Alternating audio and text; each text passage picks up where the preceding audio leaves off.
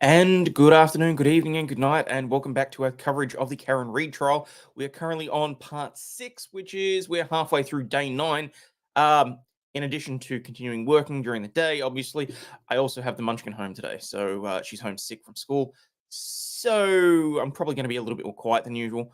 But also, if anyone's concerned about the choppiness of the video, I've just received a notification that StreamYard is having resource issues and that they're trying to bring additional resources online. So that's just, it's going to look choppy no matter what the resolution is. It's not my internet, it's their problem. But let's get stuck into it. So we're going to pick up exactly where we did with Mrs. Albert, I believe, on the stand trying to basically cover for Colin, in my opinion. But yeah, we'll see exactly how this plays out. Does it appear to be generally to scale? Yep. Do you recognize sort of the flagpole in the yard, Yes. the house, Yep. the driveway? Mm-hmm. And that looks Yes. accurate. And that looks accurate in terms of scale, correct? Yes. Permission to publish? Sure.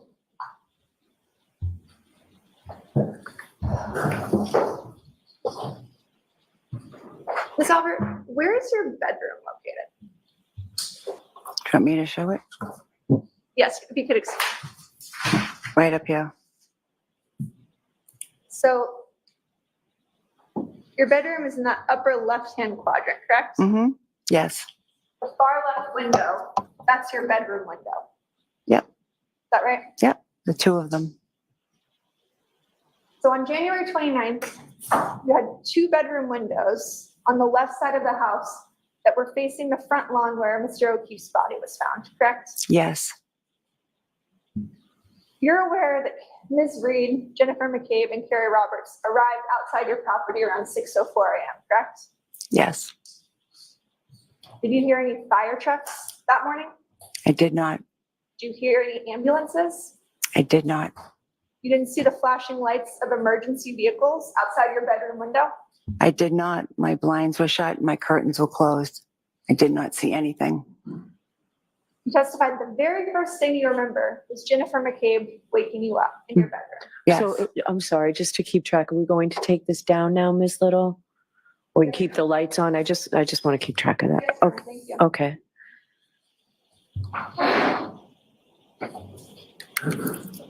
What time was that?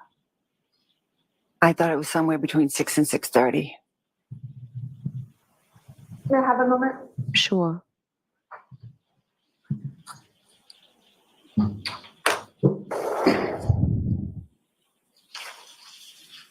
If I told you it was around 6:45 based on video surveillance footage, would you quarrel with that? If that's what you say. Okay. Does that sound about right to you? Yep. I initially from the beginning just Good morning. said 6:30. I wasn't quite sure. Ms. Albert, what about the 2 calls that you received from your sister at 6:07 and 6:08 a.m., which were answered? I never answered any phone calls from my sister that morning. You're aware that the Cellbrite records indicated that you answered 2 calls from your sister Objection, Your Honor. and 6:08 a.m. The objection sustained. Your Honor, may I approach the witness? Okay.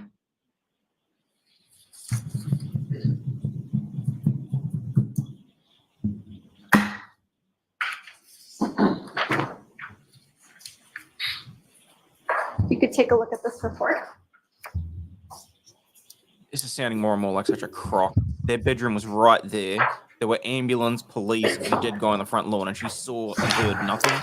I call BS. Ms. Albert, you received, If I could just see what's being shown to the witness before.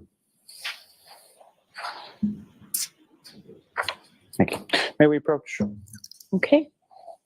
Oh, he's going I'm to gonna take a take crack that at it because she's from- young and new at this. Like, so the defense attorney, the girl that's talking now, she's clearly a junior. Having watched most of the way through day 9 on Tuesday my time, so Monday, she was making missteps here or there. She was just making accidents, basically, for that a junior you'd see in a junior lawyer. So I have no doubts in my mind that they've let a junior take a crack at one of the witnesses. I'm not sure that the mother was the best one for her to take a crack at, frankly. But I'm thinking. I mean, look, she could be doing a worse job. I'm going to be pretty peed off though if Lolly's going to take a crack at her about it now. I mean, yes, she's making procedural mistakes. You're supposed to show opposing party any evidence you're handing to a witness. You're supposed to address people certain ways and various bits and pieces there. I don't think any of that's really anything she needs to be concerned about. I also don't think that it's necessary that he should be basically being a jerk about it. So unless the photo has some legitimate problems, I'm willing to bet I know why they're at the sidebar right now. So.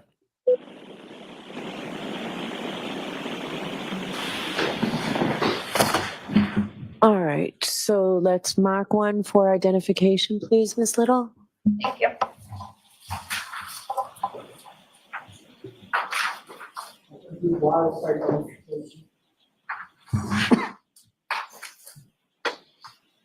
Okay, and you can give it back to Ms. Albert, Thank you. and you can go back and ask a question, and let's see where we go with this, okay? Ms. the Albert, judge is do being you nice. recognize this document? Recognize it? Do you know You know what what it is? Well, yeah, I see what it is. Does it refresh your recollection as to the 2 calls you received on the morning of January 29th? It says here 2 calls were placed. Okay, don't read it, but you were asked a specific question, so if you could answer the question, please. Does that refresh your recollection to the 2 calls you received from your sister on the morning of January 29th? She may have placed those phone calls to me, but I never answered them. You received a call from Jennifer McCabe on January 29th at 6:07:42 a.m. that lasted for 9 seconds, correct? She may have placed a phone call to me. I never answered it. The I phone never records spoke show to that her in that 9 morning. seconds you did. You also received a second call from your sister at 6:08:17 a.m. that lasted for 7 seconds, correct? Objection. Go ahead and answer that. I was going to say, what the hell are you objecting It to? says that, but I never answered a phone call from my sister Jennifer that morning. You're aware that cell phone companies have what are called tolling records, correct? That show if there's a voicemail or something of that nature. Objection, Your Honor. Sustained. Ms. Albert, it's your testimony here today that you never spoke to your sister that morning. I never spoke to my sister on the phone that morning. Who else was in your bedroom that morning? Me and my husband. You and Brian Albert were the only 2 individuals who could have answered those calls that morning, correct? We're the only 2 people in the room, besides the dog. And at 6:07 a.m., Did she seriously just try and say that the dog answered the phone? You've got 2 phone calls, yes, very short, but you can say a certain amount of information in 7 and 9 seconds, respectively. Particularly if you already have foreknowledge that something's coming up. Like, I don't know. Oh, I don't know. Hey, by the way, they found the body. Or, hey, just so you know, Karen Reed's out the front and she's called the cops. Or, something along those lines. It could just be as little as, yeah, okay, click. A lot can be said in between 7 and 9 seconds if you have foreknowledge of the circumstances. So that's some bullshit. someone had a 9-second call with Jennifer McCabe, correct? Objection. All right, sustained. And you've got more for this witness, I imagine, Ms. Little? Yes, Your Honor. Okay, so we'll take the luncheon recess, folks. It's 1 o'clock.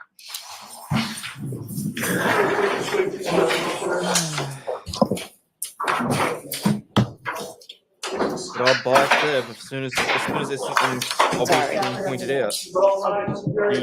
Goodbye. Okay. Some sort of break happens. So.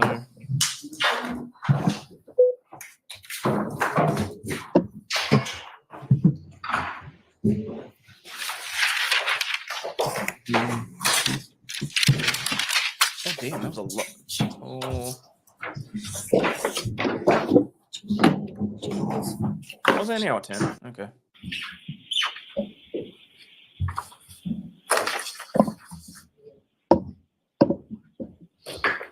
Thank you. Please be seated. Close back in session. All right, can we have Ms. Albert, please?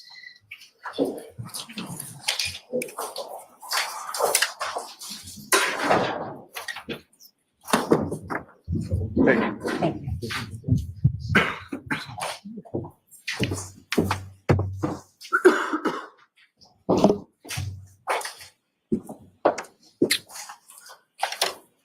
All right, Ms. Little, whenever you're ready. Thank you, Your Honor.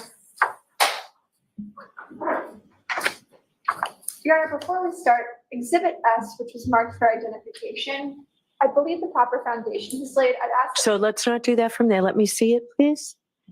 Sure. Do we have S, S is in Sam, or X? Identification. S is in Sam? Yes. Thank you.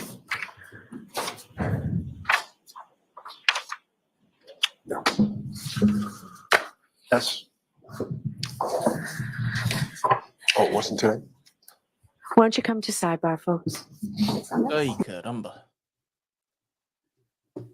Like, don't get me wrong, at a certain point, the judge will stop being patient, but she's doing what she needs to. It's only short sidebar.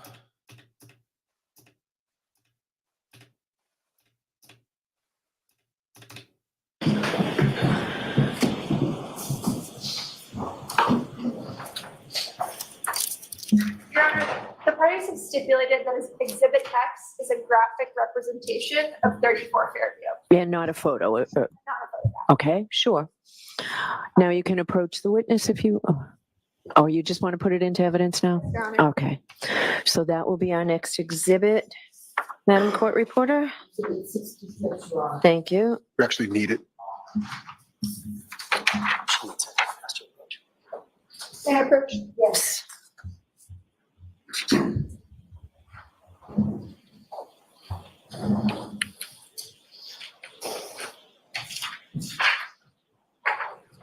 Ms. Albert, you testified that Jennifer McCabe woke you up around 6:45 a.m., correct? I believe I said between 6 and 6:30, but could have been That 6. was what woke you up, correct? Yes, She obviously had access to the house. yes. The door wasn't locked. Nope. That's sort of a typical practice for you. Yeah, it was just sometimes with the kids, the last one in, supposed to lock it. They didn't, it just wasn't always locked.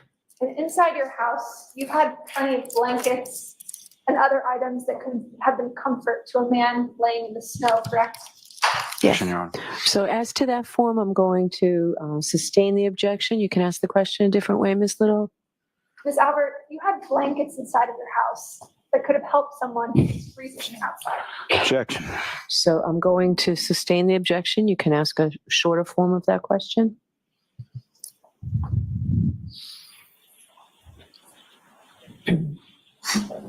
Ms. Albert, you had blankets in the house, correct? Yes.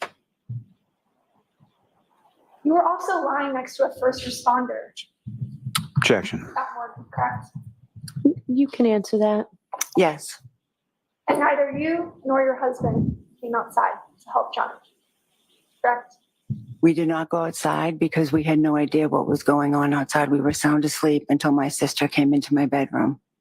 No further questions. Okay. Still Ellie? Thank you, Your Honor.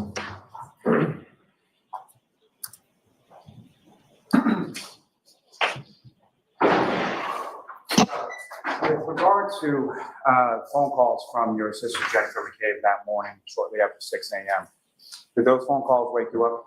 No, Did you answer those phone calls? no, Did you speak to Jennifer McCabe on the phone prior to her, or at any point on that morning prior to her coming into your room? I did not.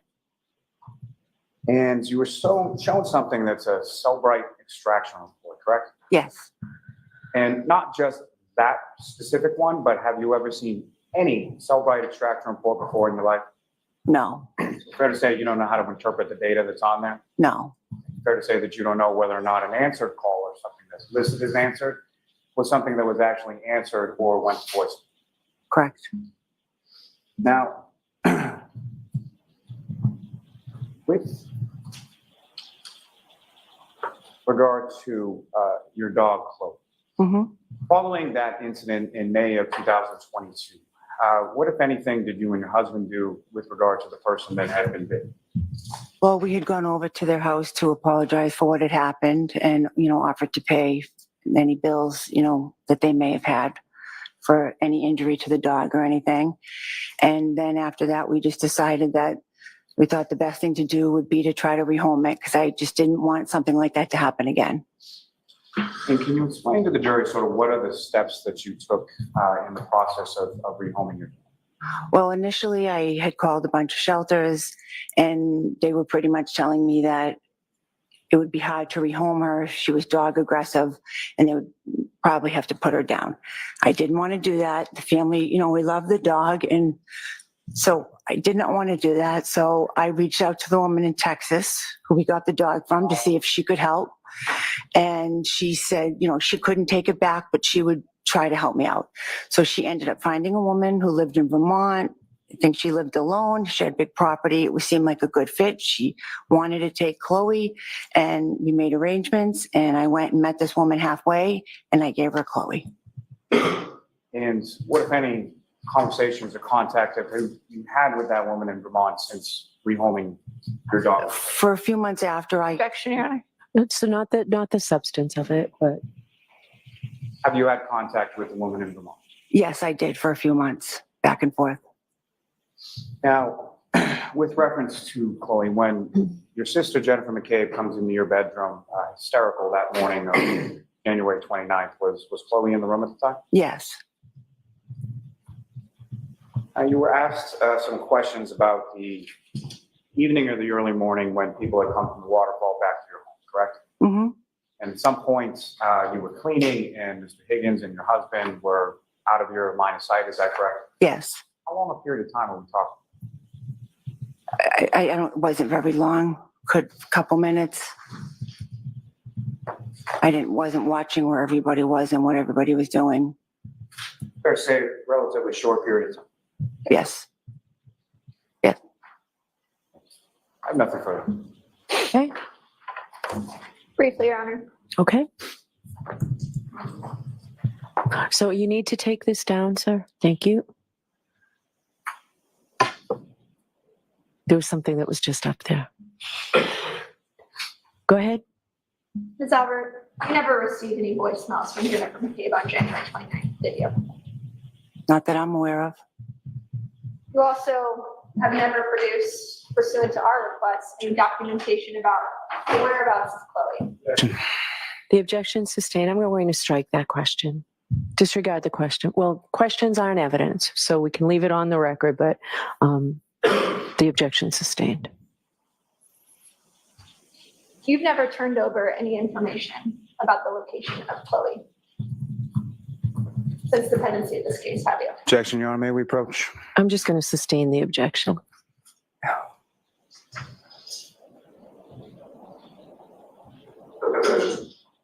Have you ever provided information about the whereabouts of Chloe to the Commonwealth?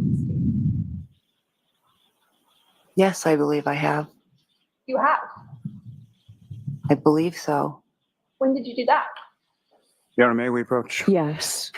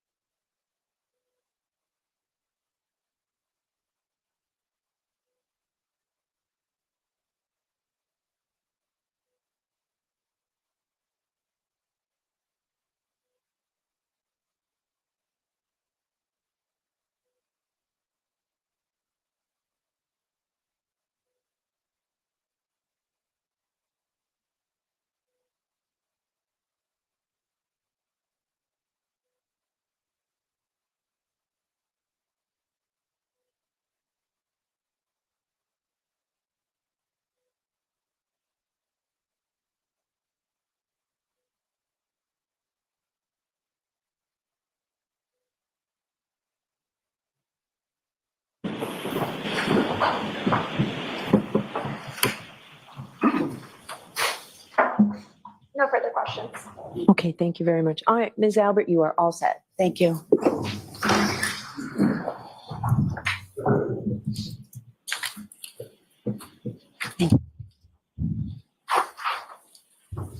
Your next witness, Mr. Lally? Yes, Your Honor, the Commonwealth will call, excuse me, Mr. Brian Albert to the stand. Yep, here we go. I expected so much more out of this testimony, honestly. From both the defense and from the cops trying to clean up their stories.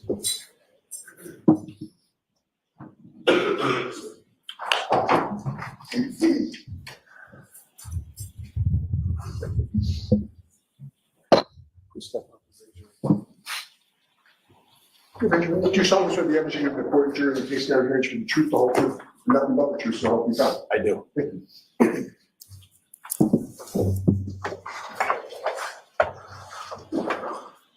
All right, whenever you're ready, Mr. Lally. Thank you, Your Honor. Good afternoon, sir. Good afternoon. Good afternoon, Your Honor, and good afternoon to the jury. Good afternoon. So could you please state your name and spell your last name? Sure, it's Brian, last name Albert, Albert. And where do you live, sir? I live in Norwood, Massachusetts. How long have you lived in Norwood? Approximately a year. And who, if anyone, you live in Norwood with? My wife, Nicole, and my son, Brian, and my son, Brendan. Actually, just a little bit about your family as far as, let me start with yourself and your wife, Nicole. How long have the two of you been married? Approximately 29 years. And were you together for a period of time prior to getting married? Yes, we've known each other since we were 13, 14 years old. And do you have any siblings, sir? I do. And how many siblings do you have? I have 5 brothers and 1 sister. And if you could, just as far as, are you the oldest? I'm the oldest of 7, yes. And as far as your brothers and sisters are concerned, what are their names? And if you could rank them sort of by Sure. The next sibling after me is my sister Kathleen. Then I have a brother Chris, a brother Kevin, a brother Keith, a brother Brendan, and a brother Timmy. And you and your wife, Nicole, do you have children of your own? Yes, And how many children do you 5. have? And how old are they? So my oldest daughter is 29. My son Brian is 25. My son Brendan turns 23 today. And I have twins, or we have twins that are 20 years old. Caitlin's 28. I'm sorry, I said 29. Now, prior to living at your address in Norwood, where did you live before that? Canton, Mass. And how long have you lived in Canton? Approximately in the house on Fairview Road, approximately 11 years. And in total, about how long have you been a resident in Canton before moving to Norwood? Approximately 45 years. And that address, that's 34 Fairview Road, is that right? Yes. And what, if any, relationship did that home or that residence have to your family before you and your wife and your kids moved in? My parents had lived at that residence prior to us. So you had spent some of your childhood in that house as well? Yes. And do you work, sir? I retired now. Retired. What did you retire from? Boston Police Department. And how long were you a member of the Boston Police Department? Approximately 30 years. And within the Boston Police Department, were you assigned to any sort of specific unit or special duties? My last assignment, is that what you're referring to? Yes. Yes. My last assignment was the Boston Police Fugitive Unit. Now, sir, if I could turn your attention to January 28th, 2022. Do you recall that date? Yes. And do you recall what day of the week that was? The 28th, I believe, was a Friday. And when you first sort of got up on the 28th, where were you at that? On the 28th, I was in New York City. And why had you gone to New York City? So I went to New York for a funeral of a New York City police officer who was killed in the line of duty. And about what time or what day did you go down to New York for that? We went down the day before, so I believe that was Thursday. Do you recall how it was that you got down there? Yes, I flew to New York. And when you say we, who, if anyone, went with you on that trip to New York for the funeral? I flew with a friend and a coworker named Eddie Hernandez. So another Boston police officer? Yes. And down in New York at that funeral, were there other members of law enforcement that you knew or were familiar with from working? Yes, there were thousands of police officers that went to the funeral. And included within those people, you mentioned you have a brother Kevin, is that correct? Yes, Is he a police officer as well? he is. And where is he? He's a detective in Canton, Massachusetts. And was he down at this funeral as well? He was. And do you know a gentleman by the name of Brian Higgins? Yes. And was Brian Higgins at this funeral service as well? Yes, he was. And how is it that you know Brian Higgins? So I know Brian Higgins initially from work, professional relationship. I've known him known of him for 10 or 15 years. And then the past few years, more recently, we worked together on a closer basis, and I became better friends with him. And fair to say that when you became better friends with him, you also sort of socialized with him outside of work? Yes. Now, as far as your return trip from New York, what, if anything, happened with that? On the return trip from New York, we drove back. Why did you drive versus fly back when you flew? So that weekend there was anticipated snowstorm, and I believe the flight that we were taking with JetBlue may have even been canceled. And Brian Higgins was leaving in a vehicle that morning, so we ended up driving, or after the funeral, we ended up driving with him. And so it's yourself, Mr. Higgins, and then who, if anyone else, went with you on the drive back to Massachusetts? Eddie Hernandez and my brother Kevin. And when you arrived back in Massachusetts, where was it sort of specifically that you went first? I initially went to the Charlestown to pick up my vehicle. Where was your vehicle parked in Charleston? It was at a police station, Charlestown station. It's a satellite station located in Charlestown. And that was in reference to the airport, is that correct? Yes. So that would have been Logan that you flew out of and intended to fly back into? Logan Airport, yes. And after you were dropped off with your vehicle, what kind of vehicle was that? That was a Ford Edge, Was that a personal vehicle or work vehicle? work vehicle. And so you get dropped back off at your work vehicle. Where did you go? So from Charlestown, I drove back towards the Canton area, and I met Brian Higgins at a restaurant bar called the Hillside. Is that in Canton as well? I believe so. It's on the Canton-Milton line. I believe it sits in Canton. And what was the purpose of you and Mr. Higgins going?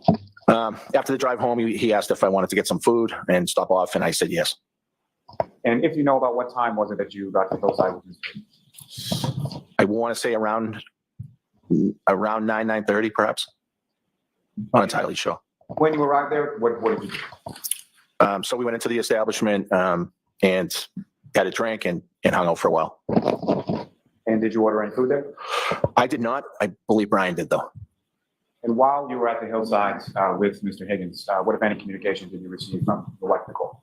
So around that time, I talked to my wife, I think more than once, and she had let me know that her and a few people were at another location in Canton, and she had asked if I wanted to come by and see them. What was that other location? That other location was the Waterfall. Is that an establishment you were familiar with? Yes, You've been there before several times? I'd been there before, yes. And so you drove then from the Hillside to the Waterfall? Yes, About how long a drive is that? maybe 7 minutes, between less than 10 minutes. And so as you're going on that drive, the snow that was anticipated coming in, had that anything related to that started yet? No, I at that time, I don't recall any snow. And in relation to the Waterfall, where did you park? In the parking lot for the Waterfall, which is adjacent to the door to go inside. So it's to the left if you're looking at the building from Washington Street.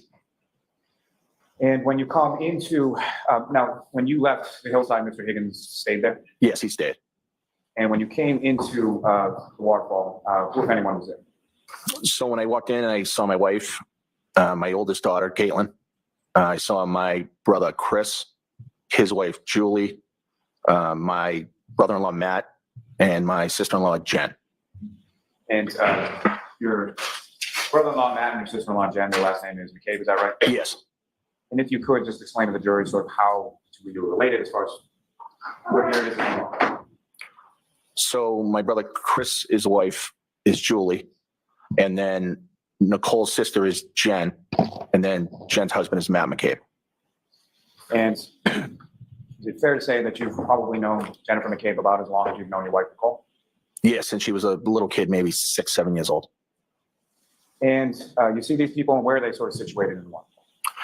So there was a high top table kind of in the front area as you walk in, kind of in the middle of the room. And everybody was just kind of around the high top table. And what, if anything, was there as far as live entertainment at the waterfall that night? There was a band playing there. And with reference to the people that you've just spoken, as far as your wife and your daughter specifically, were they at the high top table closer to the band or further away? So they were on the side of the table that's, I guess, closer to the door as you come in. And then there were other people on the opposite side of the table that was closer to the bar area. And after you came into the waterfall, went up to the group of your family, what did you order anything? What did you do? Yeah, I kind of just said hi to everybody. I don't recall exactly, but I'm sure I ordered a drink. And then just kind of hung out with family and friends. And following your arrival, who, if anyone else, showed up and eventually sort of joined your group? There was another couple at the table. I don't know if they were there initially when I walked in, but there was another couple at the table whom I believed were there before I got there, but I just don't know what the names were. Do you know how they were related to your group? I don't. I think they're friends with Jen and Matt, but I'm not 100% sure. And where were they situated in reference to where your wife and your daughter were? So they were, I believe, to the right of this pretty large high top table. So toward the other end of the table? Yes. And if you recall, what were you drinking that night? I don't recall. I usually drink beer, Mick Ultra, but I can't remember that night what I was drinking. Now, following your arrival there and you meet up with your family, were there other friends or family that eventually showed up at this establishment and enjoyed the group? Yes. And who were they, sir? So after I was there, maybe about a half hour, Brian Higgins arrived at the location. And if you recall, what, if any, sort of communication did you have with Mr. Higgins, or how did Mr. Higgins know to come to the waterfall specifically? Because while we were at the hillside, I had mentioned that I was going to be leaving to go to the waterfall to see my family who was already there. And I invited him to come by if he wanted to. And at any point in time, sort of throughout the course of the day, yourself and Mr. Higgins, you had each other's sort of information and cell numbers, things like that? Yes. And at any point in time throughout the course of the day or the evening, did you have occasion to text or phone call or anything with Mr. Higgins? Yes. Now, after Mr. Higgins arrives, who, if anyone else, came into the waterfall and joined you? Probably after about a half hour later from Brian Higgins arriving, John O'Keefe. Oh, you have no idea. Came into the waterfall with the defendant. And that would have been probably about 11 o'clock, is that correct? Implicating daily Yes. tallies. And John O'Keefe, if you could tell the jury, well, first, did you know John O'Keefe? So I knew John O'Keefe, but not well. I had only met him 2 times prior to that night. But I knew him to be a Boston cop, and I knew of him, and I knew some things about him. And as far as the Boston Police Department, it's a fairly large department. Would you agree with that? Yes. About how many members or how many people on Boston? Depending on the year, I mean, sometimes it's upwards of 2,000. And through the course of your work over the decades that you worked with the Boston Police, did you ever work with or have any professional sort of interaction with John O'Keefe? No, I don't remember working with him directly within the Boston Police Department. Were you aware of sort of what his role was or what he did within the Boston Police? Yes, I knew where he worked. And where did he? I believe he worked at the SORI unit, which is the sex offender registry unit. And you mentioned just briefly before that you had heard of Mr. O'Keefe, correct? Yes. What is it that you had heard of? Well, I knew him to be a friend of my sister-in-law, Jen, and her husband, Matt. I knew him to be a friend of my brother, Chris, and my sister-in-law, Julie. I knew him to be a friend of my brother, Kevin's. I've heard his name mentioned multiple times, and I knew that he had a horrible couple tragedies in his family, and I knew that he stepped up and decided to take care of his niece and his nephew when they tragically lost their parents. And how would you sort of describe your relationship with John O'Keefe at this time, January 28, 2020? Although I didn't know him well, I considered him to be a friend, and our relationship was very, very good, cordial. And, I considered him to be somebody that I could hang out with and have a good time with. Now, you mentioned that Mr. O'Keefe walked in around 11 o'clock to the waterfall with the defendant for clarity purposes. You're referring to Karen Reed, is that correct? Yes. And do you see Ms. Reed in the courtroom today? Yes, I do. Could you just identify as to where she's seated or an article of clothing? Sure. She's a female at the table in front of me with a black top on, long sleeve. Just as a record reflect identification. I'm seeing a cross between Donald Sutherland and Jeff Bridges. Yes. Now, with regard to Ms. Reed, had you met Ms. Reed prior to that date of January 28th? I believe I had met her one time a week prior. And do you recall any specifics about that meeting or how it is that you came to meet her about a week prior? I do. And if you could explain to the jury what those circumstances were. Sure. I met her at the hillside. I believe she was there with John a week prior. And as far as your interaction with her on that particular evening, anything significant stand out to you? No. Now, when they came in, and by they, I'm sorry, I mean Mr. O'Keefe and Ms. Reed came into the waterfall, where did they go in relation to where you were sort of situated at the high top? So I don't remember them actually walking in the front door. I remember them being in my general area at some point. And they went towards the other side of the table where my sister-in-law, Jen, and my brother-in-law, Matt, were standing. And at some point, did either or both of them make their way down towards your side of the table, and what, if any, interaction did you have? Yes, I remember having an interaction, or more than one interaction, with John. Came over to say hello, and we had some conversation, not for too long, but yes. Do you remember anything specific about that conversation or anything stand out to you?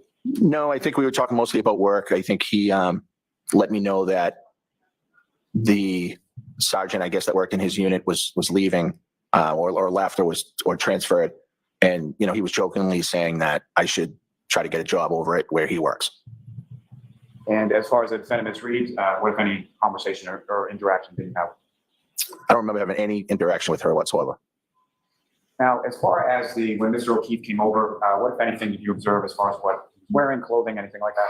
I don't really remember what he was wearing for clothing. I believe he had a baseball hat on. Other than that, I can't remember his clothing. And specifically, do you recall anything as far as like a winter jacket or a big coat or anything like that? I can't say. I wasn't really paying attention to what he was wearing. I don't know.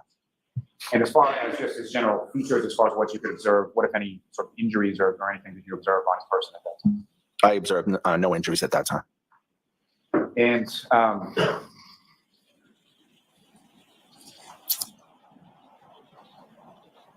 over the course of the evening, you had a couple of interactions with Mr. O'Keefe, is that correct? Yeah, I believe we talked a few times, kind of hung out, stood next to each other for a while, like you normally would do at a bar restaurant. And is the band playing while this is going on, is that correct? Yes, the band was there. I believe they took a break here and there, but they were there for the night. Now, Mr. Albert, how would you describe sort of the general mood or demeanor of the group while you were at the waterfall? In one word, it would be fun. Everybody was in a great mood. People were getting along. It was friends and family, and it just seemed like a great night. And do you recall about what time things started to wind down or things started to sort of end for the evening? I believe the band stopped playing probably, close to 12, and things started winding down, a little before 12. And if you know, from the group that you just described at the high top table that you were a part of, what was sort of the order in which people left the establishment, starting with the first? So I believe the first to leave was myself, my wife, Nicole, my daughter, Caitlin, and Brian Higgins left at that time as well. And had anybody left from your group prior to when, I'm sorry. So the bar starts to wind down around 12, correct? Yes. Prior to the bar winding down, had anybody from your group left before that? I didn't remember or notice that. I'm not sure.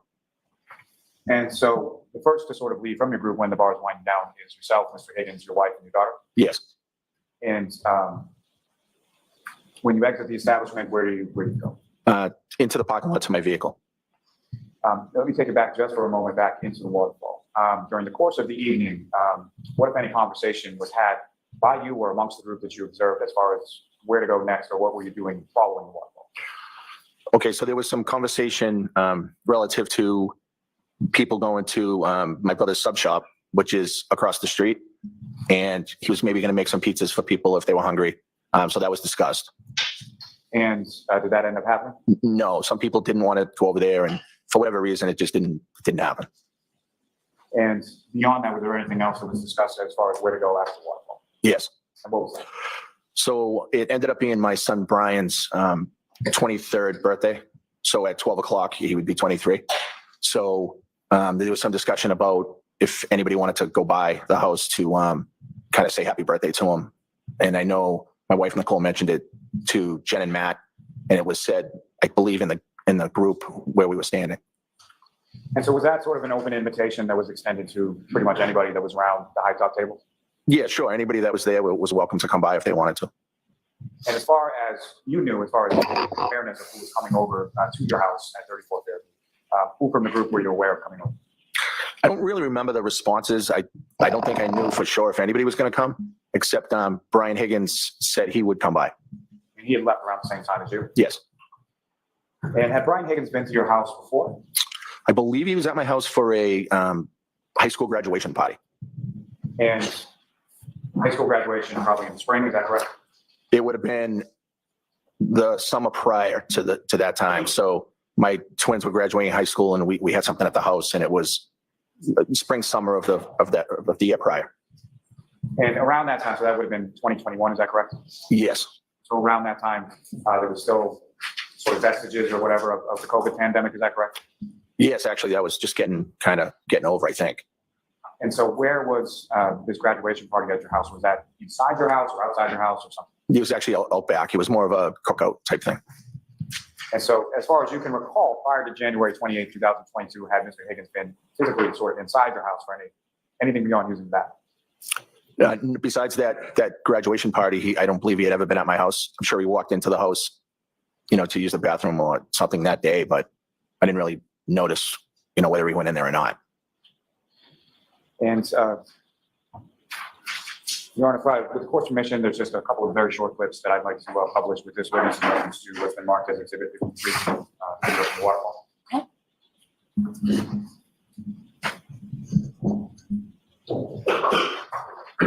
And Ms. Gilman, with reference to channel 3, if I could have the fourth video now. And Ms. Gilman, if I could ask you to fast forward to 18 minutes and 50 seconds.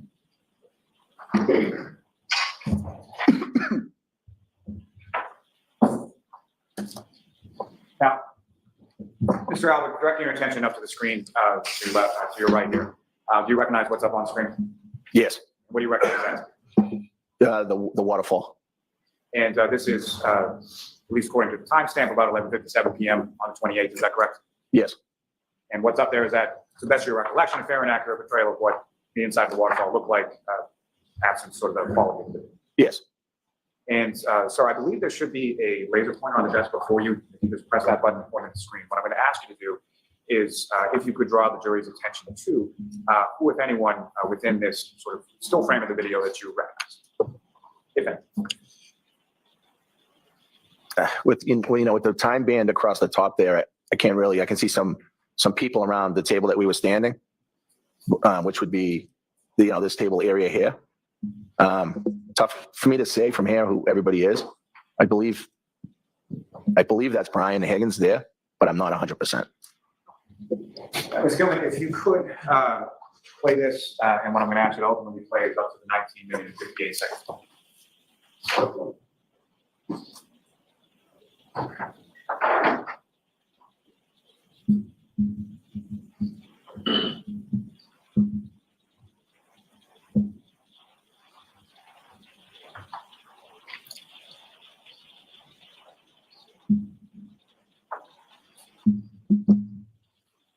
Ms. Gilman, if you could pause it there. Now, Mr. Albert, from what you observe up there, as far as the door that you came in and came out of on that evening, do you see generally where that door is? Yes. And if you could direct the jury's attention to where on the video screen it is. Doors this way. And from just prior to when this video went out, stopped at the 11:57 and 52nd mark.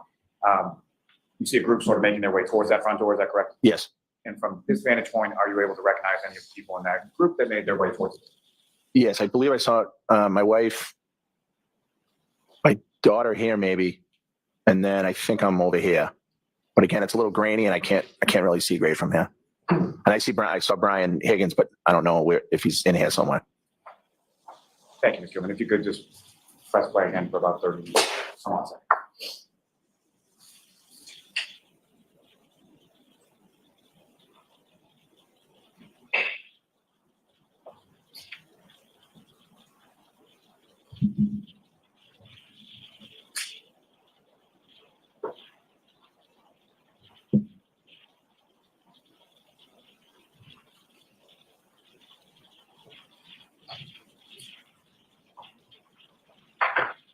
Thank you, Ms. Gilman.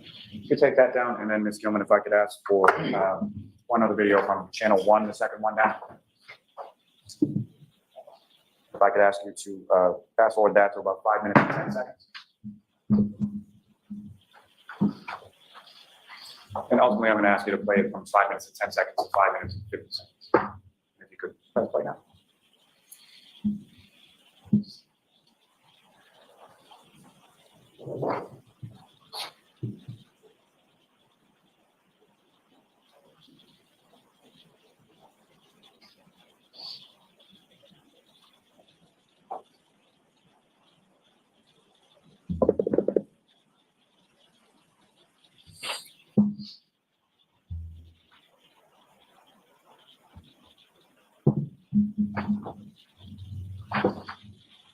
Thank you, sir. Now, generally speaking, what was just played up on the screen, Mr. Alves, do you recognize what that is?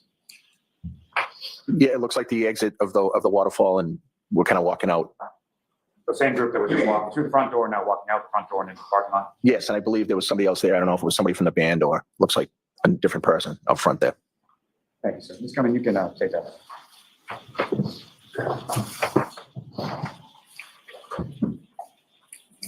Now, Mr. Alves, when you get to the parking lot, you get in the vehicle and you drive to your house, is that right?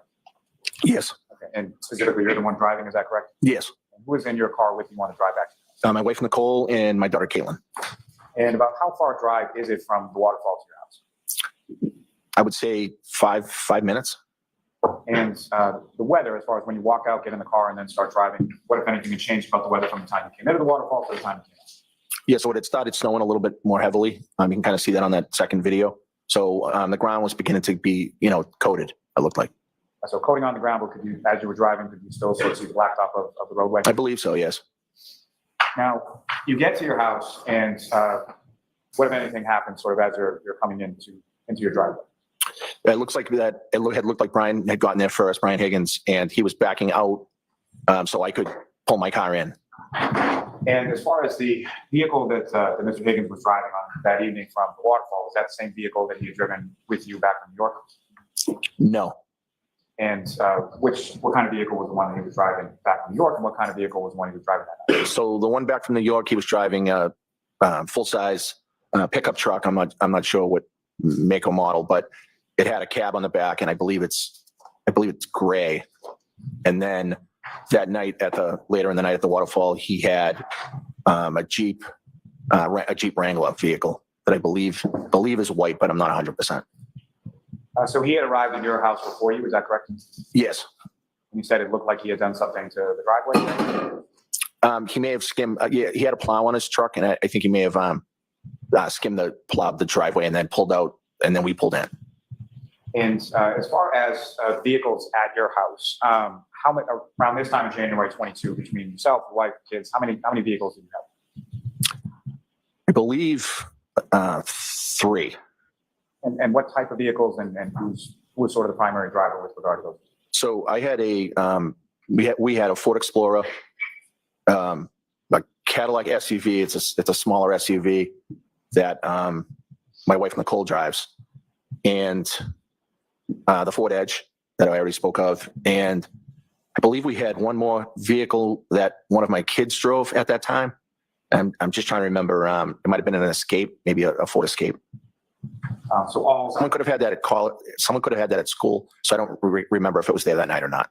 So all the vehicles were essentially like SUV type vehicles. Yes, we didn't own any sedans or any cars. Now, as far as when you pull into the driveway, the house at 34 Fairview has a two-car garage. Yes. And is the garage something that you or other members of your family would utilize as far as parking vehicles? No. So unfortunately, we didn't use the garage a lot because we kind of used it for storage, and we had a lot of stuff out there. So we very seldom used it. And if you recall, as you're pulling into the driveway, did you pull into the left side, the right side, or? I believe I pulled in on the left side of the driveway. And you mentioned that Mr. Higgins had sort of scooped with the plow like in the driveway and then parked on the street. Do you recall where in relation to your house or your driveway he parked? So no, I don't remember where Brian Higgins parked. I remember him pulling out so I could pull in, and then I didn't really see where he parked. And you then go into your house, is that correct? Yes. And are all of you, and by all of you, I mean yourself, your wife, your daughter, and Mr. Higgins also are coming in around the same time? Basically, yes. When you come into your house, do you recall how many doors in the front of the house are there? So we have two front doors. And one would be sort of by some steps, is that correct? There's actually steps on both doors, but one of them is, I guess, considered the front door with a large set of steps. And they would be sort of brick steps, is that right? Yes. And that leads into a foyer area of the house? Yes. And the other door, where does that lead? So the other door opens up right into the, we call it the family room, but right into the family room den area. And do you recall specifically which door you utilized on that evening to go into the house? I believe I went in the door on the right, which goes into the den. Not really sure what other doors people used. And when you came into the house, who, if anyone, was present beyond the people that you would come in with? So my son Brian was home. He had two friends, I believe, Julie and Sarah. And these were people that you had known as friends of your son from prior vacation? I didn't know Sarah. I had met Julie once or twice. And as you were walking in, who, if anyone else, beyond your son and his two friends? And my nephew Colin. That'd be Colin Albert, is that correct? Yes, Chris and Julie's son Colin. About how old was Colin around? I believe he was just about 18, 17, 18. He's in high school. So you're still in high school at the time? Yes. And when you walk in, where was Colin in relation to your son and the two girls that he was with? He was just kind of standing in the kitchen with Brian and the two girls. Brian and the two girls were at the kitchen table, and Colin was just kind of standing there. And from the time that you arrived home, how long was Colin at your house? No more than 5 minutes. And where did he go? He left. He just said he was getting picked up. He said he was getting picked up, and a few minutes later he left your house. Yes, I went and used the bathroom. I came out and he was gone. Now, at some point subsequent to that, who, if anyone else, arrived or showed up at your house? After Colin left the house? Yes. Nobody else arrived at the house. Your sister-in-law, Jennifer McCabe, Matthew McCabe, at some point did they come by? Yes, I thought you were referring to after they showed up. So when my question is, do you know whether or not when Jennifer McCabe and Matthew McCabe arrived at your house, was Colin still there? I don't know if he was still there or not. I believe he left before they came, but I'm not 100%. So you come home and you go to use the restroom, is that correct? Yes. And when you go to use the restroom, Colin's there, correct? Yes. And the McCabe's are not? They are not. When you come back from the restroom, Colin's not there? Yes, Colin was gone. And the McCabe's are there? No, I don't believe they had arrived yet. Okay. So they arrived sometime after Colin had left? Yes. And over the course of that evening of the 28th into the early morning of the 29th, did anybody else come into your house, or did anybody else come into your house at any point? No. Now, in addition to yourself, your wife, and your son, did you have any pets at that time? Yeah, yes, we did. And what kind of pets? We had a dog. And what kind of dog was that? So it was a German Shepherd mix. And what was the name of the dog? Chloe. And how long had you and your family had the dog? We had Chloe for approximately, at that time, maybe 6 or 7 years. Do you recall how you got the dog or where you got the dog from? The dog was from a shelter in Dallas, Texas, actually. So essentially a rescue dog, is that correct? Yes, rescue dog. And when you got home after you went to the bathroom, what, if anything, did you do with reference to the dog? At some point, I went upstairs to grab the dog and let her out back to use the bathroom. And so when you would take the dog out, or when anybody would take the dog out to use the bathroom, how would that be accomplished? What I'm asking you is, would the dog be on a leash, or would it be let out in the yard? No, so the backyard's fenced in, so I would open up the back door and she can go What's out, up, use the Uncle? bathroom and come back inside. So the entirety of your backyard, that's a fenced-in backyard, is that correct? Yes. And beyond that fence, as far as the abutting, what sort of abuts the back of your property? So behind the back fence, there's a railroad track. I believe it's a commuter rail that's behind the fence. And is there any sort of opening or way to open the back of that fence to get in sort of any wooded area between your house and the tracks? Yes, there's a gate back there. And the gate, as far as when you let the dog out in the back that night, did you stay with the dog while the dog was outside? I stayed at the doorway. The dog went to the bathroom and then ran right back in. So about how long was the dog outside? She was out back for maybe 2 or 3 minutes. So went outside, went to the bathroom, came back in? Yes. And when the dog came back inside the house, where did the dog go? So the dog kind of walked around in the kitchen for a few minutes, and then I took her upstairs. When you took her upstairs, where upstairs did you take her? So the dog liked to sleep in our room, mine and my wife's room. So a lot of times she would go up there on her own. Sometimes I would walk her up, and I walked her up to our bedroom. And at any point in time for the remainder of that evening or the early morning, did the dog go outside at all? No. And you mentioned that there are train tracks that run sort of close to your property, is that correct? Yes. And is that just the commuter rail, or does the Acela go by, or anything else? I believe there is, in addition to the commuter rail, there's other trains that use that track, yes. And how often, sort of on a daily basis, do trains go by your house on Fairview Road? So it depends, I guess, schedule-wise, if it's the middle of the week or if it's the weekend. But, on any given day, they can go by 5 or 6 times, morning, more towards the rush hour times, morning, at night, and then sometimes at night and sometimes during the day. So really all day and night. And when the trains go by, about how loud is that as far as from your house? So it's loud, although having lived there for a period of time, I feel like at least I'm kind of immune to the sound. I don't really hear it as much anymore. So something essentially based on how long you live there, you really don't even hear it anymore? Not really, no. Now, you let the dog out, you bring the dog back upstairs, and then where did you go? So after I brought the dog up, I just came back down and hung out with everybody else. And where within your house was everybody else sort of situated? So everybody was in the kitchen, and then we have a connecting dining room, but it's opened. It's only, a difference of 5 feet. And then we have the family room den that's adjacent to the kitchen, but they're all close proximity. So the kitchen and the dining room are sort of the same room, is that correct? Yes. And as far Probably stingy because I didn't even freaking recognize you.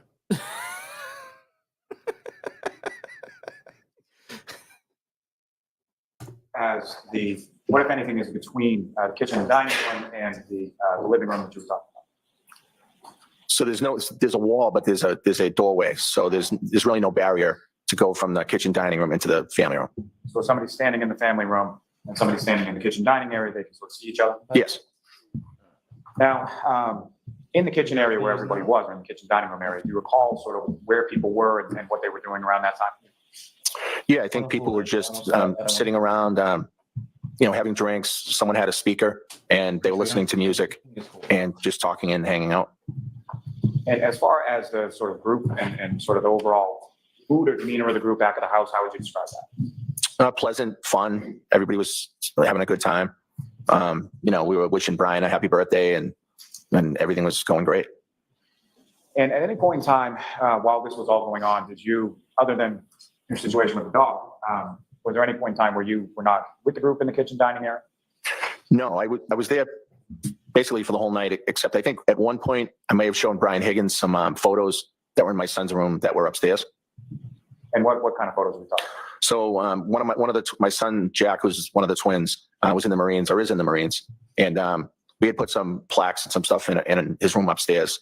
Hello And, to those of you coming Brian in. Higgins was prior military, as am I, and I thought he would want to see the photos, so I had him look at them. And that period of time that you were outside of sort of the kitchen dining room area looking at the photos with Mr. Higgins, about how long a period of time was he talking? Very, very quickly, 2 minutes, maybe 3 minutes.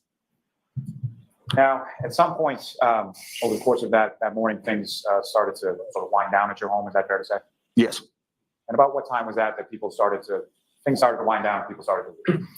I think Brian left at around 1:30. I believe he was the first to leave. And then the others left after that. When you say others left after that, after Mr. Higgins left your house, where did you go? So after Brian left, I had gone upstairs and hung out and watched TV up in my bedroom. You had a long day that day, is that fair to say? Yes, I had the funeral in New York that morning. We had the long drive back, and we had been out, and now we're hanging out at my house, and it had been a long day, yes. And so at any point in time, after you went upstairs after Mr. Higgins left, did you come back downstairs at all? Yes, I think I popped back down at one point just to see kind of how long people were going to be there, and then went back up. When you popped back down, how many people were still there? I think Jen and Matt was still there, and the two, Brian's two friends were still there, and my daughter Caitlin. Now, as far as beyond Mr. Higgins when he left, was there any other occasion that you can recall where somebody from your house went outside and then came back? Yes. Who was that? So while we were hanging out, I believe the girl Julie Nagel's brother came to the house. I never saw him, but I could hear them saying that he was out front. And I think Julie Nagel had walked outside to talk to him. And at some point after she walked outside, she came back inside, is that correct? Yes. And about how long a period of time did you know was she outside? I didn't really pay attention to how long it was. I don't think it was that long. And as far as the outside of your house, after you had let Chloe out and back in, what, if any, observations did you make outside of your house? Did you look out? Did you see anything outside of the house? Just that we have windows in the back of the kitchen area. You could just see that it was snowing. Is that sort of like a bay window in the kitchen? Yes, it's a large bay window in the kitchen. When you look out the bay window in the kitchen, what part of your property does that face? So it's the backyard. You can see the backyard. The bulkhead is right under that bay window, and you pretty much have a view of the whole backyard if it's in the daytime. But it was obviously a little dark. So can you see the front of the house at any part of the front of the house when you're looking out the bay window? No. So at any point in time over the course of the evening, did you look out front to see anything out in front of your house? No. Now, at any point in time over the course of the evening, did you hear anything from front of the house, back of the house, anywhere around the house that drew your attention outside? No. Now, at any point in time during the evening, did you know or did you become aware of either John O'Keefe or the defendant Karen Reed coming over to your house? No. And at no point in time over the course of that evening or the early morning there, did John O'Keefe or Karen Reed physically come into your house? John O'Keefe and Karen Reed never entered my house. And so you go up to bed, and the group is still sort of downstairs, is that correct? Yes. Oh, no, that's a load of crap. At some point, your wife Nicole, you share a bedroom with, did she come upstairs? Yes. Do you know about what time that was? It was probably 2-ish. Not exactly sure, but around 2 or 2 o'clock. And the doors to your house, is as far as the front doors and the back doors, is that, what is sort of the situation with regard to locking the doors before everybody goes to bed? Can you rephrase that? With, when you lived at 34 Fairview Road, there were a number of doors to the house, including 2 doors in the front, correct? Yes. And how was that, let me ask you this, would it be unusual for the front doors of your house to remain unlocked overnight? No. Is that something that happened on occasion where people were supposed to lock the doors but didn't lock the doors? Yes, from time to time, the doors, people would just forget to lock them, or we just didn't lock them. And so your wife comes up to your bedroom about 2 a.m. or so. As far as you knew, was everybody else had left the house at that point? Yes. And you're up for a period of time with your wife, is that correct? Yes. And over the course of that time, so sort of following 2 o'clock in the morning, do you recall any sort of phone call or phone conversation with Mr. Higgins or anybody else? No.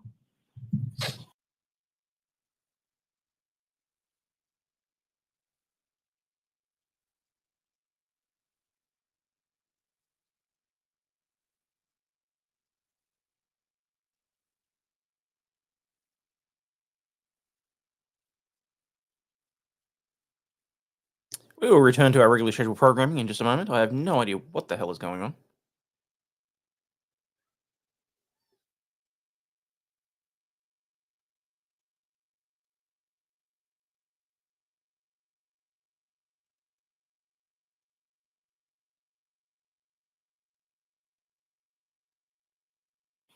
And at some point you fall asleep, do you recall about when that was?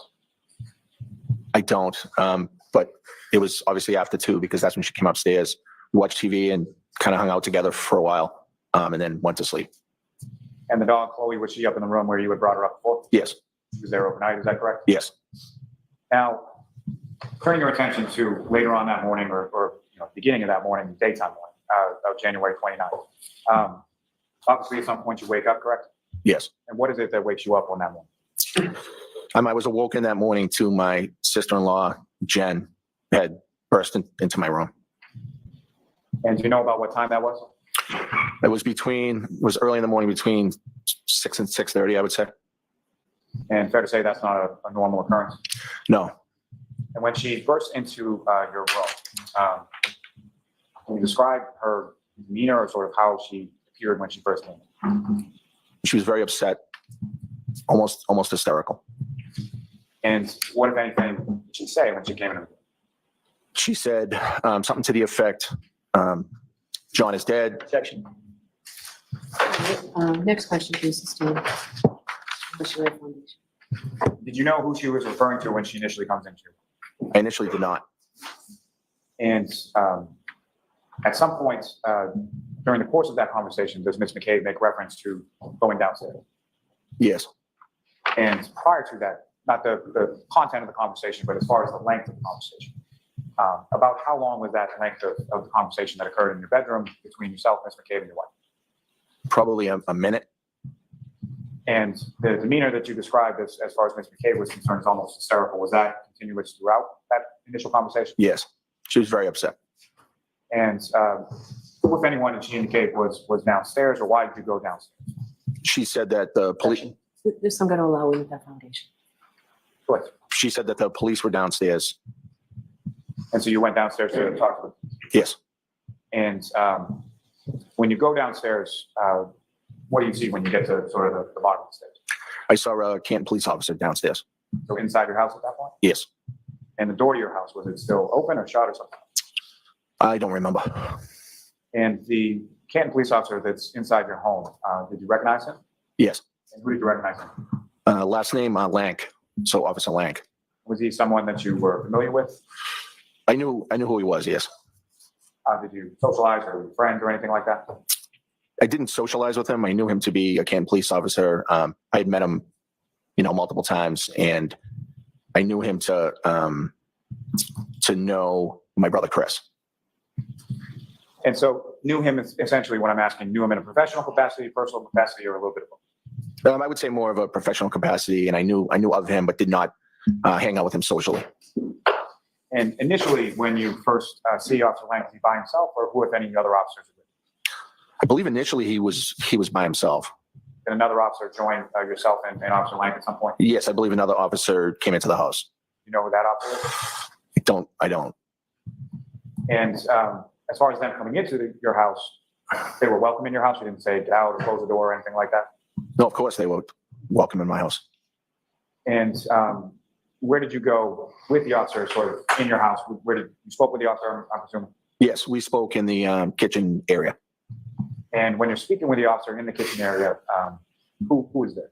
So my wife, Nicole, her sister, Jen, and I believe Jen's husband, Matt, arrived almost the same time that I came downstairs, maybe a minute after. And how long a period of time was this conversation that occurred in the kitchen of your house? I don't remember the exact time. I wouldn't want to guess. I don't remember. He was 10, 15, 20 minutes maybe initially. And when you say initially, was there a subsequent conversation that occurred after that? Yes. The Officer Lank returned to the house sometime after that. And when he returned sometime after that, was he alone or was there another officer? I believe that time he was with Lieutenant Gallagher, perhaps. And were you familiar with Lieutenant Gallagher prior to that one? I knew who Lieutenant Gallagher was on a professional level. I had not hung out with him on a social level. And again, they were welcomed into your home and you spoke with them, is that correct? Yes, the second time they were there, they were invited back to the house via a phone call. And that second conversation within your house, where did that? Same area, family room, kitchen area. And if you know about how long a period of conversation was that second come back to the house? That may have been longer, maybe a half hour. Now, going back to sort of that initial conversation, as far as, so it's yourself, it's Mr. and Mrs. McCabe, your wife, and then the police, is that correct? Myself, my wife Nicole, my sister-in-law Jen, her husband Matt had arrived, and the police, yes. And in between that first speaking with the police and the second time that the police came back to your house, who, if anyone, did you call or notify in regard to the situation that was going on in front of you? I called Brian Higgins Why did you call Brian? because I think it was important for him to know what was going on and that what had happened. And as far as you knew with reference to Mr. O'Keefe and Ms. Reed, what, if any, relationship, friendship, anything were you aware of between Mr. Higgins and either Mr. O'Keefe or Ms. Reed? I was not aware too much about a relationship with Brian and either person. Brian had mentioned maybe even that night that he was friendly and knew John. I knew of no relationship between Brian and the defendant. And following your conversation with Mr. Higgins, what, if anyone else came over your house? So Brian Higgins eventually came over to my house, and my sister-in-law Julie also arrived at my house. And do you know why your sister-in-law Julie came by your house? Yes. And why was that? So she has a routine that when it's someone's birthday, she likes to come by and bring like coffee and donuts. So it was Brian's birthday that night. So my sister-in-law Julie was coming by to drop off some donuts and coffee, I think. And where was Julie when you first saw her that morning? She was out front in the driveway. And what, if anything, did you ask Julie to do when you saw her out? I asked her to come inside. And when she came inside, is that when you informed her of what had happened? Yes, I don't know if it was necessarily me that informed her, but people that were there were explaining to her what happened. It was a very, very chaotic, unbelievably chaotic morning. And as far as when that was described to your sister-in-law Julie, how would you describe sort of her demeanor or her reaction to the news regarding Mr. O'Keefe? Shock. That's how I would describe everybody's reaction that morning, was utter shock. And she was upset and looked very, very in shock. And so the second time that the Canton police officers come back to your home, who was there at that point? I know I was there for sure. My wife, Nicole, Jen, her husband, Matt. Brian Higgins may have been there at that time. And I'm not sure about Julie. Julie at one point left the house, and I think she came back later in the morning, so I'm not sure if she was there. And at some point when your sister-in-law Julie came back to your house, who, if anyone, came to your house with her? Her husband, my brother Chris, who's her husband. Was this before or after the second time that the police had been in? I believe they came back after the second time, but I'm not 100% sure. The first time that Julie came with the coffee, the police were not there.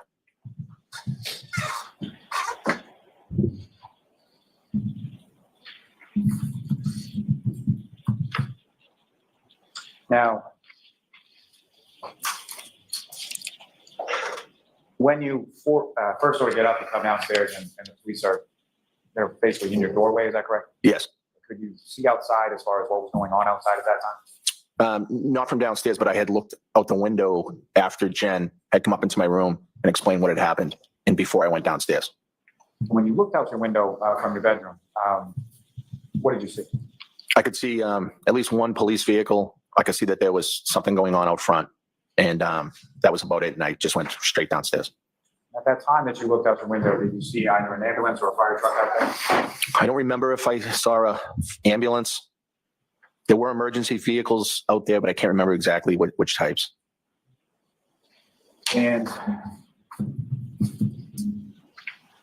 at any point in time, at that time or subsequent throughout the course of the day, did you go out to that area of your yard where you saw the cruisers and the sort of lights? No. And why? I didn't see that there was a reason to go out to that area. The police had already been in my house. They had already talked to us about what was going on. It was a snowstorm at that point. They were trying to conduct an investigation, and I didn't want to interfere with it or have anything to do with it. As far as what you're learning, sort of when Jennifer McCabe first comes sort of burgeoning in into your bedroom at 6 to 6:30 in the morning, at any point around there were you made aware of where John O'Keefe was at that point? Yes. And what were you made aware of? I was made aware that he was taken to the hospital. So by the time that you're awoken by Mrs. McCabe, John O'Keefe is, to your knowledge, not outside. To my knowledge, I believed he was on the way to the hospital. Now, later on in the course of that day, at some point, did you have occasion to speak with some troopers from the state police? Yes. And if you recall, who was it that you spoke with? So I spoke with Trooper, last name Proctor, and then another trooper, and I don't know the last name, first name, Yuri. Would it be Sergeant Buchanan? It could be. And had you met either of those troopers prior to that day? I had never met Trooper Proctor. I had met Trooper, I forget, what is the last name? You met Trooper Yuri? Yuri. I had met him once or twice before. Was that in a professional capacity? Yes. And where did you speak with him on that day? At my sister-in-law Jen's house. And if you recall, about what time of day was it that you spoke with him? It was late morning, early afternoon, the day of the incident. So I don't know the exact time. Before noon, I think. And why was it that later on that day that you were over your sister-in-law Jennifer McCabe? Well, my sister-in-law Jen and her husband Matt were leaving my house. My sister-in-law was distraught. I wanted to be comforting to them and be there for them if they needed anything, and I drove to their house. And this is, and speaking of your sister-in-law Jennifer, this is someone you've known since she was how old? 7 years old. She's like a little sister to me. And at the point that you're going over to the house, did you know that there were going to be troopers from the state police over at the house? Yes. And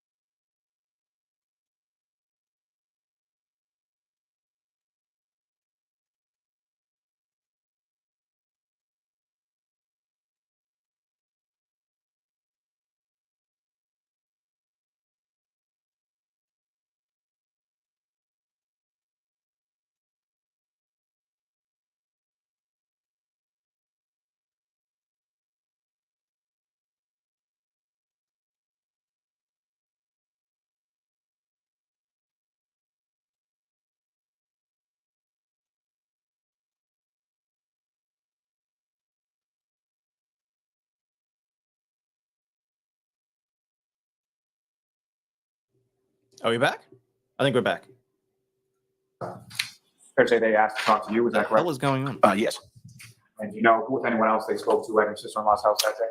I believe they spoke with Jen, my sister-in-law Jen, and then her husband Matt, and then myself. And so was that done sort of in a group setting, or was it separate or something? Separate. And so they spoke to you in one area of the house while Jennifer and Matthew McCabe were in another area of the house, and vice versa for you? Yes, I spoke with them at the dining room table, and Jen and Matt were not present. I believe they may have been upstairs or somewhere else in the house.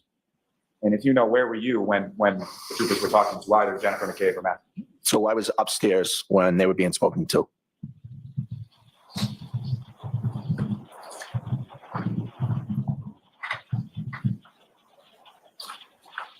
I may have one moment, Joan. Yes.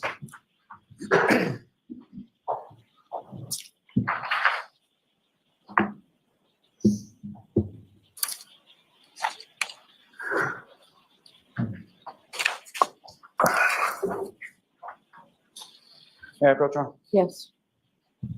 I'm going to show you a series of 8 photographs and that's to review them and look up. Sure.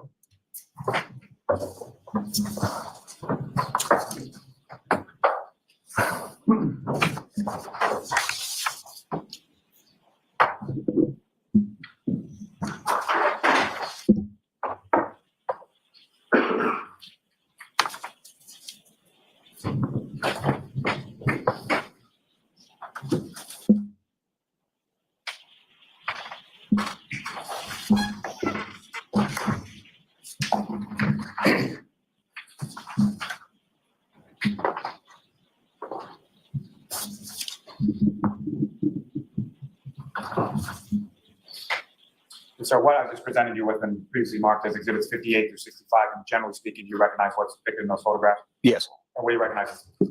So the photos appear to be the front Bye, Vanessa. yard in front of my old house at 34 Fairview Road. And from those photographs, they appear to be a fair and accurate trail of what your house and your yard looked like around that time. Is that correct? Yes. Your Honor, with court's permission, I would ask to publish those for the jury to discuss with the witness briefly. Hey, you can put them up, Ms. Gilman. Ms. Gilman, if you could start with Exhibit 58. Mr. Albert, sir, there should be on the desk in front of you a laser pointer. Actually, we already I have that, yes. So what's up on the screen currently, do you recognize, is that what's depicted in Exhibit 58? Let's see. I gotta have them out of order here. Just give me 1 sec.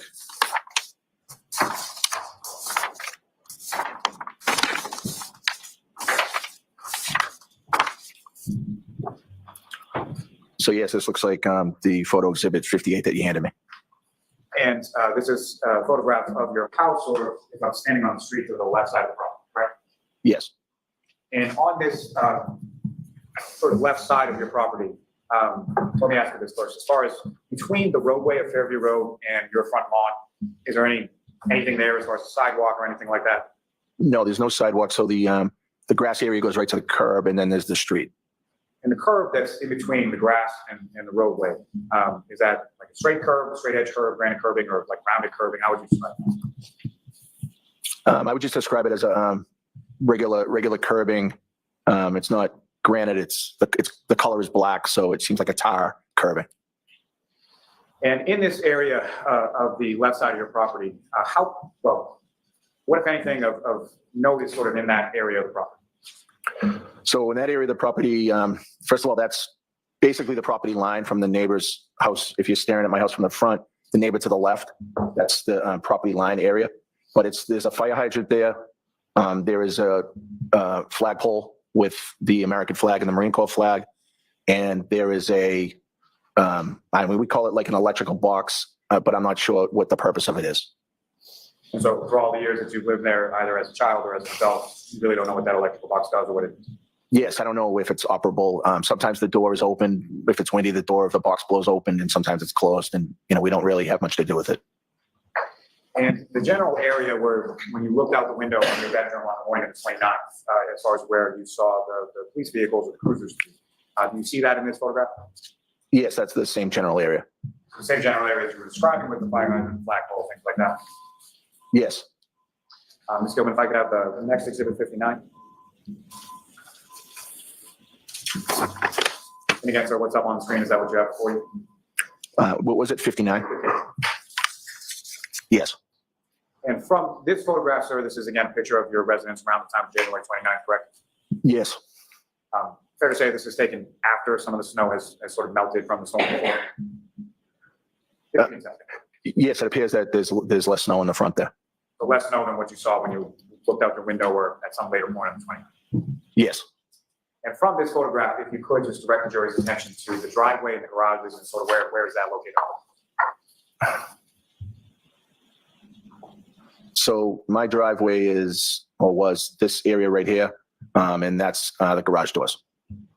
And from within this photograph as well, you mentioned that there was sort of two doors to the front of your house, one that leads into the foyer area and the other leads into a living room of some kind.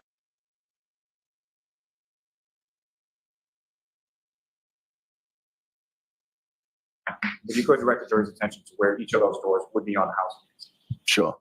So the door right here we consider it the front door, and that goes into a foyer area. And then, not from this photo, you can't really see it, but there's a door in this, I guess, breezeway area, and that opens up into the family room. And one last thing from this photograph, sir, if the window that you were looking out, see that window in this photograph as well, and you draw the jury's attention. Yes, I believe it would be this one right here, down in the corner. So, Ms. Gilman, if I could have the next exhibit, number 60. You say 60? 60.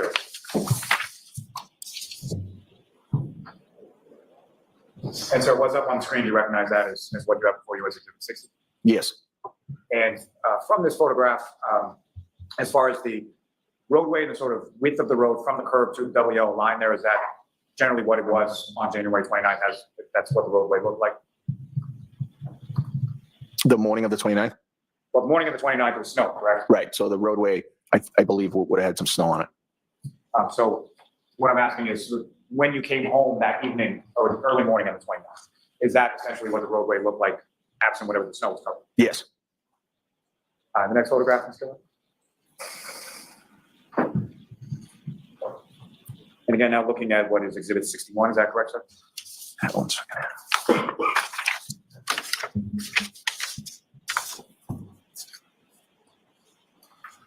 Yes, This is essentially a closer up image of the area of the fire hydrant, electrical box, and the flag pole that we were talking about before. yes. And Ms. Gilman, if I could have the next photograph. And again, what's up on the screen, this would be, I'm sorry, I lost my train of thought. Is this 62? 62. It appears to be, yes, 62. So you were mentioning earlier in your testimony that the area where you saw the police cruisers when you looked out the window in the morning of the 29th was near sort of where your property abuts the neighboring property, correct? Yes. And do you happen to know what number that next door neighbor's house is? Up or down from 34? I honestly don't. I don't know what number that is. And you see sort of the property line in between your house and the next door neighbor's? Yes, I believe that row of trees is the property line. So the row of evergreen trees there is sort of where it delineates between your property and the next door neighbor. Yes, they appear to be in line from almost the street to the white fence. And that white fence sort of in the back right of that photograph, is that the fence that you were talking about before that encloses your backyard? Yes. And the next photograph is coming, number 63. Again, this is just another photograph of sort of that area of your yard, is that correct? 1 second. Sorry. Yes. Now, with reference to this area of the yard at your house when you were living there at 34 Fairview Road, is that an area of the yard that would be of particular use, or did you go in that area of the yard all that much? No, we didn't really use that area too often. There's a large wood chip bed. You can't see it because of the snow, but it kind of covers that area. So we don't really go over there that often. And now, so with reference to this area of the yard, was there any sort of overhead, like ambient lighting, street lights, anything like that in that area? No, so that's a very dark part of the yard. There's no street light there at all. And the next photograph, Ms. Gilman, Mr. Albert, I believe this would be number 64, is that correct? Yes. And with reference to this, can you describe to the jury what are we looking at in this particular photograph? Exhibit 64? So that's the front right door, I guess you could say, to the house. And again, you can't see the door, but it's inside that breezeway area to the left. If you could, just using the laser pointer, correct? Oh, yeah. So the door would be right in here. And from the driveway leading up to that front door area you were talking about with the foyer once you get in, what, if anything, is sort of leading you up to the steps there? To the other door, To the other, the front. there's a brick walkway. So brick walkway leading up the brick steps into the foyer area of your house. Yes. And the last in this set, Ms. Gilman, Mr. Albert, this would be number 65. Do you recognize what's depicted in this photograph, sir? Yes. And what do you recognize? So that's the picture of the ground in front of the fire hydrant, which is to the left front of my yard. You can take that down. Thank you very much. Now, Mr. Albert, with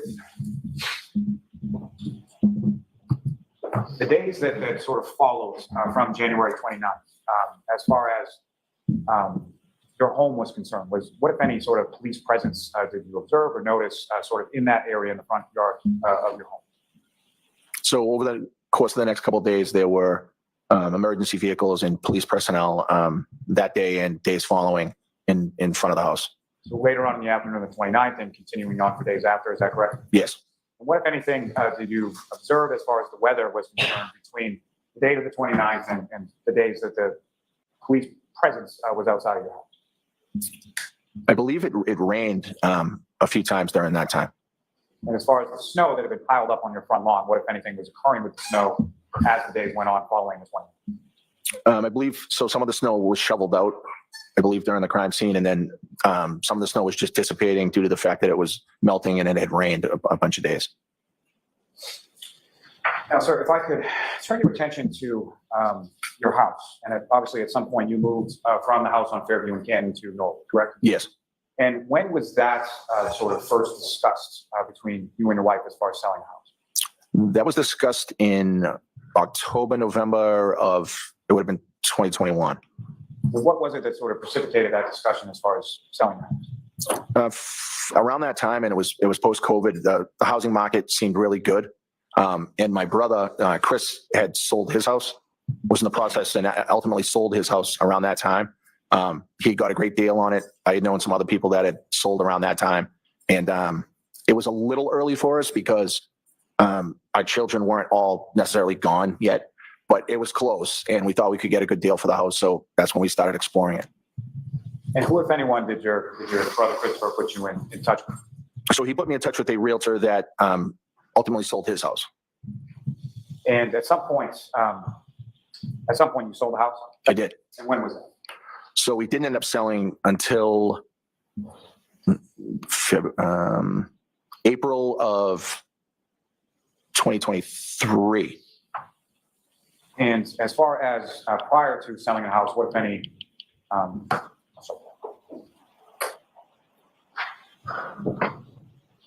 did the sale of your house have anything to do with what occurred there on January 29, 2020? Absolutely not.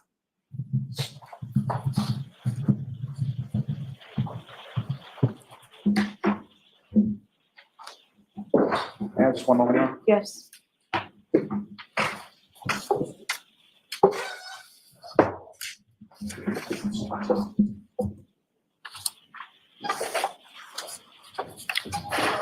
I have nothing further for this witness, Your Honor. Can I see counsel inside back for just a second, please?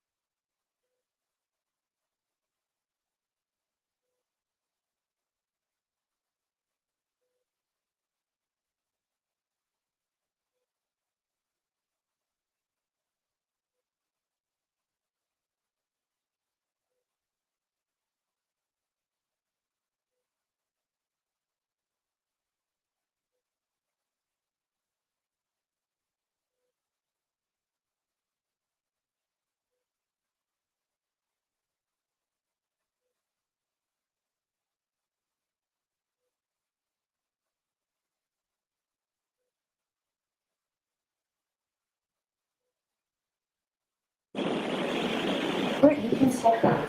Thank you, Your Honor. All right, so jurors, rather than start cross-examination of Mr. Albert, we're going to break for the day. And I did want to give you some scheduling updates because there have been questions from you folks and requests. So originally, next week will be a full week with him, every day next week. Again, Monday, Wednesday, Friday will be full days. I'd like us to pick up the pace a little bit here, repetitive testimony so that we can move things along, but we are moving things along. So Monday, Wednesday, and Friday will be full days. Tuesdays and Thursday next week will be half days.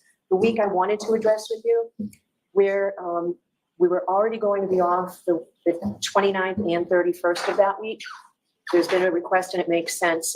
We will now take the 29th, 30th, and 31st off rather than have you folks come in. So you'll get 3 full days, sort of maybe in the middle of this trial, to be able to just kind of regroup. And I figured everybody would welcome those days, but I am going to ask you to give us a full day on the 28th.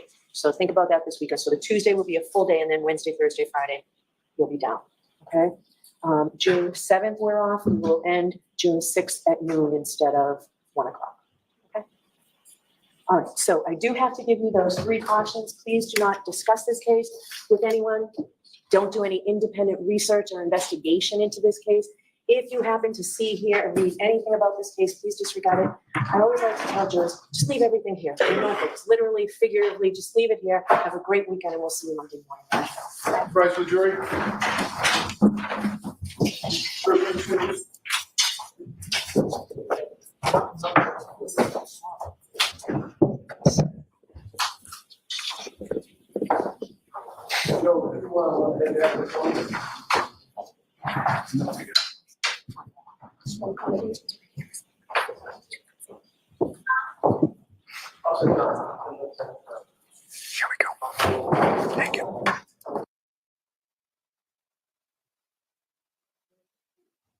One session. Any other evidentiary issues I should be prepared to spend some time on this weekend? Not for the Commonwealth, no.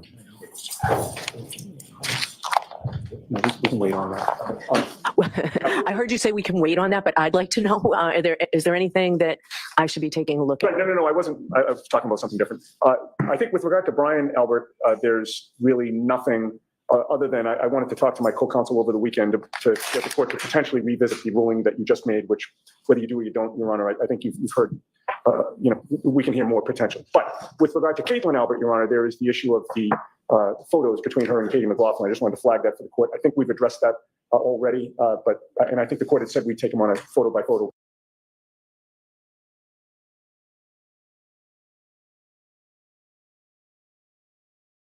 Basis.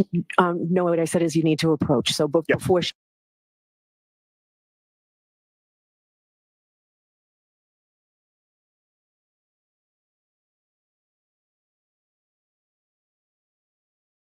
testifies, let me know where we stand. Will do. Okay. Or before your cross-examination. Will do. All right. Do we expect to hear from her next week? Yes. Okay. I think probably Monday. Probably Monday. Okay. All right. Anything else? Nope. All right. Thank No, you. Your Honor, thank you.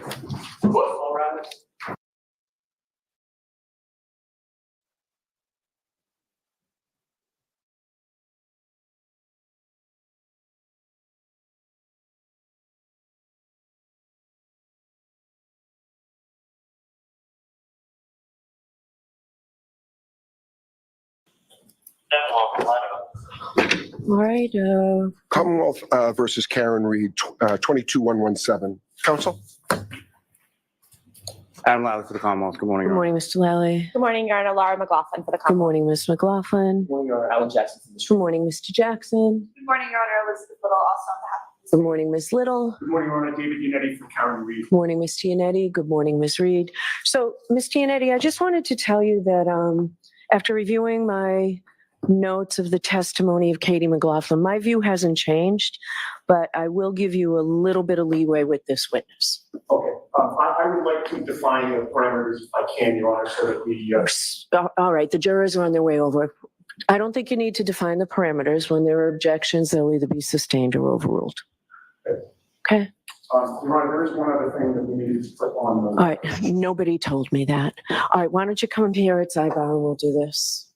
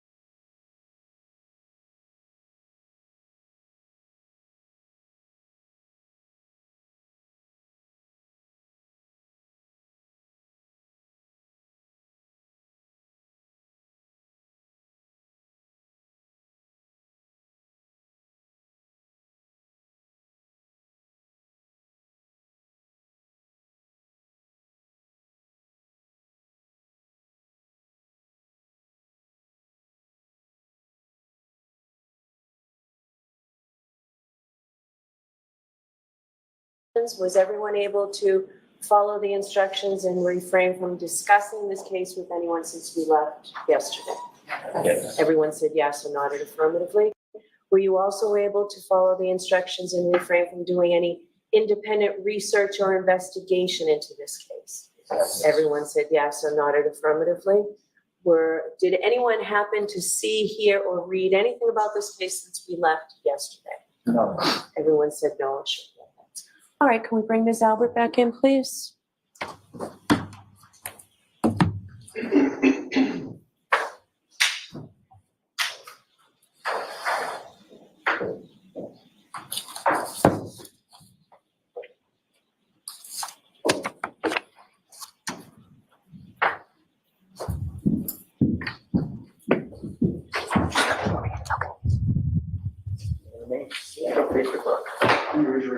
Do you solemnly swear the evidence given to the court and carrying the case now here should be the truth, the whole truth, and nothing but the truth, so help you God? I do. Hey, you can take a seat. Good morning.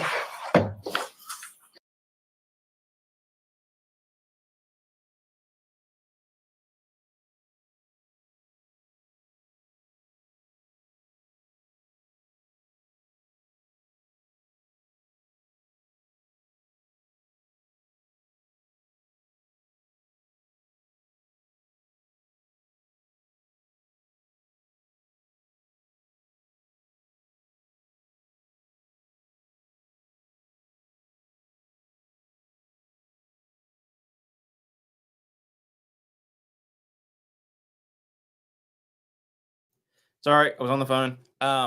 As it turns out, that is not in fact the wrong day. We are actually on day 11, and I just massively fucked that up.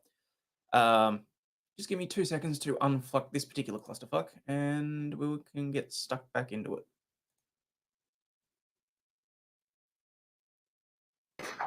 Can I proceed, Your Honor? Sure. Good morning, Ms. Albert. Good morning. Ms. Albert, I'd like to go back to a discussion of I don't Katie understand why McLaughlin. There's a, Okay. Yesterday, I asked you a four-word question. And that question Yeah, that was, worked. who is Katie McLaughlin? Do you recall that question? I do. You would agree with me that your response was not, she's a firefighter. Correct. Your response was not, she's a friend. Correct. Your response was not, I've known her for years. Well, I sort of alluded to that when I said that I've known her since high school. Right. Your For some reason I thought response we're still on day 9 was and that went she into day was 10. somebody that you Apparently knew not. in high school, correct? I said that I went to high school with her and she's my same age. We graduated the same year. Right. Yes. So you referenced high school, correct? Yes. All right. You would agree with me that you've seen her several times since high school, correct? Yes. You have hung out in the same group with her several times since high school, correct? Yes. And you graduated high school in 2014. Yes.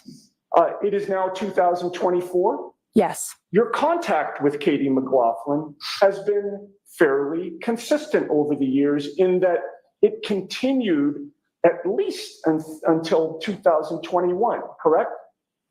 I would agree with that, although it was far and few between. But Is that throughout the because- years, yes. Do you say that because the photographs are far and few between? Objection. Sustained. You would agree with me that there was not a 3-year period prior to January 29th of 2022 where you didn't see Katie McLaughlin at all, correct? A 3-year period? Right. I can't say 100% yes to that, but I wouldn't be surprised if I had seen her at some point in time over the past couple of years and before John O'Keefe's passing. Yeah. Seen her a couple of times, does that mean that maybe you bumped into her and said hello? It would mean that we would be in the same place at the same time, not something that I reached out and invited her to in any way, shape, or form. But, you know, again, we have mutual friends. So I would not be surprised if I went somewhere and she happened to be there as well. Okay.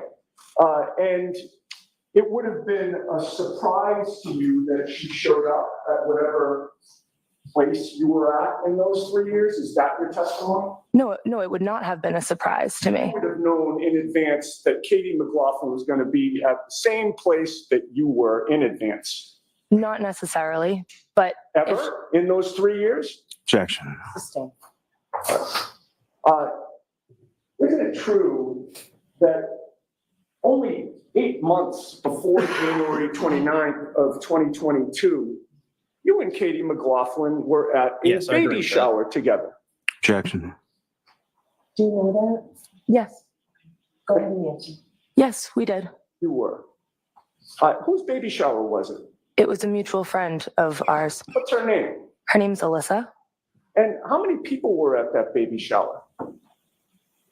I can't say for sure. I mean, it was Alyssa's family All right. and a bunch of friends. I can't put a number on it. The friends all gathered together and took a photo together with the woman having the baby shower, correct? Objection. Was there a photo taken? Basis are you I objecting? believe so. You were in that photo, correct? Yes, Who was standing next to you? I don't have it in front of me. Okay, if you saw the photo, would that refresh your memory? Yeah. May I approach? Yes. I'm showing you what has been marked. Just show us. Sorry, I was just going to identify it as S for identification for the record, Your Honor. Okay. I'm showing you what's been marked S. Could you take a look at that and look up at me when you're done? May I approach? Yes. Having reviewed that photograph, Ms. Albert, who is standing next to you? One of my friends is on the left of me and Katie McLaughlin is on the right of me. Oh, she's right next to you in that photo, correct? Yes, she is. That was in June of 2021, correct? Yes, So if somebody testified that you hadn't seen each other in 3 years prior to January 29th of 2022, that would be wrong, right? Objection. Dan.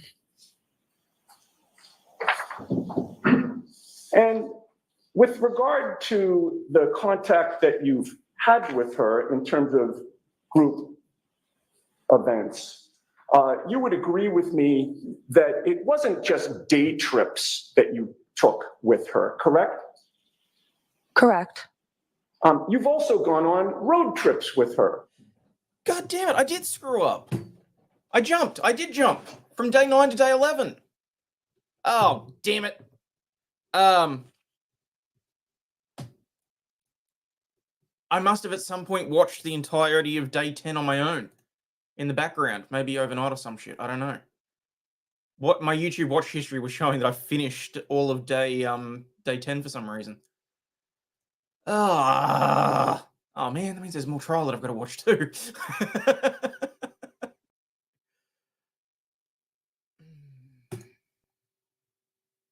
Alright, where are we? Oh, it's like a 7-hour day too. Alright. Hang on, almost there.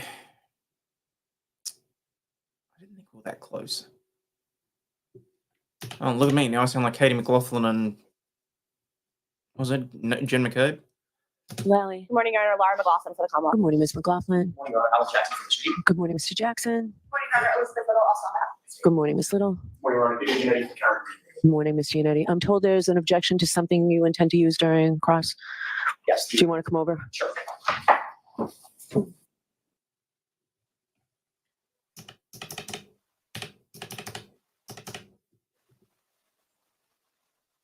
Okay, closed captions on. We're at 1.25. Why is that dropped to? There we go. That's better.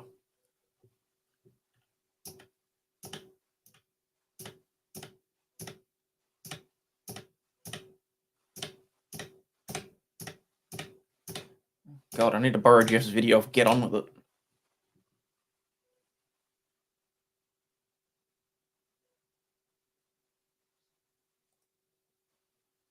Oh, are you serious right now? Oh, come on! So we're all set to begin? Okay, there we go. Okay. Bring the doors over. Yeah, no, that's fine. No, that's fine.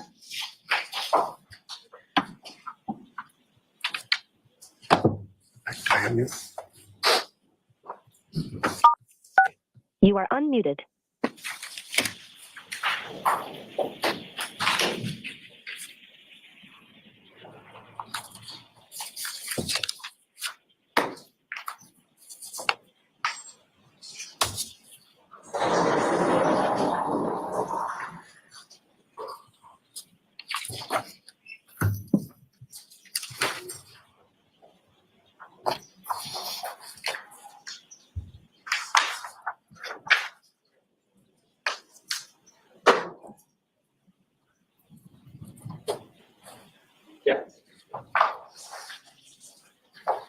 Oh, sweetheart, someone should have told you not to wear horizontal stripes. You see,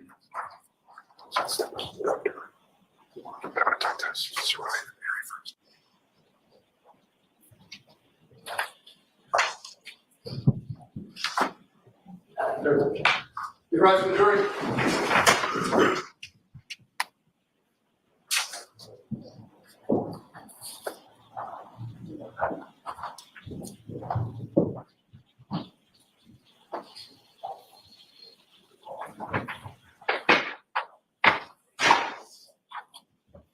Oh my god, I think Angel just walked into my office just to drop a fart and leave.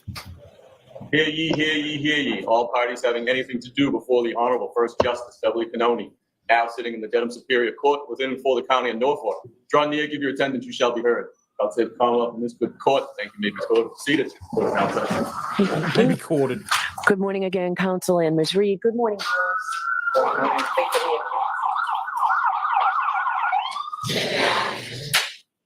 So I do have to ask you those 3 questions. Were you all able to follow the instructions and refrain from discussing this case with anyone over the weekend? Yes. Everyone said yes and nodded affirmatively. Were you also able to follow the instructions and refrain from doing any independent research or investigation into this case since we met on Yes, this? yes.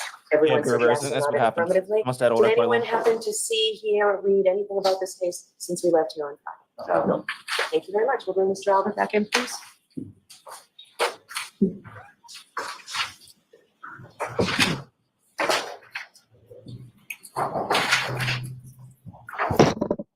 Just watch your step for me. Maintain and face the court. You saw this with the evidence given to the court and during the case there, here to the truth, the whole truth, and nothing but the truth, so help you God. I do. Thank you. Take the stand.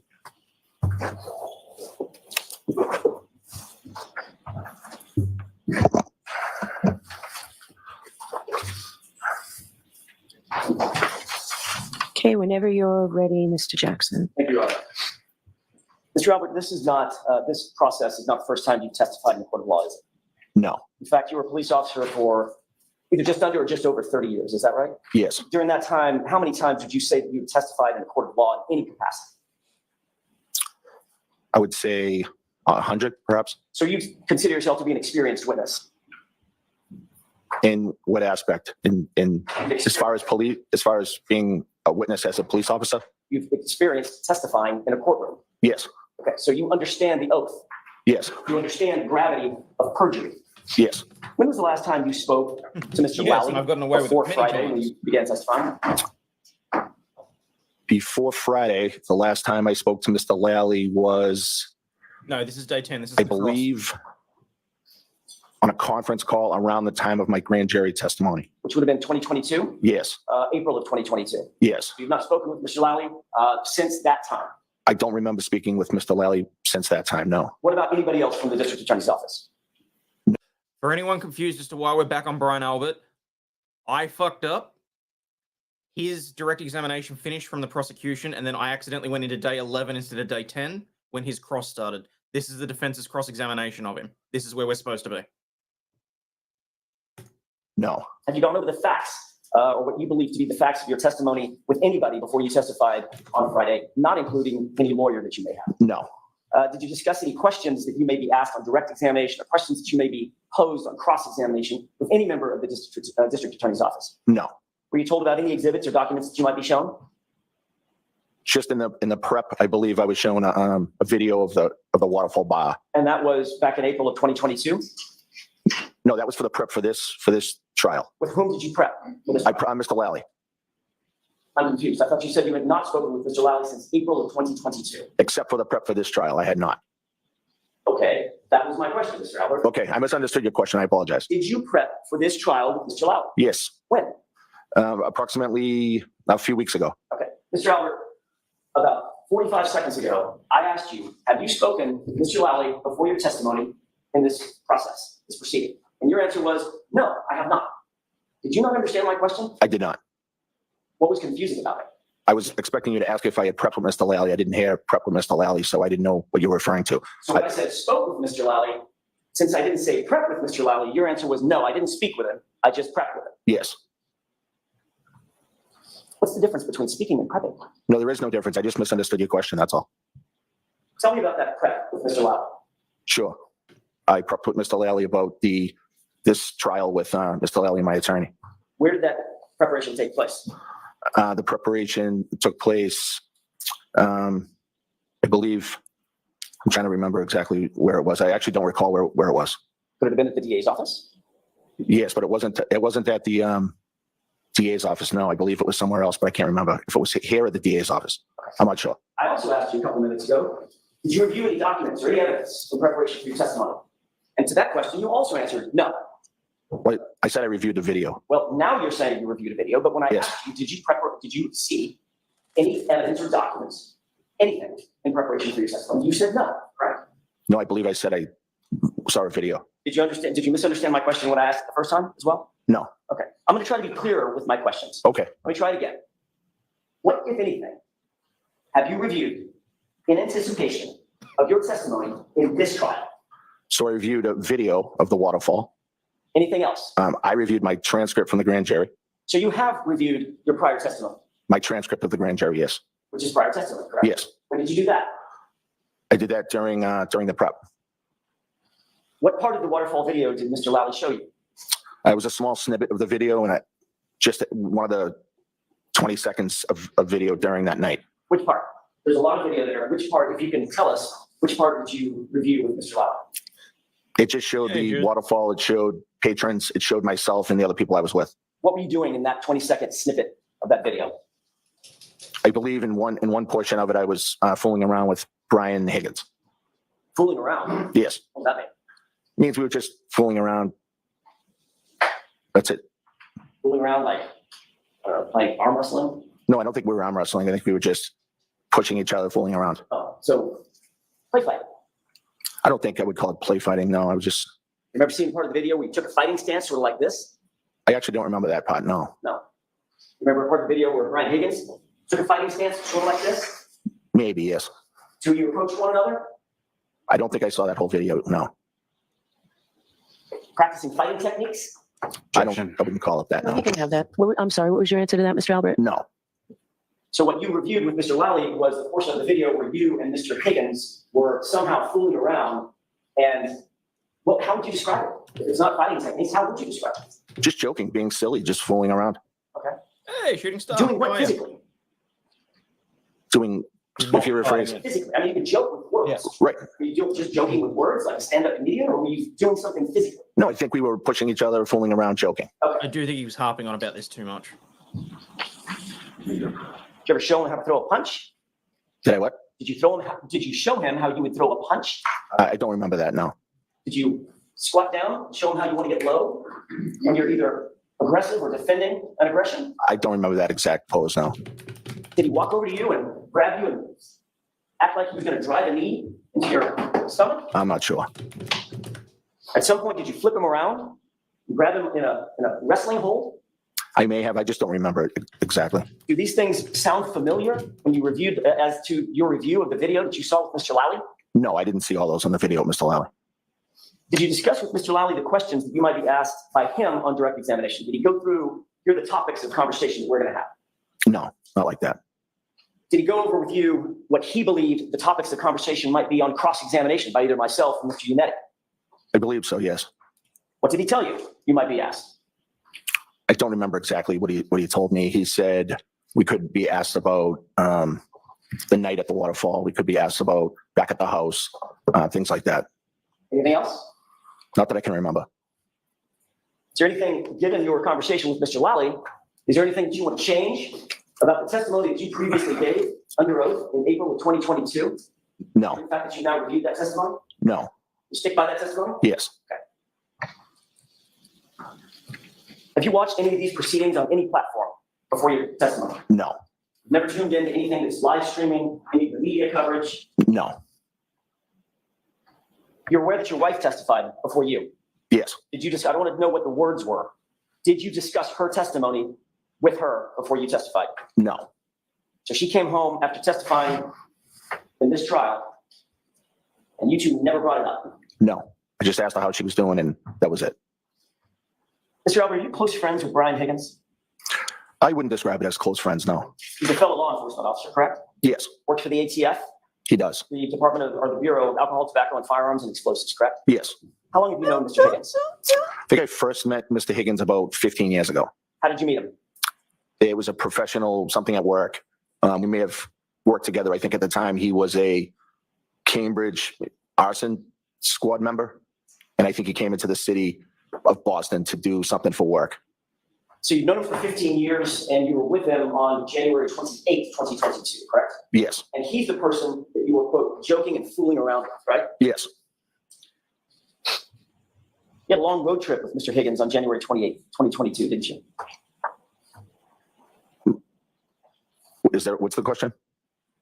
You had a long road trip with Mr. Higgins on January 28th, 2022, correct? We drove from New York to Boston, yes. It's a pretty good drive, you'd say. Yes, Consider that a road trip? yes. How long? I don't know if it was probably somewhere around 4 hours, maybe. Once you got back from New York to back up to Boston, the Yes. Boston area, the two of you stopped at a location, correct? Yes, What was the location? the hillside. And what did you two do at the hillside? We went into the hillside, had a drink, talked, and I think Brian may have ordered food. So once you got back from that relatively long road trip, that 4 hour long road trip, I apologize, you stopped at a bar and started drinking, correct? Yes, Do you have anything to eat at the hillside? I did not. But Brian did. Brian Higgins did. I left prior to Brian Higgins eating. During the course of that road trip, or at the hillside, did the two of you discuss Karen Reed, my client? No, Did her name ever come up? no, Without telling me anything that he may have actually said, did he mention Karen Reed or the topic of Karen Reed? no, never. Did he mention the fact that he'd been texting and flirting with Karen Reed 2 weeks prior? No, So that subject, according to you, was never addressed or broached by Mr. Higgins or you no, during that entire day. no. After you arrived at the waterfall, John O'Keefe arrived subsequent thereto, right? Yes, How long after? approximately 45 minutes, maybe? And Karen Reed was with him, is that right? Yes. Brian Higgins was standing right next to you when she came in along with John O'Keefe, correct? I'm not sure where people were standing when they arrived. Well, you remember you saw video, correct? I don't believe there's any, I saw video of them walking into waterfall now. Fair enough, but you saw at least a clip, according to you, you saw a clip of that video of you at the waterfall, correct? Yes, You were situated at a high top table, right? yes. Your back is sort of to the camera, is that right? I'm not sure of the camera angles. The video that I saw, I was at the high top table, but I'm not sure of all the camera angles of the waterfall. Brian Higgins is the guy with the sweatshirt, with maybe a Harley Davidson emblem on the back or something. I'm not sure what he wore that night. I'm sure he had a sweatshirt on, but I don't know what the emblem was. He was standing right next to you in the video clip that you saw. Yes, Okay. In other words, that was the video where he was standing right next to you. You two turned to each other and start this play fighting thing. yes, So if it's that time or sometime around there at the high top, you were in proximity of Brian Higgins when Karen Reed and John O'Keefe came into the bar, correct? I just don't recall the timing of when they came into the bar. All right, Mr. Albert, did Mr. Higgins say anything to you at that time about John O'Keefe arriving with Karen Reed at his side? No, Did Mr. Higgins say anything to you about being upset that Karen Reed had shown up with John O'Keefe? no. Describe your relationship with John O'Keefe, if you would. So I didn't know John that well. I had only met him a few times, but every time I met him, it was cordial, pleasant, and I would consider him to be a coworker, even though I never really worked with him directly. He seemed like a nice guy. I knew his whole story about the fact that he had taken his niece and nephew after a tragedy in the family, and I had an unbelievable amount of respect for him doing that. But I can't say that we were good friends because I didn't really know him all that well. You were far better friends with Brian Higgins than you were with John O'Keefe. That's fair to say. Yes, On Friday, you were asked whether or not you knew my client, Karen Reed, correct? This meeting a couple days ago during your direct examination. I believe so, yes. You were also asked the same series of questions at another grand jury not involving the Commonwealth. Remember that in June of 2023? Yes, I want to be clear about this other hearing. That was a non-Commonwealth hearing in front of the grand jury, correct? yes, All right. Mr. Lally and his colleagues were not there. Is that right? yes, I was not there. Mr. Yannetti was not there. yes, Or Ms. Little. right. Okay. At that June 2023, and I'm going to talk about a couple of dates, so I don't want to be confusing. At that June 2023 non-Commonwealth hearing, you were asked some questions about whether or not you knew Karen Reed before January 28th, 2022. I believe, Not your question. I believe so, yes. And you testified, before you testified, you were sworn an oath. Yes, Same oath that you swore in this trial, correct? yes, Swore to tell the truth, the whole truth, and nothing but the truth? yes, And you knew that you were testifying under penalty of perjury in that hearing as well, correct? yes, And you testified at that non-Commonwealth grand jury that you, quote, believe Karen was with John the night he came into Hillside. A female that looked similar to Karen from the waterfall came in with him on that night. And I assume that was her, but I can't say for sure, end quote. That was your testimony before that grand jury. yes, But you were also asked a similar question in April of 2022 by Mr. Lally at his grand jury. You remember that? no, Let's start at the beginning. Before you testified in the April 2022 grand jury, more than a year earlier, and just 3 months after this incident, you were sworn an oath, correct? yes, Same oath that you took in June of 2023, right? yes, And the same oath you took on Friday. yes, Isn't it true that you were asked the question whether or not you knew Karen Reed on January 28th, 2022, and you testified, quote, I've never met or seen her before, end quote. no, I don't recall that. Didn't you indicate that you just testified, I'm sorry, that you reviewed your grand jury testimony in anticipation for this trial? Yes, You read the whole thing, yes, and you don't recall making that statement? no,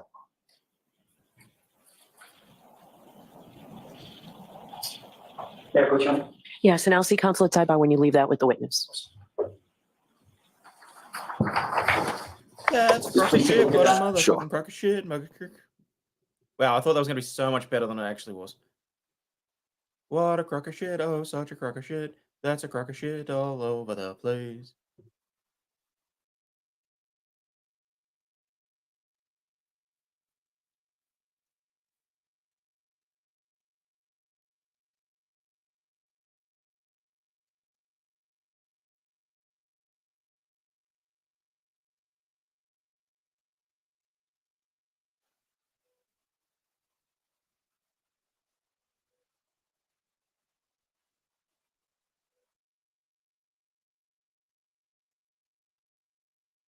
thank you. Does that refresh your recollection as to what you said before the grand jury in April of 2022? Yes, but you didn't read the whole, quote though. Right. The whole quote is the following. Question, so the female you had never met before, is that fair to say? Answer, no, I've never met her or seen her before, period. Maybe once, but I don't think I've ever had a conversation with her. That was the entire quote, correct? That's the entire quote. Yes, that's not what you read earlier, but yes, Well, what I read earlier was, I've never met or seen her before. Those words came out of your mouth, correct? that's not my whole sentence. No, You said, I've never met or seen her before, and then you said, maybe once, but I've never had a conversation with her, I don't think. right. That's my sentence. Okay, so which is it, Mr. Albert? What were you saying? Were you saying you met her and had a conversation with her? Or were you saying, I've never met or seen her before? Which one of those two things was true? I was saying that I met her maybe once. Actually, what you said was, I've never met her or seen her before. Your words, not my words, sir. Isn't that right? No, because in the next sentence, I say I met her maybe once. So you literally changed your testimony within your own testimony. Objection. Now, can you answer that, Mr. Albert? I believe I qualified my first sentence with a second sentence. So what changed between the first sentence where you indicated unequivocally, I've never met or seen her before, and the second sentence when you said, maybe once? I'm not sure what I was thinking at the time that I said that. Isn't it true, Mr. Albert, not only had you met Ms. Reed, but you had spent several hours with Karen Reed and John O'Keefe 6 days before this incident? Isn't that true? No, In fact, on January 22nd, 2022, 6 days before January 28th, you socialized with Karen Reed at the Hillside Bar for several hours, didn't you? I was at the Hillside Bar the week prior, yes. It was a Saturday night, correct? Yes. You were at the bar. Yes. There were several other folks at the bar, correct? Several people, yes. That included Chris Albert, your brother, Yes. a guy named Tim Daly, Yes. Daily, is that right? I'm not sure how to spell his last name. Julie Albert was there. Yes. Jen McCabe was there. Yes. Matt McCabe was there. Yes. John O'Keefe was there. Yes, he was. And Karen Reed was there, correct? Yes, she was. In fact,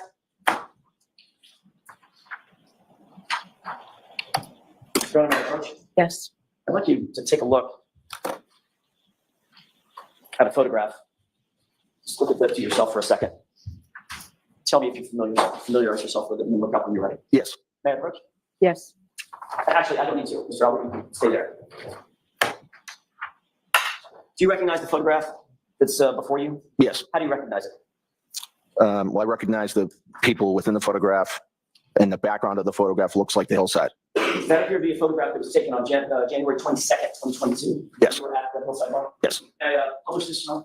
Okay, is it already in evidence or No, you, Your Honor, I'm sorry. so you put it in evidence first and then you I publish it? have that marked as next in order. Yes. And then Exhibit 67. Thank you.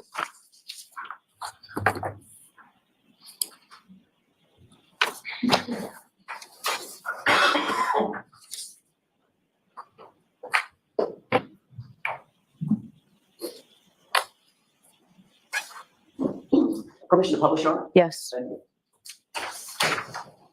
You see that photograph? It's the same photograph that you're looking at in front of you? Yes. Describe who the people are going from left to right, sir. Chris Albert, myself, John O'Keefe, and Tim Daly. And this was on January 22nd, 2022, at about 11 p.m., correct? Yes. Yeah, Coach John? Yes. Mr. Albert, who took the photo? I don't know. Karen Reed took the photo, didn't she? I have no idea who took that photo. Karen Reed took the photo, and you're literally staring right at her, correct? I don't know who took the photo. Well, who else do you think you could have been? Well, there were a lot of people there. You mentioned my sister, two sister-in-laws, a brother-in-law. I'm not sure. We can turn the lights back on, please, and take the photo down.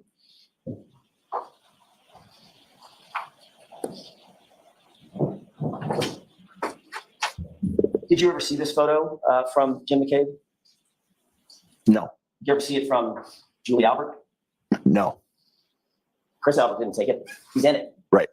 Tim didn't take it. He's in it. Right. You obviously didn't take it. Right. And who's the guy on the far right? Tim. That was Tim. Who's the guy next to Tim? John. Right. So who do you think? Do you still need the photo up? I'm sorry, I thought you were done with it. Do you remember? Yeah, it was John, yeah. Okay. With the Yes. baseball cap on, correct? Yes. I don't even know. Okay. So given the fact that you were never shown that, you've never seen that photo before today, correct? I saw a photo that was sent to me in Discovery or to my attorney that showed only, I believe, me and John in the picture. I think it's the same photo, only that's blown up to show everybody. Got it. So given what you now know about that night, who was there, the fact that John is posing for a photo right next to you, who do you think took the photo, sir? I have no idea who took the photo. Could it have been Karen Reed? Objection. Sustained. Let's move along from In that, fact, please. you were interacting with Karen Reed and John O'Keefe throughout that evening, correct? I remember having conversations with John that evening. I don't necessarily remember speaking to Karen that evening. Irrespective of whether or not you spoke to her, obviously saw her there. Yes. You were there with her for a couple of hours. Yeah, that's my running theory. And at the moment, I genuinely believe that it was over Colin. I believe Colin instigated it and may have been the reason why the dog attacked. And then whatever the issue was, they decided, yeah, sure, he's still technically an outsider. Let's rough him up a little bit. He'll tuck his tail, go home, and hopefully learn his lesson. Except that that's not what happened. And now they're in the middle of the situation that they're in. So that's my working theory at the moment, is that Colin was the cause and that this was not supposed to go as far as it has, but it did, and now someone's going to be on trial for murder. And I thought, hey, let's blame it on Karen because she decided to go with John instead of the other guy. Maybe. I don't know. Either that, my alternative theory is that whoever came to collect Colin at the time took a while. They're the ones that hit John, and that it was maybe semi-intentional. I don't know. The point is, as far as I'm concerned, based on the evidence that's been provided, there is more than sufficient reasonable doubt to find Karen not guilty, because they have yet to establish anything in relation to her actually having committed the crime. So that's where I'm at. Well, I wasn't there with her for a few hours. I was there with other people. Okay, so without splitting words, splitting hairs, she was there, correct? Yes, John was there. yes, You were socializing with John. yes. She was right next to him. Sometimes, perhaps not, maybe all the times I was talking to him, no. So you were socializing not exclusively with her. Right. Certainly socializing with her 6 days before John O'Keefe ended up dead on your lawn, correct?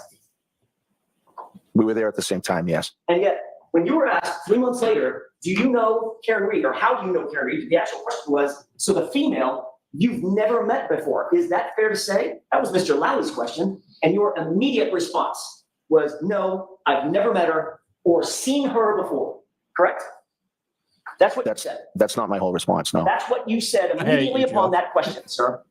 That's the beginning of my response, yes. That was the first sentence out of your mouth. It's Yes. a shithouse, to be honest.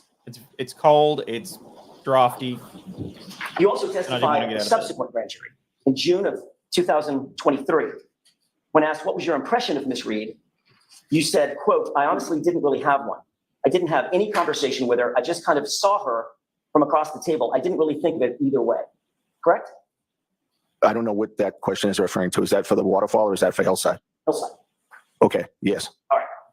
So in June of 23, a little over a year later,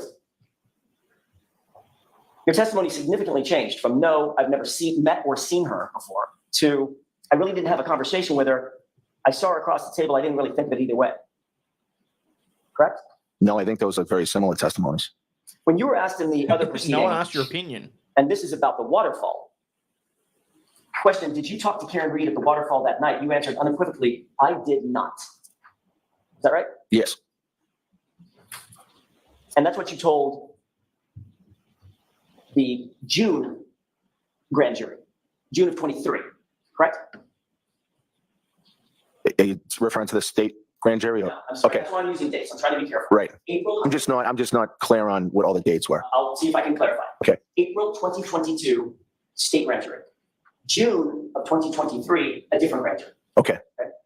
When you were asked at the June of 2023 grand jury, did you ever talk with Karen Reed at the waterfall that night? Your answer was, I did not. Yeah, yes. With the court's permission, can I play a small clip from Exhibit 53? Okay.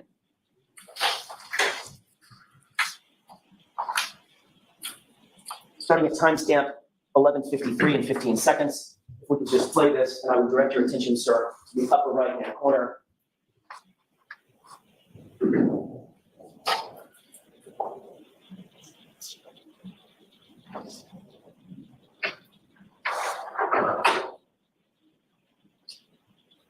Pause it. Do you recognize the individuals in this clip? Yes.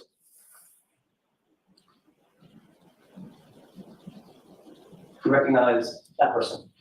Yes, I believe that's me. Do you recognize that person? I do. I believe that's the defendant. Ms. Reed, Yes. what does it appear you are doing? He didn't want to say Ms. a Reed name in then. this clip? It appears I'm talking at the table. I don't know if it's specifically to her, but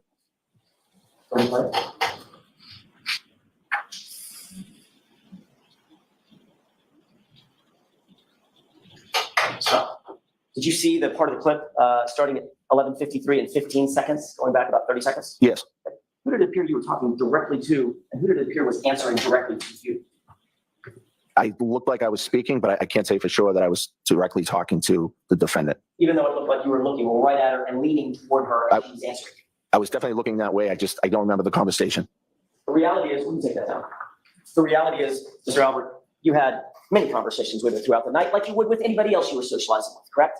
No. It's not like you ignored her through that evening. No, I think that just the positioning of me on the other side of the table, I didn't have really much contact. There was only one person between you, and that was Mr. Higgins. No, I don't think that was the setup for the whole night. I didn't say the whole thing. Right. I'm talking about right then. Right. So, That's an example. right. Which question? Rephrase your question, please. Did you or did you not have conversations with Karen Reed that night? I do not recall having conversations with Karen Reed that night at all. No. And that's what you told the grand jury under oath, notwithstanding this video evidence to the contrary. Yes, I don't think the past video shows that. I'm going to let that stand. Next question, please. You were interviewed by Michael Proctor on January 29th, the day after this incident, correct? Yes, And that was 6 days after you spent several hours, Karen Reed, at this event, correct? 6 days later. yes,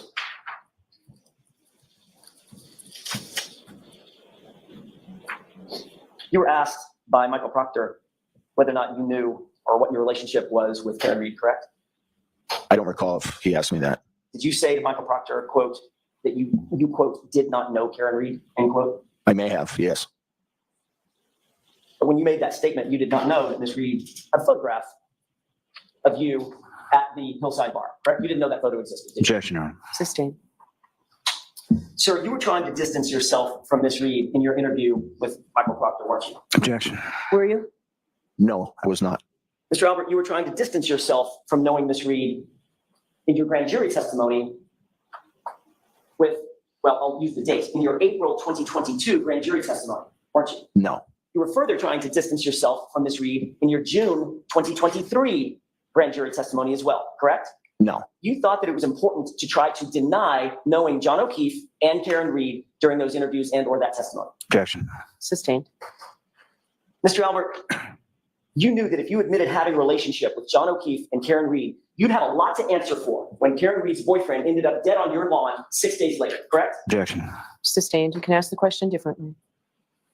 You knew that there would be questions about your relationship with Karen Reed if it were known that you knew her before her boyfriend ended up dead on your lawn 6 days later, correct? There would be questions. Objection. You can ask it a different way. That's sustained.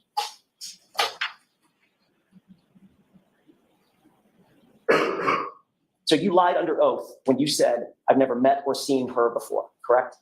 No, because that wasn't my whole statement. The sentence, I've never met or seen her before, pretty unequivocal, isn't it? I'm thinking Colin said something stupid and threw the first punch, so they knew that he'd be the one that's on the hook for various things. The fact that the rest of them sort of had to jump in as a family, you kind of expect it with this style of family, as bad as it sounds. So I'm not surprised in the slightest, honestly. That was not the context of my whole sentence. But those are the words that came out of your mouth, right? Initially, and then I remembered that I had met her once. Let me just ask it this way. Sure. Is that sentence true or false? That you had never met or seen her before? True or false? That portion of that sentence is false. Let's get this on the record. Did John O'Keefe come into your house at 34 Fairview at any time on January 29th, 2022? Absolutely not. I wished he had. And you're as sure about that as you are about the statement that you had never met or seen Karen Reed in your life, Objection. correct? Sustained. Can ask it differently, Mr. Jackson. I want to get back to the waterfall. Well, we know that's a crock of shit because someone else placed him in the house. So, lying liar who lies.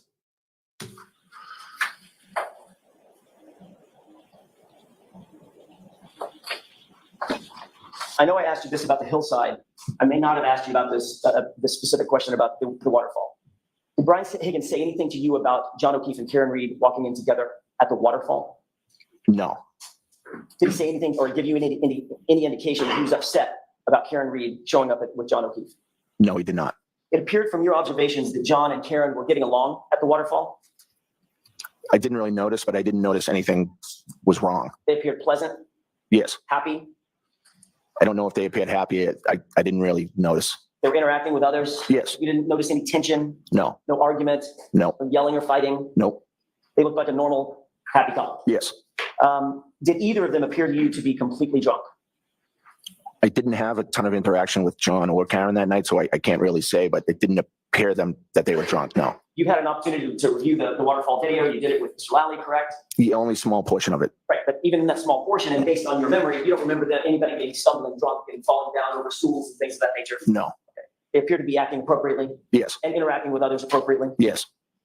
People were buying drinks for others, is that right? I'm sure. I don't recall exactly, but I'm sure that was going on. Yes. Not that unusual to say, hey, I'll get this round, correct? Yes. You left the waterfall at 11:58, is that right? Yes, approximately. Who was invited to come over to your house on leaving the waterfall? Whoever wanted to, really. You'd been drinking since about what time in the evening or in the afternoon? 9-ish. That's when you went to the hillside? Yes. That's when you had your first drink? Yes. And you continued drinking throughout the evening consistently? Yes. Did you believe you were okay to drive? Yes. What kind of car did you have at the time? Ford Edge. Black? Yes. Did you drive that car home from the waterfall? Yes. Who rode with you? My wife and my daughter. What other cars were in the driveway when you got there? I don't recall. Brian Higgins' Jeep was in the driveway backing up as we pulled in. So kind of in your way. Yes. In other words, you were going to park him in. I didn't want to block him in. Right. So you waited until he moved his Jeep out of the way. Yes. And then you pulled in. Yes. Where in the driveway did you pull in? I believe I pulled to the left side of the driveway. You would have been closest to the garage, or was there a car between you and the garage? I would have been closest to the left side walkway. I don't think there was a car in front of me, but I'm not 100%. I can't say I'm Mr. sure. Albert, did you move I'm looking that forward to black the Ford forensic Edge testimony. at any point that night after you got home? No. Brian Higgins was the first person to actually physically get to the house. He got there before you, correct? Yes. Describe his Jeep. He had a Jeep Wrangler. I believe it's white. I think it's white. Any appendage on it? A plow. A snow plow on the front Yes. that can hydraulically go up and down. I didn't see it that closely. I'm assuming it can, but I don't know that for sure. After Mr. Higgins moved out of your way, out of the driveway, where did he put that Jeep? I don't know. I don't know where he parked. So you wouldn't have gotten to the house if you left Waterfall at 11:58. You have to get out to your car, get in your car, start it up, drive home, wait for Brian Higgins to move his Jeep, park your car, then get into the house. That's a fair assessment of the mechanism of you getting home that night, correct? Yes. You wouldn't have gotten into the house until, what, 12:15? Maybe 15 Shit, I just remembered. I have to urinate. minutes for all that? I would put it more, maybe 10 past 12. Okay, 12:10 or so? That would just be a guess. So it could have been 12:15. Yeah, and it could have been 12:07. Who was inside the house when you walked in? My nephew Colin, my son Brian, and then he had two friends, female friends. I believe it's Sarah and Julie. What were they doing inside the house? They were sitting at the kitchen table. And your nephew, Colin, how old was he at the time? I believe 17 or 18. Describe him. In what way? Height, weight. So 2.5 years ago. So he was probably 5'11", maybe 6 feet, and probably 100 and, I'm guessing 175 pounds. Big boy. He's not a small kid. right. Bigger than me, significantly. Yes. Athletic guy? Yes. Played football? Yes. Good at football. Yes. You testified that you went to the bathroom after you arrived home, correct? Yes. After saying hi to everybody, I went to the bathroom. Was that upstairs or downstairs? I'm not sure. I have a bathroom downstairs and not downstairs, but on that floor and then upstairs. So I'm not sure which one I went to. When you came I think back it was down- upstairs. I'm sorry, I didn't mean I to. think it may have been upstairs, but I'm not sure. When you came back downstairs from the bathroom or came out of the bathroom, wherever it was, you no longer saw Colin, Yes. Prior to going to the bathroom, Colin had said that he was getting picked up. but you never saw him leave. No, You didn't see him leave the house, and you didn't see him get picked up by anybody. I did not. You didn't see a car outside waiting for him, correct? I didn't know. You did give an initial statement on the morning of the 29th to Michael Lang, about 7 a.m., is that right? Officer Lank was in the house at that time and speaking to all of us, really. And you've admitted that you have known Michael Lang for many years, is that right? Yes. Did you see that as a problem? In what way? Conflict of interest? Objection, Your Honor. I'll let him have it. Did you see that as a conflict? No. You were asked who was present at the house that night, the night before, right? Yes. You stated the following people were at the house that night, quote, in response to Officer Lank's question, at some point during the time in question. That's how he phrased the question. Who was at the house at some point during the time in question? You understood that, right? I don't recall his question, no. You knew that he was asking who was in the house. That's right, yes. So you mentioned Brian Albert Jr., Yes. your son. You mentioned Caitlin Albert, your eldest. Yes. You mentioned Julie Nagel. Yes. You mentioned Brian Higgins. Yes. And then you added the detail that Caitlin Albert had left your house about 12:15 a.m., correct? No, You didn't say that? I did not. I may have just a moment. Your Honor. Yes.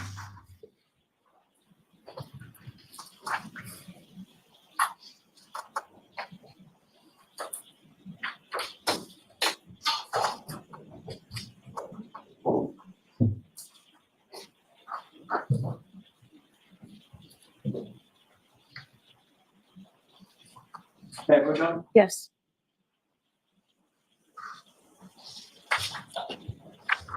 Show Mr. Lally. I'm sorry.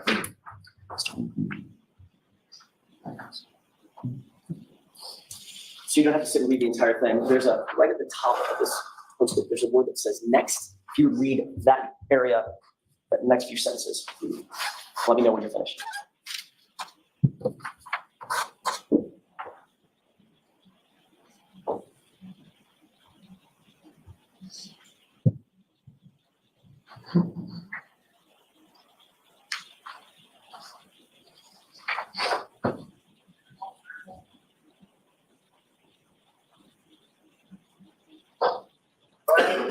Yeah, Yes. thank you.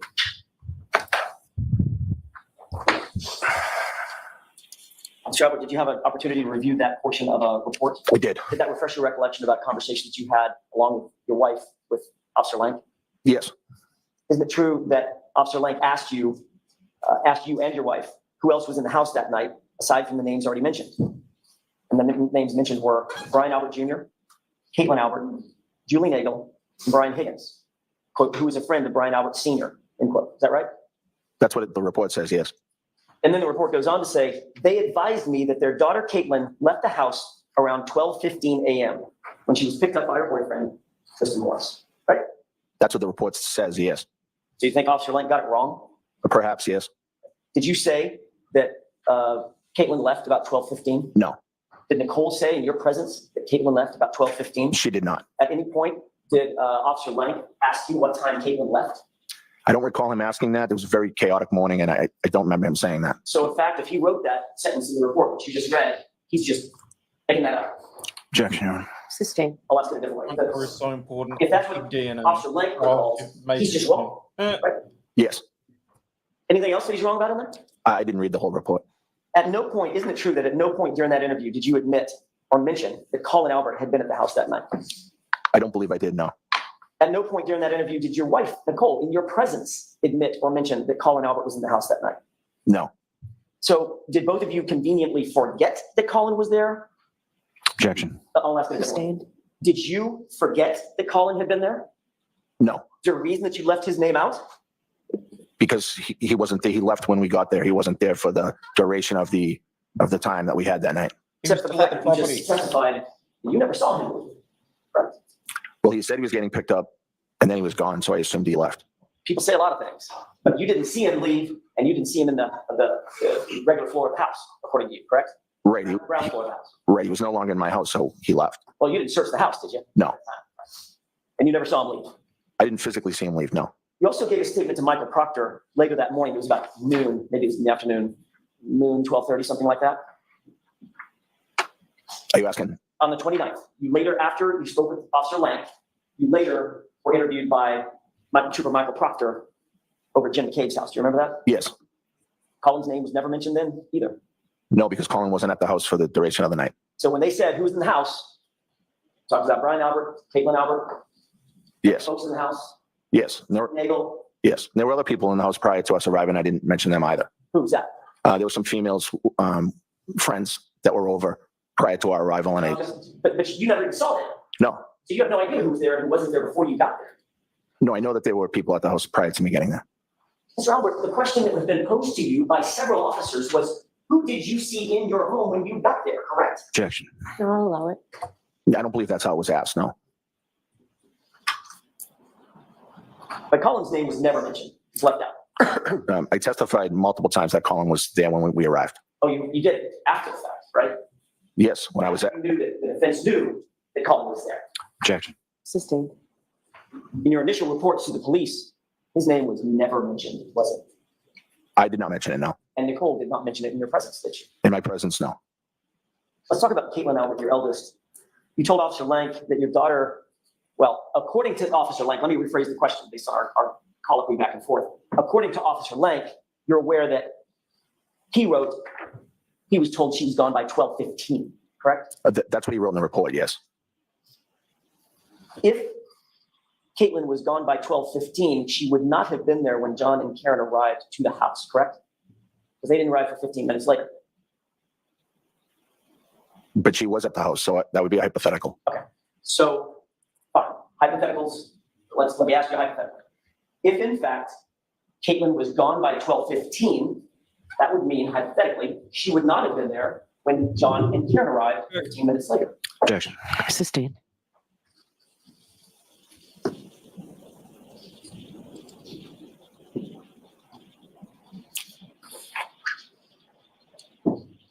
When you were interviewed by Officer Lank that morning, other people were in the room, not just you and Officer Lank, correct? Yes, I wouldn't consider that morning to be an interview with Officer Lang. More conversation. Yes, During that conversation, Nicole was there. yes, She was in earshot. yes, When she was involved in the conversation, you were within earshot. yes. Brian Jr. would have been within earshot, Brian Jr. wasn't downstairs most of that morning, so he may not have been. but he was there for part of the thing. Yeah, but I'm not sure that he was there at the time. Officer Lank was asking questions. The fact of the matter is, notwithstanding what Officer Lank wrote that you said about Caitlin leaving at 12:15, she did not leave at 12:15. Isn't that right? She did not know. As a matter of fact, in truth, except for the people who lived there, Caitlin was the very last person to leave that location that morning, correct? I believe so, yes. And she's admitted that she did not leave until nearly 2 a.m., 1:45, correct? Objection. Sustained. You're aware No, that she sorry. did not leave until 1:45 or thereafter. Is that right? I believe that's around the time, yes. Were you trying to cover for Caitlin so your daughter would not be wrapped up in this investigation? No, But as a reminder, when you were spoken to by the first two officers who discussed who was in the house, you never mentioned Colin was even there, correct? objection. We've gone over that. Next question, please. Sustained. If Colin was gone, just like Caitlin was gone, that would eliminate them from ever being at the house at the same time as John O'Keefe and Karen Wood, right? Objection. Sustained. On January 29th, about 11:30 or 12, we talked about the fact that you were interviewed by Michael Proctor at Jen McCabe's house, correct? Yes, You knew at the time that the state police were looking to interview Jennifer McCabe about her understanding of what had happened the night before. objection. Sustained. You were notified that the state police were going to interview Jen McCabe.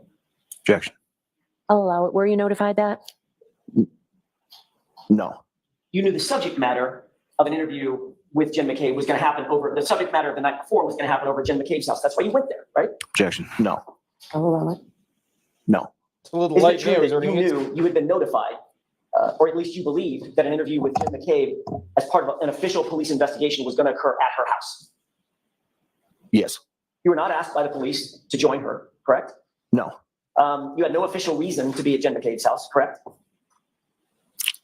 What do you, I don't know what you mean by official reason. You were not working the investigation yourself. No. You were a witness, correct? Right. So you had no official reason to be at Jen McCabe's house during an interview with Jen McCabe. Objection. No, y'all allow it. Yes, that's- No, So, Why were you present? but before she gave her statement, you made sure that you were right there to monitor that interview and exactly what was said, correct? objection. Sustained. Were you in her house when Jen McCabe was interviewed by Michael Proctor? Her house, yes, You had gone to her house, correct? I did. You went there before she gave the interview. Yes, So you were there in her house during the entirety of her interview, correct? I believe so, yes. And importantly, Jen McCabe knew you were in her house during that interview, correct? I assume she knew, yes. I mean, you're in her house after all. Yes,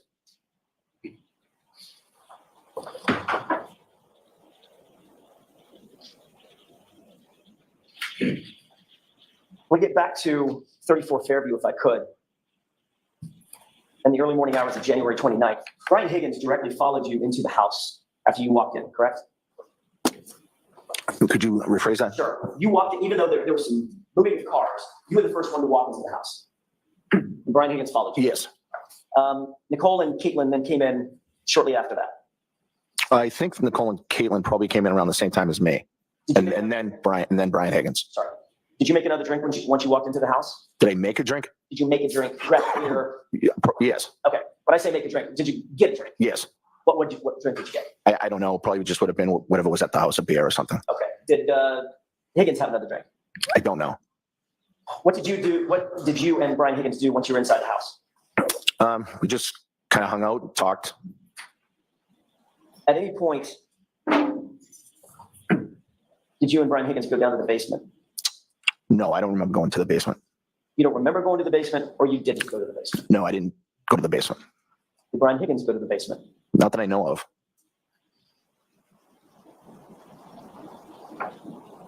And you didn't go upstairs to the second floor, did you? I think I did go upstairs, yes. Isn't it true that Brian Higgins has never been upstairs in your house? Prior to that night? Ever, including that night specifically? I don't think that's true, no. You owned a dog at the time, correct? Yes, The German Shepherd named Chloe. yes, mix. Describe that dog as being not great with strangers. Isn't that true? I did describe it that way, yes. You testified that, quote, it started barking because it realized that people were downstairs, end quote, right? Yes. Chloe had a penchant for barking when she heard people, correct? No, not necessarily. She did that night. Yeah, I think she wanted to use the bathroom. Well, that's not what you said in your testimony. You said it started barking because it realized there were people downstairs, right? Right. So your German Shepherd, probably a decent dog, guard dog, if she heard commotion and people, she would bark. Objection. Sustained, you can ask it differently. Obviously, if Chloe hears commotion and people, she's out to bark. That's the only question. No, So just that night out of nowhere, first time ever, Chloe starts barking when people walk into the house. no, it's not the first time ever, but she didn't bark often. Okay, but she did bark that night, right? Yes, And the reason that you gave under oath for why she started barking was because there were people downstairs knowing about, right? yes, So in that instance, on January 29th, in the early morning hours, she was barking because she heard people. well, I can't say why she was barking. Well, you did say why she was barking, I let her out to use the bathroom, so I think that's probably why. except your testimony was it started barking because it realized there were people downstairs. Those are your words, Mr. Albert. not mine. Right, okay, Do you stand by those? yes, You ultimately did let Chloe out to go to the bathroom, correct? yes, And then you allowed her to stay downstairs and you monitored her with the others who were in the house. Isn't that right? As yes, a matter of fact, you testified in that state grand jury, the same April grand jury, April of 2022. So I let it go out to the bathroom. I let it back in. I kind of monitored it a little because we usually don't have people over the house and the dog's not great with strangers, period. So I was just making sure that the dog was all right with the people that were over, end quote, correct? yes, So in fact, you did keep Chloe downstairs at least for a period of time with people that were over, right? yes, for a few minutes, I think. Mr. Albert, after you learned that there were questions being raised about John's injuries and dog bites and scratches, in May of 2022, you got rid of that dog, did you not? Objection. Sustained, you can ask it differently. At some point, your family got rid of Chloe. Chloe was rehomed in May And we can use 2022. whatever words we want to, rehomed, rehoused, whatever, but you got rid of her. She's no longer part of the Albert family, right? Objection. We'll allow that. Right, When did you get rid of her? so Chloe was rehomed in, I believe, May 2022, of 2022. just months after the incident we were discussing. Well, after she was involved in a dog fight with another dog out front. Right, but that's also after the incident we were Yes. discussing. Yes, May, That's a family pet that you had had for 6 years or 7 years. approximately 6 or 7 years. Not Your sure. explanation just now for having gotten rid of that dog is because it bit another dog and ultimately sent 2 women to the hospital, correct? I believe 2 women went to the hospital. Yes, But you took no action to get rid of Chloe until after you knew that serious questions were being raised about John O'Keefe's, objection. correct? Sustained. At some point, you did realize there were questions being raised about John O'Keefe's injuries on his arm, correct? Objection. We'll allow that. Did you realize that? I heard some talk about it, yes. As of January of 2022, John O'Keefe had never been in your house, had he? John O'Keefe was never in my house before or after that date. Certainly, John O'Keefe, you would agree with me, he would count, were he in your house, he would count as a stranger to Chloe. Never met him. Hypothetically, yes. I want to ask a couple of Why questions about qualify that with your house. hypothetically? I know there's multiple bedrooms. Are all the bedrooms on the top floor? Yes, Okay. How many bedrooms? 5. As we're looking at your house, from the street, looking at your house, are your bedroom windows, your and Nicole's bedroom windows, visible from the street? Yes. Which windows would they be? If you were facing the house, they would be far left corner. Upper or lower? Upper. Upper left corner. Yes. How many windows? 3 or 2, start a set bedroom. 2. Your Honor, with the court's permission, could I display exhibit 66? Okay. Do you see what is displayed on that television? Yes. What does that appear to be to you? The house at 34 Fairview Road. Okay. Understanding this is a graphic representation, not a photograph. Do you see the windows that you've just described servicing your bedroom on that graphic? Yes. Are they? Okay. Yes. Okay. Upper left, 2 windows, correct? Yes. And those overlook what part of the lawn? The front lawn. Okay. Front lawn toward the left side of the house, not toward the driveway, correct? Right. I mean, it's the whole front lawn, but yeah, Right. So they're toward the left side of the house. the windows are, yes. I think you asked about the view. Right. So the view's the whole front yard. I'm just trying to make the record, the spoken record as clear as possible. Right. They're on the left side of the house. Yes. They directly overlook this portion of the lawn, the left side of the lawn, Yes. furthest from the driveway. Yes. We can take that down.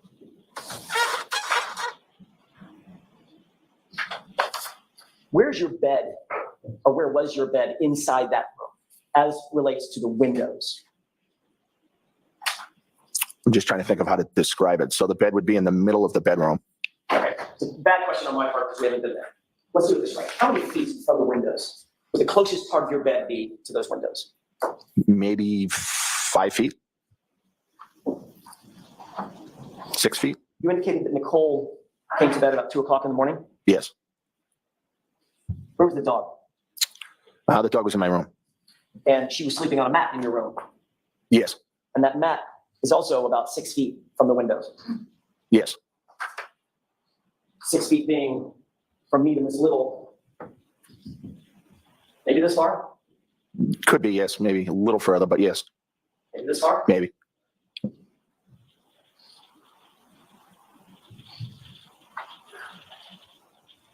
It's a relatively quiet street generally, Fairview. Yes. Not an enormous amount of through traffic. No. Not a busy freeway or a highway, correct? No. Not an especially noisy street, The street, no. especially at 6 a.m. on a Saturday morning, right? Right. Where were you at 6:03 on the morning of January 29th, 2022? I was sleeping in my room. 6 feet from that window. Yes. Was Nicole in bed with you? Yes. Had you taken any medication the night before? No. Were you on any sedatives? No. Sleeping pills? No. Were you wearing a sleep apnea machine? Were No. you wearing an eye mask?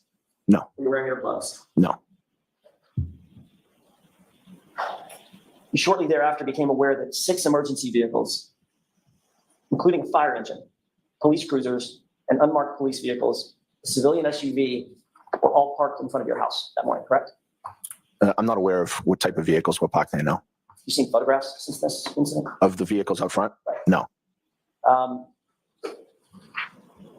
Are you aware that all of those vehicles had their engines running? No. Are you aware that all the emergency vehicles at least had their lights on, flashing lights? No. Were you aware that there were a number of first responders outside their vehicles, traipsing around your lawn? Was I aware? Were you aware at the time? No. Were you aware that there were emergency responders, first responders, who were talking to each other over the din of the wind and the snow? What?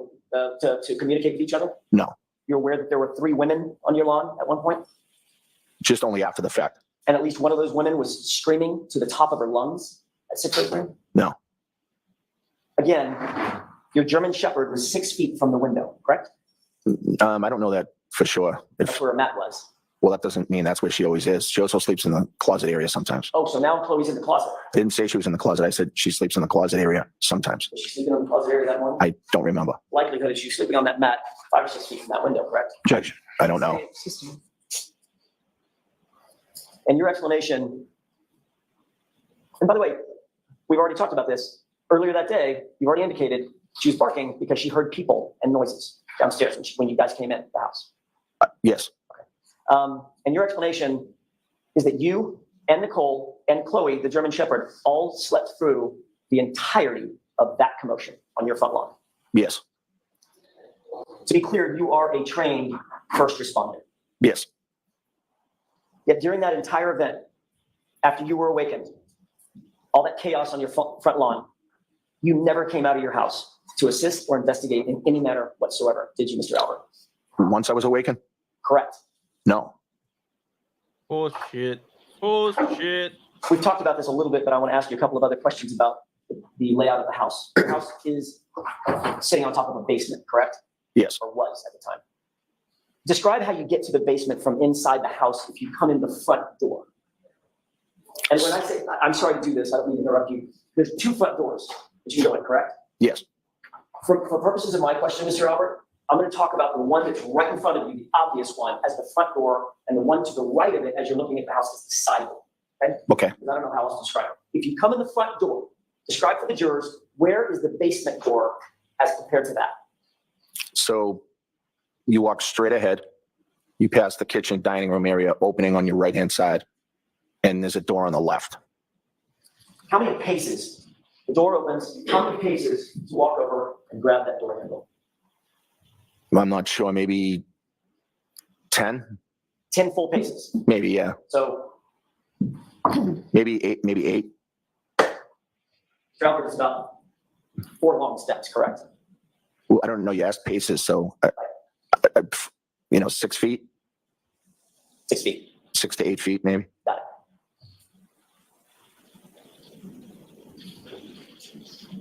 What was the basement used for in January of 2022? So the basement had a weight room in one of the rooms, and the other room was nothing at the time. It had been damaged, or water damage due to an overflowed toilet. So part of the flooring had been ripped up, Yes, and that opened up some slab concrete downstairs. yes, There was also some plywood downstairs. yes, There were a couple of mats where the actual weights were, so they're not slamming down onto concrete. yes, But there was a good amount of that floor that was just exposed concrete. yes, The workout equipment would include things like, what, barbells, dumbbells, yes, heavy weights, yes, heavy bars? Yep. Made from metal? Yep.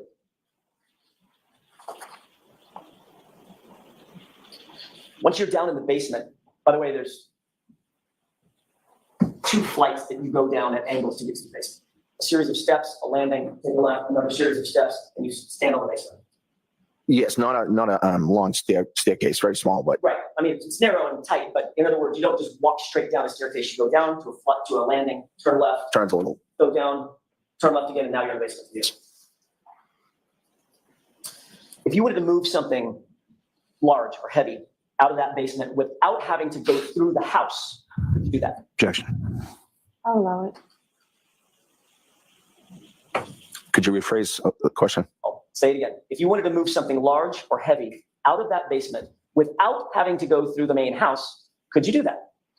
Yes, I mean, it would depend what it was, obviously, how big it was, or How would you do that? there's a bulkhead door you can use. Got it. Where does that bulkhead door come out of? It comes out to the backyard right at the kitchen area. You can see it from the kitchen. And right to the left of that is the side fence. Yes, And directly through that side fence is the front yard. yes, The same side of the front yard as John O'Keefe's body was found. yes. Your Honor, I would ask at this point to mark a video.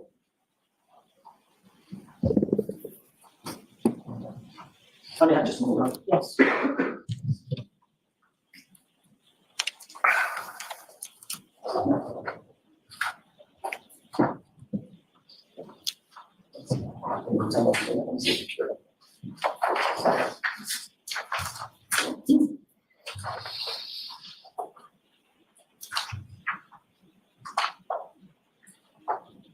Mr. Jackson, would you like to take the morning recess? That'd be great. Good time. Yes, thank you. All right, please. Here's the dining room. Follow me, please.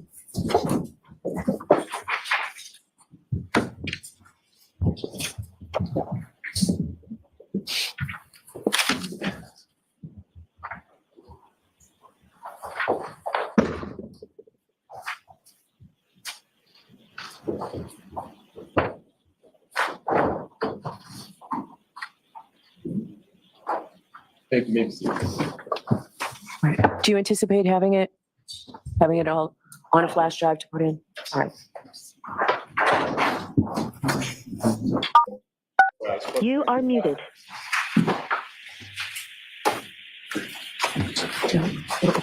Maybe. The morning recess, Chair.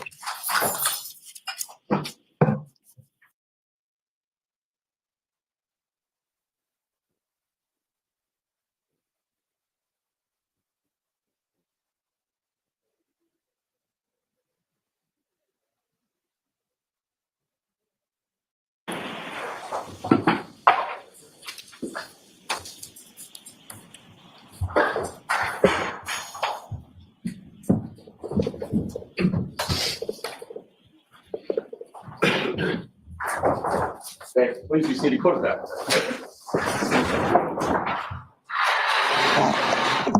All right, are we all squared away? Yeah. Okay. Mr. Albert, did you speak with anybody at the break? about the testimony? Just my attorney. May I approach? Yes.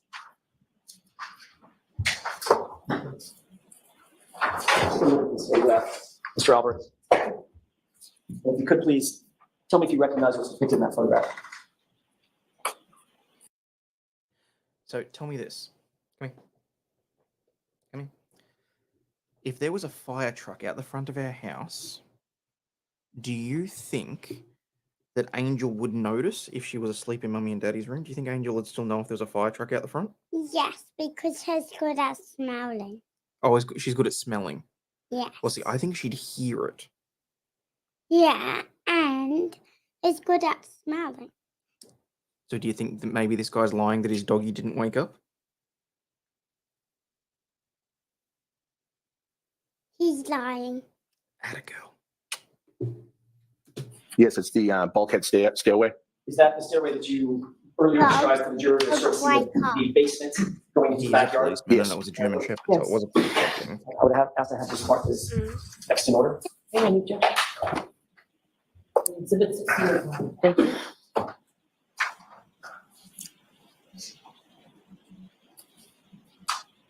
May I? Yes. Move to publish, Ryan? Okay.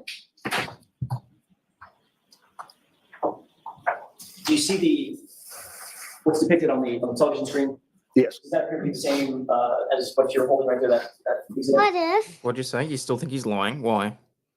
what if he was just pretending he was the one that hurt someone? Well, see, we don't think that it was him that actually hurt someone. I mean, it might be the case that he's the one that did some of the hurting, but we think it was his nephew, who was not a nice person either. And he's Who's a nephew? his nephew, Yeah. so his brother's son. Oh, so his brother's son did it. So now don't say their names, but you know how you've got cousins? Yeah. So say it was your cousin and I was the guy on the stand, your cousin would be my nephew. Oh. Okay. So yeah, I'm still of the opinion that this guy's lying to protect his nephew. But it's really scary because he's apparently a police officer. And they're supposed to be truthful, aren't they? Yeah. And they're supposed to do their jobs right. Yeah. And they're supposed to look after people and protect people. Yeah. But what if his son wasn't a policeman, but he was a policeman?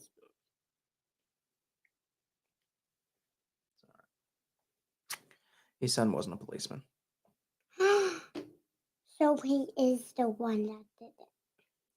Well, just because he's a policeman doesn't mean that he's not the one that did it. But anyway.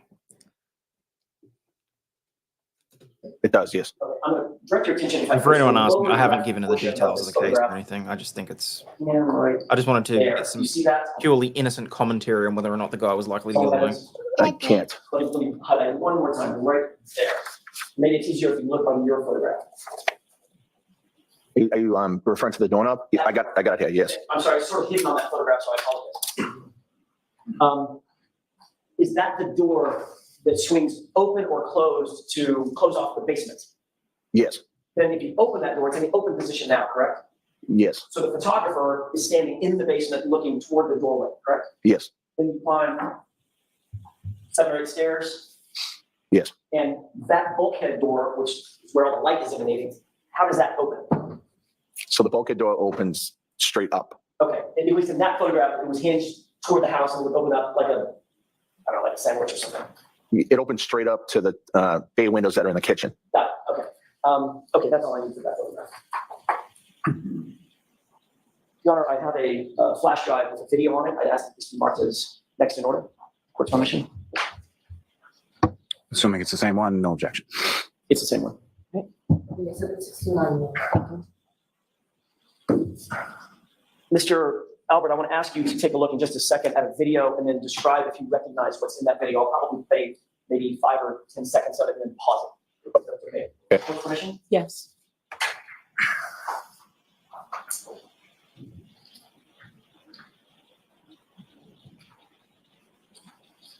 Pause. Do you recognize what's depicted in that video, at least up to that point? No. Does that look like your basement door, although the bulkhead doors have been replaced different? The whole thing looks different to me. Let's go to the video.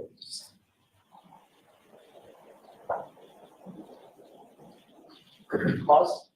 Now do you recognize what's depicted in the video? Yes. What is that? So that's was my backyard. Okay. And what area is over to the left over here? That's a gate Okay. And what does that gate open up to the front yard. So the area that we're looking at right now, where the photographer is standing, is the backyard? Yes. Now, having seen that, notwithstanding the way that the bulkhead doors open, now do you recognize what was depicted at the beginning of the video, which was that staircase? Yes. The downstairs door, the door itself, the wooden door itself also looks different. Okay. So, but it is But it is the stairway. Yes. going into the basement? Yes. Or coming out of the basement? Yes. So in other words, another way to put that is that represented the ingress and egress through the bulkhead to the basement. Yes. Okay. Let's go ahead and play this.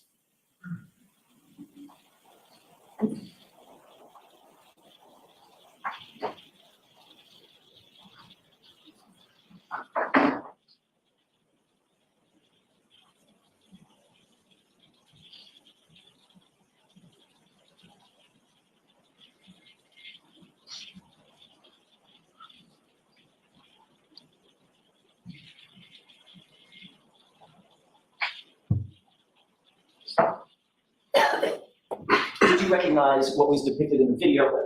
What's up? Thank you, Your Honor. Did you recognize what was depicted in the video as it continued to play? Yes. Describe that for the jurors, please. It looked like the video was from walking from the backyard towards the front yard. So the video started at the bulkhead door, turned toward the fence, went through the fence, and right up toward the flagpole, correct? Yes. Is that an accurate representation of the layout of the house when you lived there on January 29th, 2022? Yes. With the exception of the bulkhead door having been replaced and maybe the basement door. Yes. By the way, the 34 Fairview house had been in your family at that time in 2022 for 2 generations? My parents built a house in the late 70s, 79 maybe. So if your parents are 1 generation, you and your family are another generation, 2 generations. Right. Nearly, maybe actually a little more than 50 years, half a century. That what? What do you, That it was the Albert home. yes. The fact is, you listed that house for sale for the first time ever in November of 2022, correct? That's the time we listed it, yes. Just months after John O'Keefe was found on your lawn. Objection. Sustained. Mr. Albert, is that timing, according to you, a coincidence? Is what? Is that timing a coincidence? Well, that's not the timing, actually. We contacted the realtor in 2021, finally listed it in 2022. Got it. So that would be pre-incident. So the listing coming 9 months after John O'Keefe was found dead in your lawn, dying in your lawn, that's just coincidence. You had this in place long before that. Objection. So I'll sustain the question. You can ask it differently. Sure. All I'm asking is the timing, November of 2022, listing that house for sale for the first time in November, that in your mind is just a coincidence. It's not a coincidence because we started trying to look into selling the house in 2021, which was the few months prior to the incident. On January 28th, 2022, you were still an active Boston police officer, correct? Yes. What was your job title in January 2022? Sergeant detective. That means you not only respond to incidents, you actually conduct investigations as a detective, correct? Yes, primarily fugitive investigations. You have additional training in order to hold a title and hold a position as a detective, is that right? Yes. Not just a regular patrol officer, you have to have special training to get to the rank of detective, is that right? Yes. As a sergeant detective, that's above a regular detective, indeed, because you're a supervising detective, is that right? Yes. You have experience in training in order to hold that position as a supervisor in the detective spot as well. Yes, there's civil service tests for the rank, but yes. And you've investigated crimes, I mean, I'm guessing just a ton of different types of crimes, including assaults, manslaughters, homicides, kidnappings, things of that nature. No. You've never investigated anything like that? No. So what's the parameters of your investigative skills as you held that title of sergeant detective? So my parameters were investigating fugitive investigations. That was my specialty, I guess you could say. So you've responded to, obviously, to countless incidents and scenes. as both a patrol officer Yes. as well as a detective. Yes. You've supervised the investigation of at least the fugitive type of crimes, correct? Yes. Fugitives trying to thwart investigators to try to find them, right? Yes. That's their whole, it's the cat and mouse thing, right? Right. You being the cat, correct? Sometimes. Yes. You're also trained in techniques, obviously any detective would be trained in techniques that culprits might use or suspects might use to sort of cover up investigations. I'm sorry, to cover up crimes, to thwart investigations, correct? Objection. Do you have that training, sir? No. So you, in all of your training, 30 years as a Boston police officer, as a sergeant detective, you don't have any training in what techniques criminals might use to try to cover up their conduct? No. I've never gone to a training for criminals to cover up conduct. No. Never been trained in the fact that, I don't know, somebody might want to clean up blood at a scene? No. Objection. The answer stands. What about sanitizing a location? Objection. I'll allow it. No. What about getting rid of electronic data? You've got to have training in that. No. In other words, the fugitives that you chase down and try to find, you don't try to utilize electronic data to go after them? Sometimes we do, but I don't have any training in it per se. I mean, things like GPS data and phone calls, and text messages, communications, things of that nature, obviously. Yes. Yes. Clearly.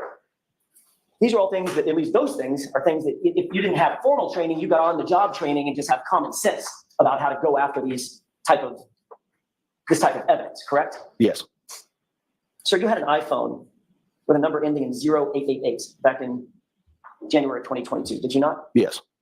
How many years did you have that iPhone as of January 28th, 2022? Of several years, I'm not sure how many, but multiple years. And Mr. Albert, you were notified by the Commonwealth that on September 23rd, 2022, in the fall of 2022, a judge specifically ordered that you were to preserve that phone. Objection, Your Honor. Correct? I'll see counsel at sidebar.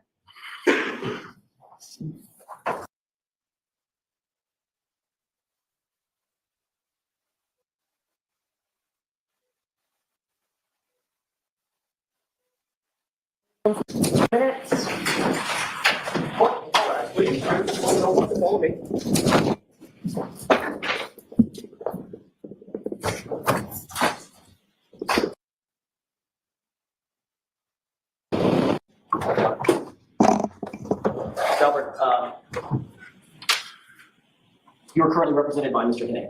Yes. Seat behind me. Gentleman in the, Yes. in the gray suit. Correct? Yes. Okay. Without telling me anything you've ever communicated with him, when did you hire him as your lawyer? I'm not exactly sure of the date. Give me a time frame. Let's see if we can narrow it down. 2022. I'm just not sure the exact date or even the month. For the end of 2022? I'm not sure. I believe prior to some of the other testimony that I gave. So prior to April of 2022, at the state grand jury? No, prior to the other testimony. Okay, that was in June of 2023. That's my question. Did you hire Mr. Henning in 2023 in anticipation of giving testimony in June of 2023? I'm not sure of the exact date. I believe it was maybe the end of 22. I'm not sure. Well, did you get a subpoena for the other hearing? I did. Okay. Did you hire Mr. Henning after you got that subpoena? I can't say. I believe so. Right around that time. Yes. Okay. I'm just trying to remember the time, and I can't remember it. Okay. So you did not hire. Well, you're all right. I think that answers the question. Not representative for you. I'm going to see at sidebar about the extent of the inquiry.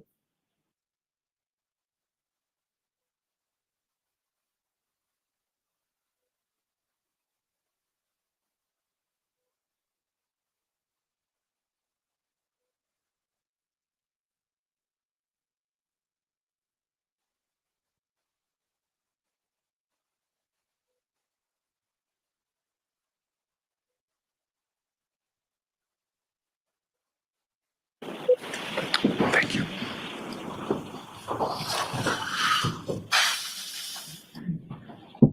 May I interrupt? Yes. Thank you. You had received, and I want to draw your attention to 2023 now. I'm sorry. Now I'm doing it. The fall of 2022, September of 2022. Yes.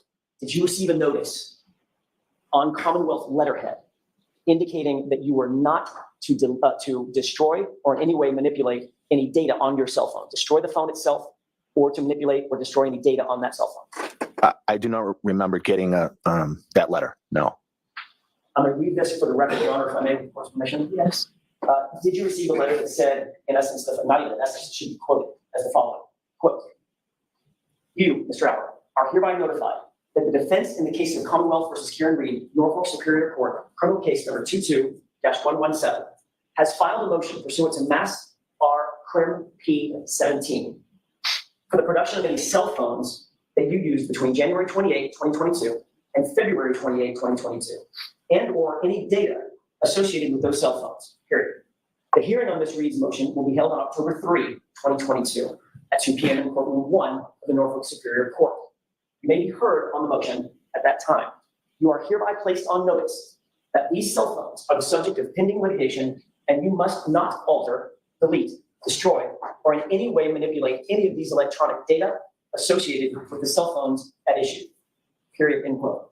Did you receive a notice from the Commonwealth with that language? I don't remember receiving that document, no. Were you told in any other capacity that you were not to get rid of or delete your cell phone? In other words, preserve your phone. Subsequent to me upgrading my phone, I spoke with... He's a bad guy. Say that again. He's a bad guy. He's a bad guy because he deleted stuff off his phone when he was told not to? Yeah. Yeah. Don't do that. No. with the DA's office. Don't So after do that, they told me via a Listen phone to call people. that that was the case. So your testimony is you never received the notice that I just read, but you did talk to the DA and he told you to preserve, you were on notice that you were to preserve your phone. After. I Right, don't well- want to say that, Mr. Albert. My question is, did you have the conversation with Mr. Lowry? Yes. Okay. When was that conversation, sir? So I don't have the exact date of the conversation. I'm not sure. Who did you talk to on the phone exactly? Was it Mr. Lowry alone or was it a conference call? It was a conference call. Who else was on that conference call? I believe Steve Nelson and other witnesses in the case were on the conference call. Can you name those witnesses for us, please? I believe it was Brian Higgins. I believe Jen McCabe, Matt McCabe, and maybe somebody else, but I can't recall. Who initiated that conference call? I believe it was somebody in the DA's office. So either Mr. Lally or Steve Nelson, somebody like that. Did everybody just call into a central number, a conference line? Yes. And what exactly did Mr. Lally say to you during the course of that conversation about preserving your phone? During the conversation, Mr. Lally said that the defense had filed a motion to ask for the phones to be preserved. And anything else? That's what I remember him saying. Did you volunteer that, oh my goodness, I just upgraded my phone last week in meeting. I don't have that phone anymore. No. You didn't say that to Mr. Lally? No. You just took the information that he gave you and hung up the phone and what about your business? Yes. Without notifying him that the very phone that he had just ordered you to preserve had just been destroyed days earlier. No, the phone wasn't destroyed. I upgraded the phone. The data was destroyed, sir. Correct? I did not destroy any data on any phone. Mr. Albert, I upgraded my phone. when you upgrade a phone, you know that the phone is set back to factory reset before your new phone is handed to you, correct? Happens every time. I don't know that. So if you have personal texts with your doctor, personal communications with Mr. Henning, your lawyer, you're just gonna hand that to a pimply faced kid at Best Buy and say, here's my phone? You know that data is destroyed when you upgrade your phone, right? I think some things are come over across contacts, things like that. So I don't know that for sure. You can back up your data, sir, but the phone data is destroyed for all purposes. It's factory reset, correct? I don't know that. How long do you have a phone? That's an iPhone. What a freaking Years. liar. How many He would have times been have you told upgraded at the your phone? time. Multiple times. Every single time you upgrade it. You know that the phone prior, the data is destroyed on it, correct? Usually my contacts come over and my photos come over. So That's a backup. no, I don't think I have that on backup, but okay. Burberry's wants to know. Irrespective, if you didn't tell noticed Mr. Lally Policing that you'd gotten rid of all that the loud phone. lights and I was sirens not asked outside that the and I front. didn't tell him that. I see Would you that felt wake like the if you dog weren't yet? asked that, you didn't need to volunteer it, even though the conference call was specifically about It was preserving your like phone the pursuant to dog a judge's order. A German Correct? Shepherd. What was the question? No, what was You it? didn't offer ambulance to on Mr. the- Lally that you had gotten rid of the very phone that A he was dog telling you had to be would preserved a due to dog a would judge's wake order. up? I did not. And you didn't seek any advice from, I'm not Wake up asking you for the communication, you when did not seek any advice from far counsel at that time for those purposes. I don't believe I did, no. And it got the sirens. Yeah, just hold on. Sure. It's a good thing you're here. Daddy'd be swearing a lot right now if it wasn't for you being here. Why? Because this guy's lying about destroying his phone.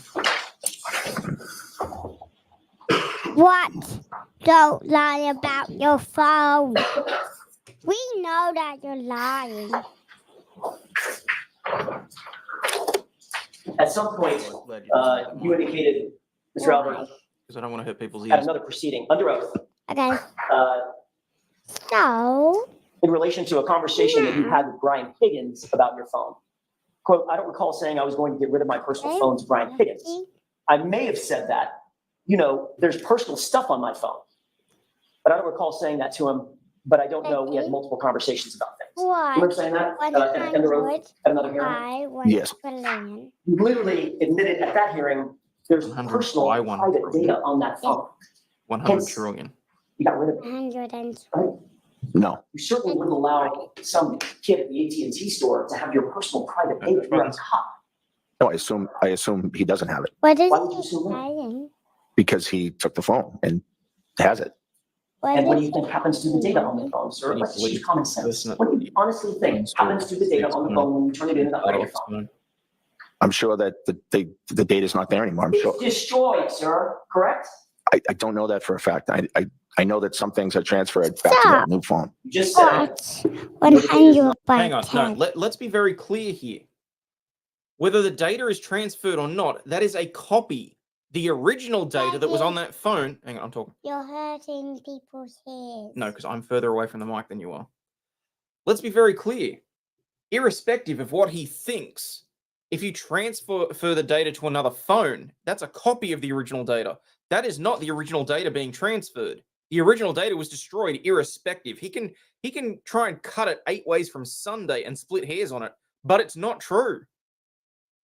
Whether your contacts and your messages are transferred is irrelevant because you were told to preserve the original phone. Whether it was after the fact or not is very annoying because he would have known that the phone probably would have needed to have been.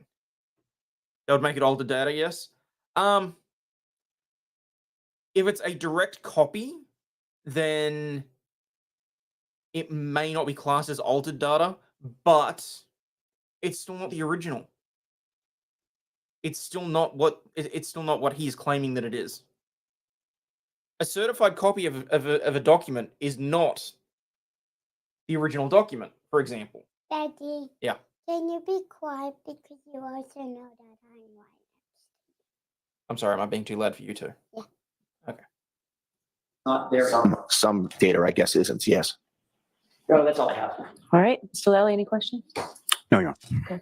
All right, I'm going to take a short recess. I want to let this witness, if he chooses to have a few minutes. Why are they standing up? They're just having a break to stretch their legs.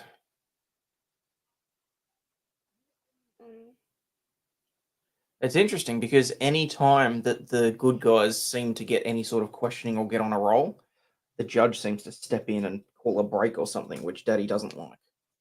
Miss in, please. Why would they get a break when they're working? Yeah, but what if they're doing really, really hard? Oh, careful. I don't even right.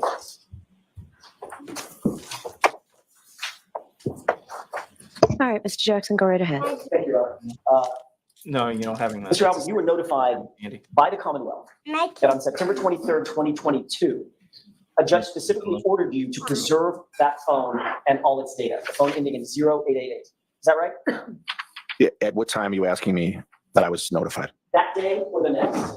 On the 23rd? On the 23rd or the 24th of September? No. Isn't it true that you were provided a letter by the Commonwealth that stated the following? Your Honor, if I may read this. Yes, there's no objection. Thank you. Quote, you are hereby notified that the defense in the case of Commonwealth versus Karen Reed, Norfolk Superior Court criminal case number 22-117, has filed a motion pursuant to Mass R Crim P 17 for the production of any cell phones that you used between January 28, 2022 and February 28, 2022, and or any data associated with those cell phones. The hearing on Ms. Reed's motion will be held on October 3rd, 2022 at 2 p.m. in courtroom 1 of the Norfolk Superior Court. You may be heard on the motion at that time. You are hereby placed on notice that these cell phones are the subject of pending litigation, and you must not alter, delete, destroy, or in any way manipulate any of the electronic data associated with the cell phone at issue. You received, end quote, you received that notice on either the 23rd or the 24th. Is that right? I did not. Your Honor, I would pose a stipulation. I spoke with counsel off the record, if I may. You both have a stipulation that I haven't seen? We just determined I'm happy to approach it. Why don't we approach quickly?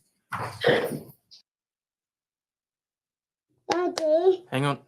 Laurel, that would actually depend on the circumstances. You can do mass interviews, but generally they're not initial interviews, and generally you would want to keep all witnesses separate so that they don't, for example, get their stories colluded. So I'm not a fan of the way this has been handled. No.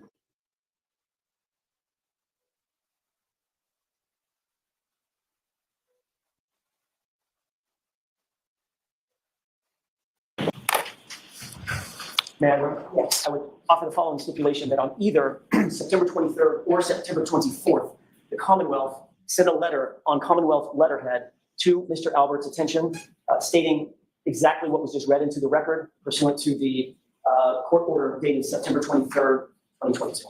Okay. All right, next question. Thank you, Your Honor. Isn't it true that you were in fact ordered to preserve your cell phone by the Commonwealth? At some point, I was made aware of that, yes. All right, let's just get to the brass tacks. Where's your phone? My phone was upgraded and traded in for a new phone. Your phone was upgraded and traded in for a new phone. Yes. Okay. Another way to say that is you traded your phone in and got rid of it, correct? I traded my phone and upgraded it. Yes. When did you get rid of your phone ending in 0888? I upgraded my phone in September, third week of September, maybe around 22nd. The 22nd of September. I believe so. I can't be sure the exact date. So according to you, you got rid of the phone that was the subject of a court order preservation the day before it was ordered preserved, right? Rephrase the question, please? This order was just stipulated. This order is dated September 23rd, 2022. It was just stipulated that on the 23rd or 24th, you were then sent a notice to preserve the phone. And your testimony is on the 22nd, the day before this all happened, you upgraded your phone and got rid of it in total, correct? I upgraded my phone on and around the 22nd, yes. And you knew that all of the data on that phone would be factory reset and destroyed. Objection. Do you know that, sir? I do not know that. How many times have you upgraded your phone, your iPhone? I'm not sure. 4 or 5 times, maybe. You're aware that when you turn a phone in and you upgrade it, the phone that you turn in, that data is factory reset, meaning it's gone. It's destroyed off of that device, correct? Well, I think some data transfers and some doesn't. We're not talking about a backup. I'm talking about the physical phone. That physical phone becomes a brick when you turn it in, correct? Correct that it becomes a brick? I don't know. It becomes effectively a brick. There is no data left on the phone. I'm not talking about backup data onto a cloud. I'm talking about that phone. So the old phone, yes. Yeah, it's just everything on it's destroyed, correct? Right, although some of the data transfers to your new phone. And you're aware that the very data that you were ordered to preserve would have been destroyed, according to you, the day before. Correct? Rephrase your question or ask me a question. Are you claiming that you got rid of your phone on the 22nd? I upgraded my phone around that. I'm not sure if that's the exact date, but yes. So it could have been after the 22nd? I don't think it was after the 22nd. Could have been the 24th? No. Could have been the 25th? No. So you're absolutely sure that you could not have upgraded your phone and got rid of it anytime after the 23rd when this judge ordered that it be preserved? No. Because you know that if you got rid of that phone after you had been notified that you were ordered by a court to preserve it, you'd be committing a felony. Objection, Your Honor. Sustained. So you now claim that you got rid of the phone on September 22nd, 2022, hours before you were ordered to preserve. That's your testimony, correct? Yes. Is that just a coincidence? September 4th was my birthday. The phone was broken and failing. I had planned on getting a new phone, and that just happens to be the day that I got it. Happy birthday. Was that a coincidence? Objection. Wait, what? Sustained. 2.5 weeks after his birthday, he gets a new phone? I call bullshit. You were asked at another hearing in June of 2023 that exact question, correct? Whether it was a coincidence. Remember that? I don't. You recall being asked, quote, so it's just a coincidence that within minutes, hours, or days. Objection, Your Honor. Let's hear the question first. Within minutes, hours, or days of you trading in your phone, that phone you had in January of 2022, that you were ordered to preserve it. Answer, yes. Question, that's a coincidence? Answer, yes. Objection. Move to strike. I'll let that stand. That was your testimony, wasn't it? Yes. And that's what you're saying today to these jurors. Just Yeah. a coincidence. Yes.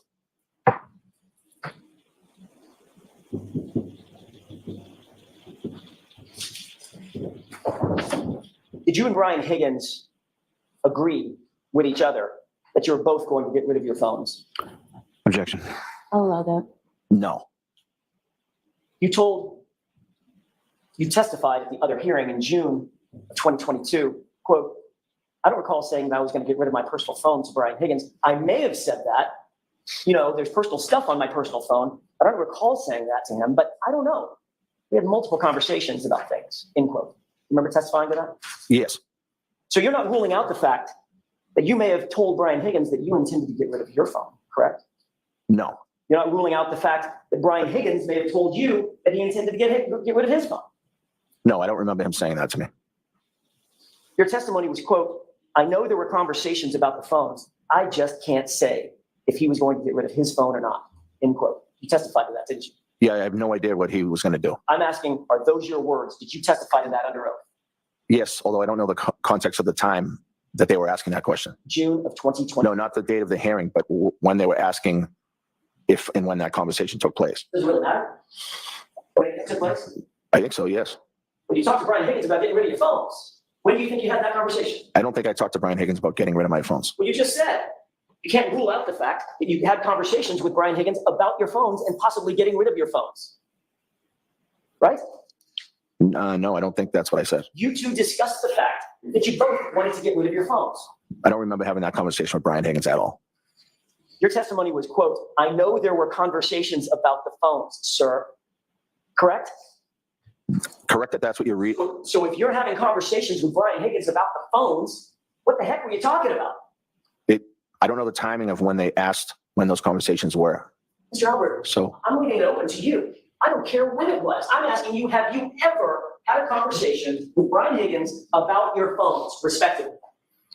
we may have, I can't remember that conversation specifically. Then why in June of 2023 did you testify, I know there were conversations about the phones with Brian Higgins, end quote. I'm not sure of the context of that. So now you just can't remember. No, I don't think I could remember during that testimony either. I think if you read the whole thing, I think I said I'm not sure. I don't remember. Your quote was, I know there were conversations about the phones. I just can't say if he said he was going to get rid of his phone or not. End quote. Right. Does that help refresh your recollection? Yes. So now as you sit here and you answer my question, did you and Brian Higgins have a conversation about your phones? I don't remember having that conversation with Brian Higgins. All right, let's shift gears.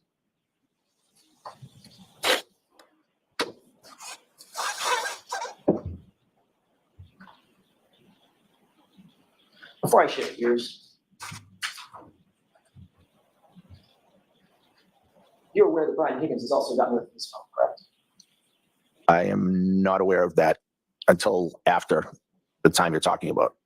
So without qualifying your answer, answer my question. As you sit here, you're aware that Brian Higgins has also gotten rid of his phone. I know at some point Brian Higgins. Yes or no, Mr. Albert? Did he? Objection, Your Honor. Can you answer that, yes or no, sir? Yes.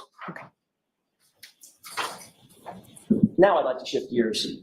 I'm talking a little bit about Michael Proctor. Did Michael Proctor come into your home at 34 Fairview on January 29th? Yes. Michael Proctor? Let me rephrase the question. I want to make sure I'm not talking about Officer Lang, Officer Good. Right. Michael Proctor from the Massachusetts State Police. Did he come into your home on January 29th? He conducted an interview with my wife, and I don't remember if it was the 29th or the 30th. That's what you're asking. Wasn't that interview on February 3rd? I feel like it was earlier than that, but it could have been February 3rd. Okay. Presume for purposes of my question that it was February 3rd that Michael Proctor interviewed your wife. Then he would not have come into your home on the 29th, 30th, 31st, 1st, or the 2nd. Right. And you know from your training, obviously, as a first responder, the first 48 hours of an investigation are absolutely critical, correct? Objection. Do you know that, sir? In that context, I don't. Okay, next question. I mean, you're aware there's a TV show called The First 48. Objection, Your Honor. Assistant. Do you think the first 48 hours of a criminal investigation are critical? Objection. You do know that the longer you wait to properly investigate anything, the better chance that evidence can be manipulated or destroyed, right? You agree with that? Yes. Did an investigator or any forensics team ever come into your house, ever, to photograph your entire home? No, I wish they had. Did an investigator, yeah, me too. Objection, Your Honor. Assistant. Did an investigator or forensics team ever come into your house to search for physical evidence? No. Did an investigator or a forensics team ever come into your house to search for trace evidence? No. Did an investigator or forensics team ever come into your house to take carpet samples, flooring samples from the basement, for instance? No. And to this day, you're aware that that's never happened. Yes. Sir, you were in the Marines before you were a police officer, correct? Yes. You're a combat veteran? Yes. How long were you in the Marine Corps? 4 years. During the course of your Marine and military training, did you have any training in hand-to-hand combat? Objection. I'll allow it. Yes. In addition to your Marine training on the subject, did you also receive additional training from the police department through the academy or otherwise on basic hand-to-hand combat? No. So that's not part of the academy? Not hand-to-hand combat, no. Fighting techniques, use of batons, things of that nature? Defensive tactics. Defensive tactics. Okay, that's fighting, right? Well, it's not hand-to-hand combat, no. Okay, fair enough. I may be using the wrong word. It's physical, it's training on how to either defend yourself or control another person physically. Yes. I mean, they're not going to send you out there on the streets completely ill-equipped. They need to know that you know how to defend yourself and how to put somebody in custody that doesn't want to be in custody, correct? Yes. And that might include fighting. It could, yes. And beyond your Marine training and your police training, you're independently trained in techniques of fighting. Have I boxed before? Yes. Okay. And you've trained in boxing. It's not like you just walk up and smack a heavy bag, right? You'd have to rephrase it. You're trained as a boxer. You're a trained fighter. I've boxed in the past and I've trained to box, yes. Yeah. I mean, I'd get a heavy bag. Right. But I'm not a trained fighter. You're a trained fighter. All right, so there's an objection. You were standing, Mr. Lally. Yes, sir. Jurors, disregard that. Mr. Jackson, no comments, just questions, please. Yes, Your Honor. In fact, your boxing skills were featured in a TV show that you were featured in as well, correct? Objection. I'll allow that. No. You were in fact, no? That they were featured in a show? No. You were never shown on TV in a ring sparring with somebody? I may have been shown training, but I don't think I was having a boxing match. No. Okay, I wasn't suggesting that you were having like a paper. I was asking, is there a TV show that ever showed you in a ring boxing? Well, that's not what you asked me, but if you're asking me that now, yes. I'm asking you that now. I apologize. My questions are somewhat inartful. Yes. You understand the question now? Yes. And you have been shown, I use the word featured, you've been shown on television in a boxing ring, Yes. sparring. I haven't seen a video in a while. I'm not sure if I was sparring. If we can, Your Honor, with the court's permission, can we take a look at Exhibit 53? Okay. There's a clip starting at it's time of day 11:47 and 15 seconds to 11:48 and 35 seconds, maybe a minute and a half.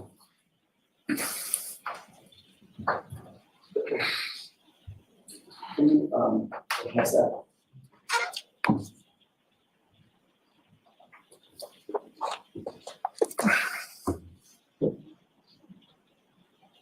Pause. Do you see the two men in the foreground? Yes. Who are those two men? Looks like myself and Brian Higgins. Does it look like yourself and Brian Higgins, or is that yourself and Brian Higgins? Yes, it is. Okay. We can go ahead and play that. Sorry.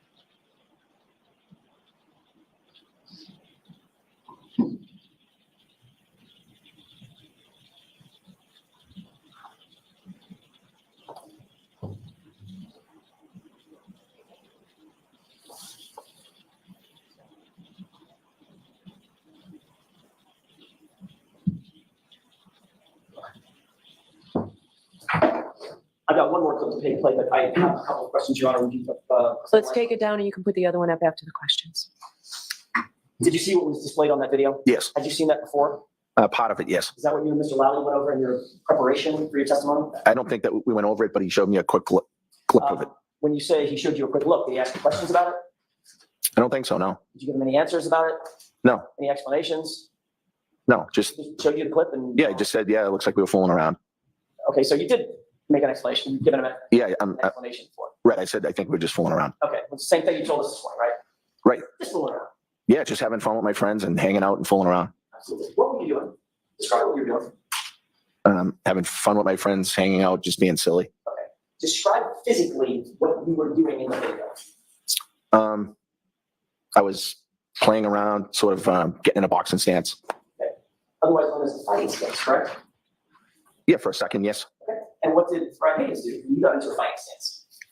It looked like he was kind of doing the same thing. We just, Fighting stance as well, correct? yeah, What were you two talking about? Tell you talking. yeah, I don't know what we were talking about. We were just being silly, fooling around, having fun. Were you giving him advice on the proper way to get into a fighting stance or a boxing stance? No, You giving him some advice or some indicators about how to best position himself if someone is taking an aggressive stance against him? no. Is he telling you what he thought was a good technique for fighting or boxing? I don't think it was that serious. We were just playing, fooling around. But both of you were in fighting stances facing off against each other, correct? Yeah, for a second or two. And Mr. Higgins, you saw him bob his head and then start walking up toward you like a boxer might, correct? Yeah, yes. And then you got down, pulled your pant legs up, and you squatted down to indicate getting low, having low center of gravity, correct? That would know that's indicating being silly. Okay. That's And then at some point while you're being silly, you then faked a right punch toward him, correct? I didn't notice that, but I'm not sure. Can we take a look at the next part of this clip, which is at time of day, 11:55 and 51 seconds. I'm sorry, 11:54 and 52 seconds.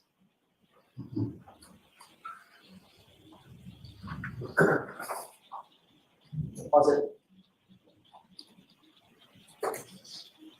And highlight it. Okay, there's several individuals crowded around a table. Can you describe where you are and where Mr. Higgins is? Brian Higgins is the guy on the right with the hooded sweatshirt and the emblem on the back. I have a pointer. Do you want me to use it? That'd be great. That'd be great. So that's Brian Higgins, and that's me. Okay, go ahead and play this.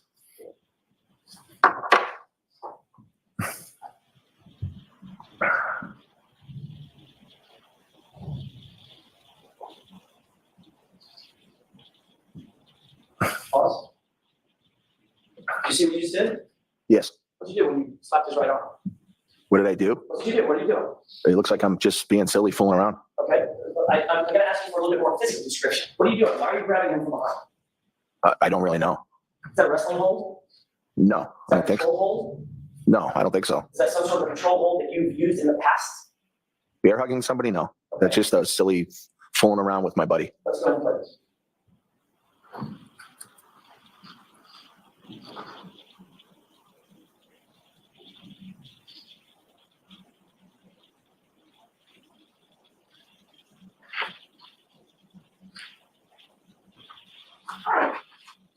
Sorry. You see what Mr. Higgins just did? I did, yeah. When you let him go, what did he do? I don't know. He did some kind of, I don't know, he pretended to knee me or something. Knee to the abdomen?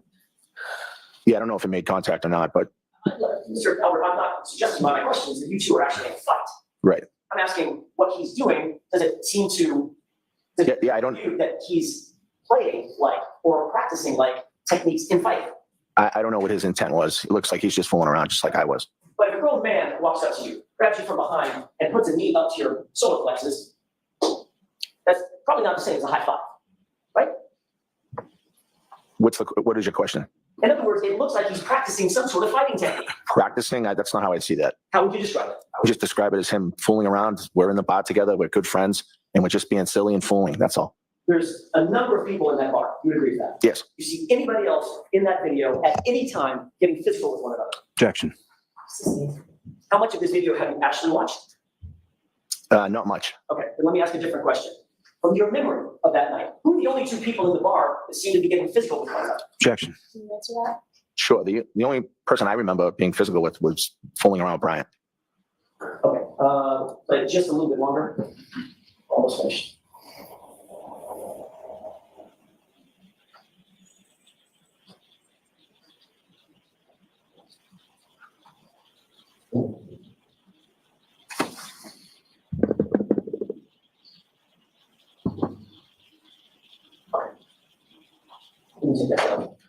Did you see the rest of that video? Yes. No question that you two are being friendly with one another, correct? Yes. You would agree with that? Yes.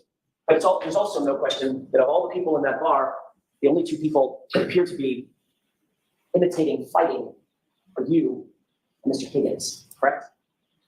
In that video, yes. And is there another video? Do Well, no, I just don't know what everybody else was doing in the bar. you remember anybody else? You know, Julie Albert or I don't remember. Nicole get into a scrap with someone? No. That's just you two, correct? Yes. Mr. Albert, this is minutes before everybody headed to your house at 34 Fairview, correct? Yes. Including John O'Keefe. Yes. Going back to the morning of January 29th, everyone had left your location. This is after you had already arrived, had a couple of beers, people started leaving. Everybody was gone from your location at about 1:45 a.m., maybe a little thereafter. That seems right. Caitlin being the last person to leave. I believe so, yes.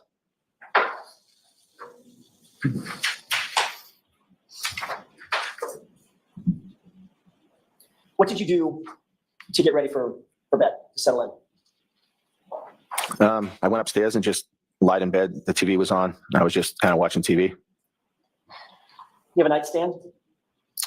I do. Is it on your side of the bed or Nicole's, or you have one on each? We may have had one on each in that house. Put your phone on your nightstand? No. Where'd you put your phone? The phone was in bed with me. So your testimony is that you get in bed after being on a road trip all day long, then at restaurants, at bars, then have a get together at your house. And when you go to bed, you don't charge your phone? No. I had the phone in the bed with me. Why would you have the phone in bed? We have 5 kids. And, you know, if somebody was trying to call, or if I needed to reach them, it's just kind of a habit I do. I put my reading glasses and my phone in bed with me. And you don't charge it? Why would you not have it on Sometimes I the charge table? it, but not as a routine, no. So you're worried about having your kids out, you might need to get a hold of dad, so you make sure that your phone is nice and close, but it can just run out of batteries. Well, if it's dying, then I'll put it in the charger. But if not, I just leave it on the bed. And what about that night? That night, the phone was on the bed. How do you know? Well, I remember the phone being on the bed.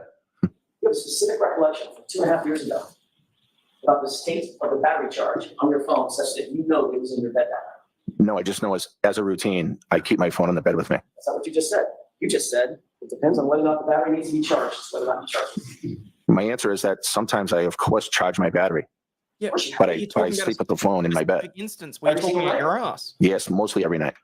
I thought you just said 4 questions ago, it depends on whether or not the phone needs to be charged. Sometimes you keep it in bed, sometimes you put it on the charger. If the phone needs to be charged, I charge it, but I sleep in bed with my phone. Mr. Albert, did your phone need to be charged that night? I don't remember if it did, but I slept in bed with the phone. You've been on a road trip most of the day, correct? Yes. You've been out at bars that night, correct? Mhm. Is that yes? Yes. You weren't charging your phone. We saw the video. You weren't charging your phone at the bar. Right. So when you got home, clearly put your phone on a charger, didn't you? But I did not. So if your kids needed to get a hold of you, why would the phone being in your bed be any assistance to you instead of just on the charger at the nightstand? That's just what I've always done. I just keep it in my bed. My wife does the same thing. So now you've got 2 phones in the bed. Yes. Okay. And your glasses. Yes. Right between the two of you. Yes, Got it. Your phone have a ringer on it? it does. Ever thought about maybe turning the ringer on just in case the kids need to get a hold of you? Sometimes it's on vibrate. Sometimes it's on ring. It depends. Yeah, it depends on you. Just put it on ringer. Wouldn't that make more sense to go to bed, put it on ringer? Objection. Can you answer that? All I can answer is that I sleep with my phone in my bed. That's just what I do. And you know what I'm about to ask you. This is why you're saying you sleep with the phone in the bed, correct? All I right, so that's sustained, that's stricken. Come on, Mr. Jackson. All right. What else is in the bed with you? Your keys, your wallet, any other pocket items? No. Just the phone and your glasses? Yes. And Nicole's phone? Yes. Right between the two of you? Usually, yes. What about that night? Yes. Sir, did you make any phone calls after you went to bed between the hours of 1:45 a.m. and 6:30 a.m.? Yes. Who did you call? I inadvertently called Brian Higgins. What time? I don't recall the exact time. After 2. 2:22 and 35 seconds. Does that sound familiar? Yes. Did you speak to Brian Higgins? In this day and age, how do you inadvertently call someone when you're in bed? Surely, if you're laying in bed and you're asleep and you have glasses, you're not going to accidentally unlock your phone, hit the call icon, and that's not a butt dial. That's a significant butt dial if that's what he's claiming. Like, At any point between 1:45 a.m. 6:30 a.m. that night? No. You say you inadvertently called him at 2:22 in the morning. Yes. How did you inadvertently call him? Well, I don't know because it was inadvertent. So I have to explain that. Well, it's kind of like a butt dial. I don't like the butt dial. All right. How long have you used an iPhone? A long time.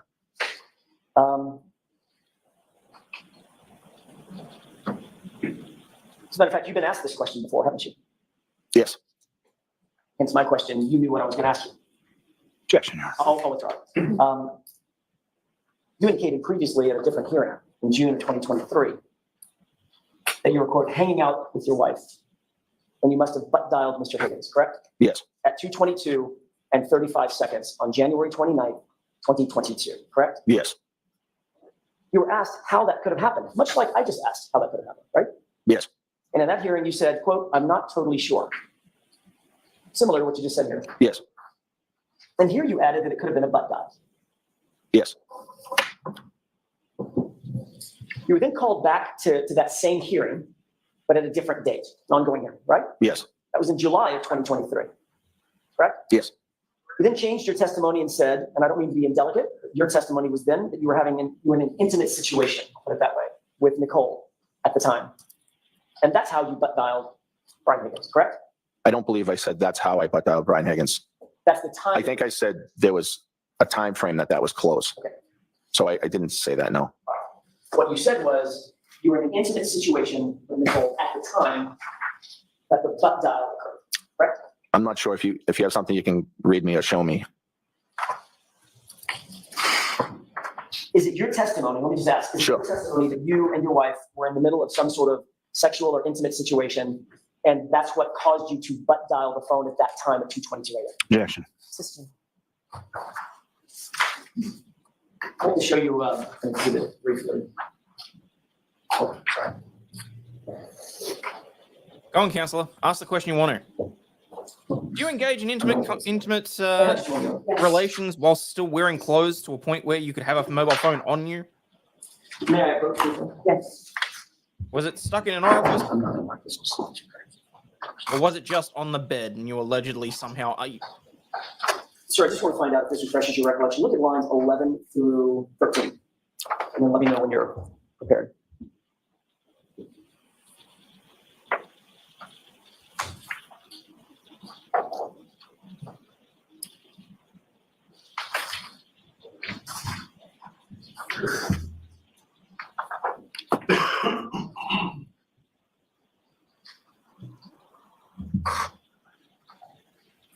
Yes. May I approach? Yes. Does that refresh your recollection that you indicated at the other hearing that? Just the first part of that first. Does that refresh your recollection? It does. Okay, now you can. Thank you, Your Honor. Isn't it true that at the other hearing you indicated that at or around the 2:22 timeframe, you and your wife were in bed together in an intimate situation? Yes, around that time, I think it reads.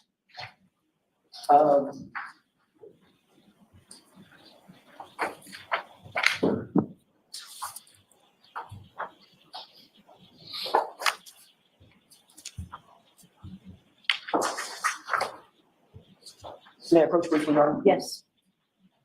Well, with the court's permission, let me ask a couple of questions. Do you recall every call that you made between, say, 1:45 a.m. and the next couple of days? You remember every single one of those calls? No. Do you think it would refresh your recollection to look at a log of those calls during that time frame, if we're going to discuss those? Yes. Yeah, Coach Ron? Yes.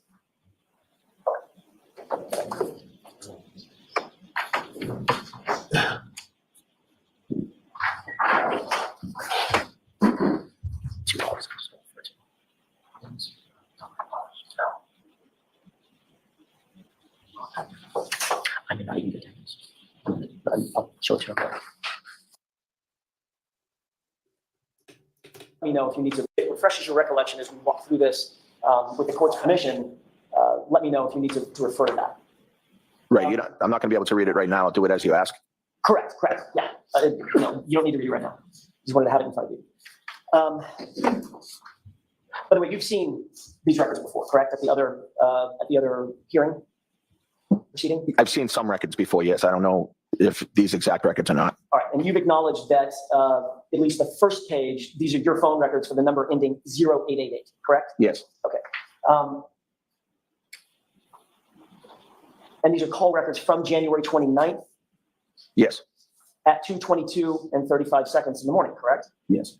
Whose number ends in 5421? According to this, it's Brian Higgins. The call at 2:22 and 35 seconds appears to be 1 second in length, and that's from you to him, correct? It says 1 second. That would be the call, the initial call from you to him, the one that you claim is a butt dial. Is that right? Yes. Did that call roll to voicemail and then you immediately hung up? No, I don't recall if I don't know. So according to you, it was a butt dial that went to his phone and somehow lasted 1 second. Right. Okay. Then there's a second call. If you look at the second line down, there's a second call at 2:22 and 52 seconds, 17 seconds later, correct? Yes. That call is actually from Brian Higgins to you, isn't it? Yes. And that call doesn't last 1 second. That call lasts 22 seconds, correct? Yes. Obviously, you know how long 22 seconds is. What's that? You know how long 22 seconds lasts? Yes. So according to your phone records, you placed a call to him, and then 17 seconds later, he returned a call to you that lasted 22 seconds, correct?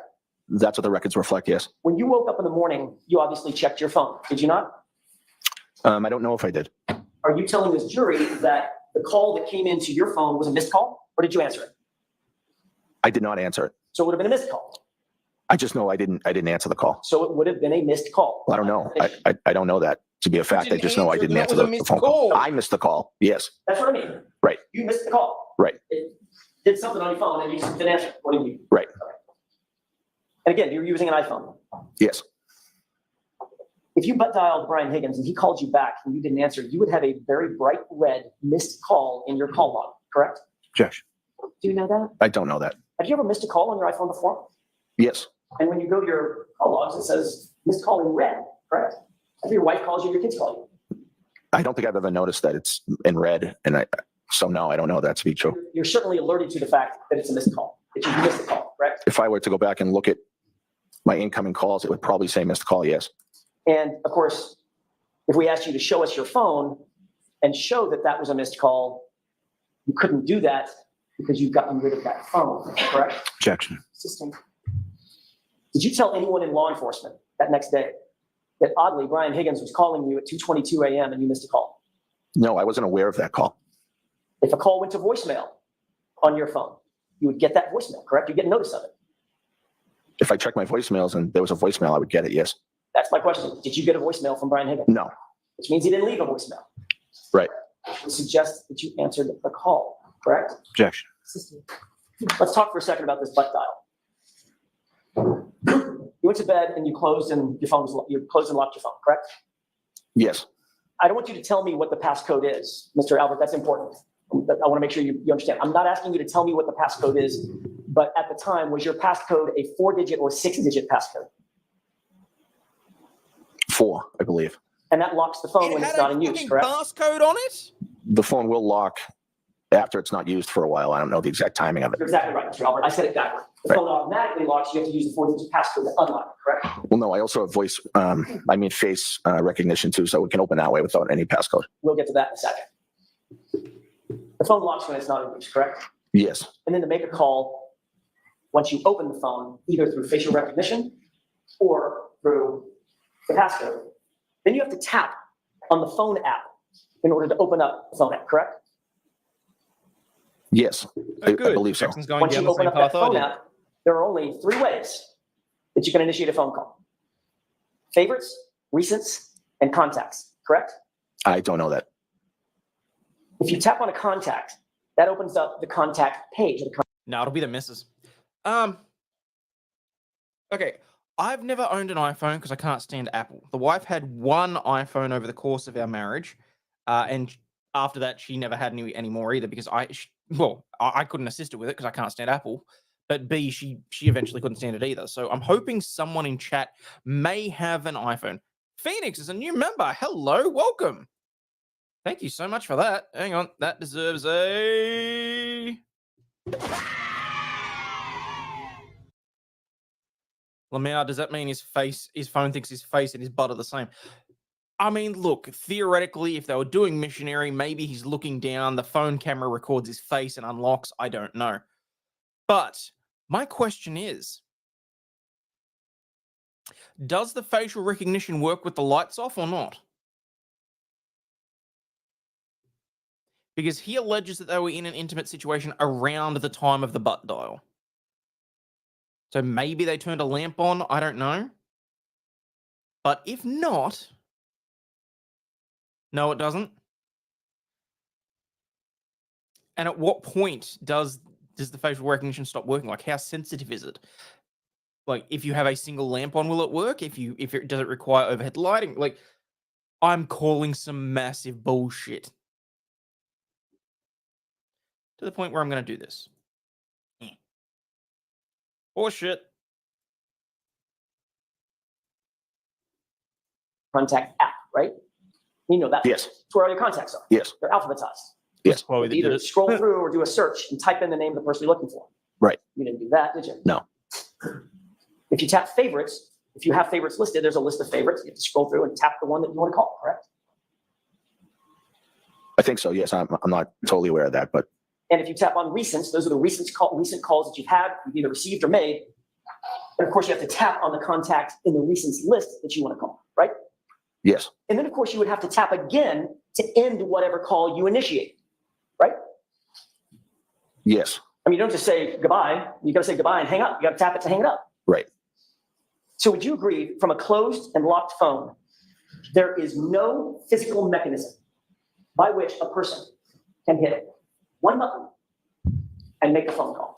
Objection.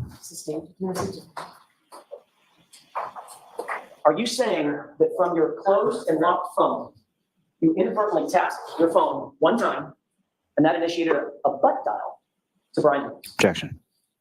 Is that what you're saying? No, that's not what I'm saying. Tell me what you're saying. I- How did you butt dial Brian Higgins? I don't know. 2:42 in the morning? I don't know that the phone was locked. I could have been looking through my phone. I butt dial people often and make inadvertent calls. I could have hit a last call from him by accident, thus calling his phone. So you were actually awake and on your phone at the time. I was awake and I could have been looking at my phone. So, Mr. Albert, how'd you miss the call 17 seconds later?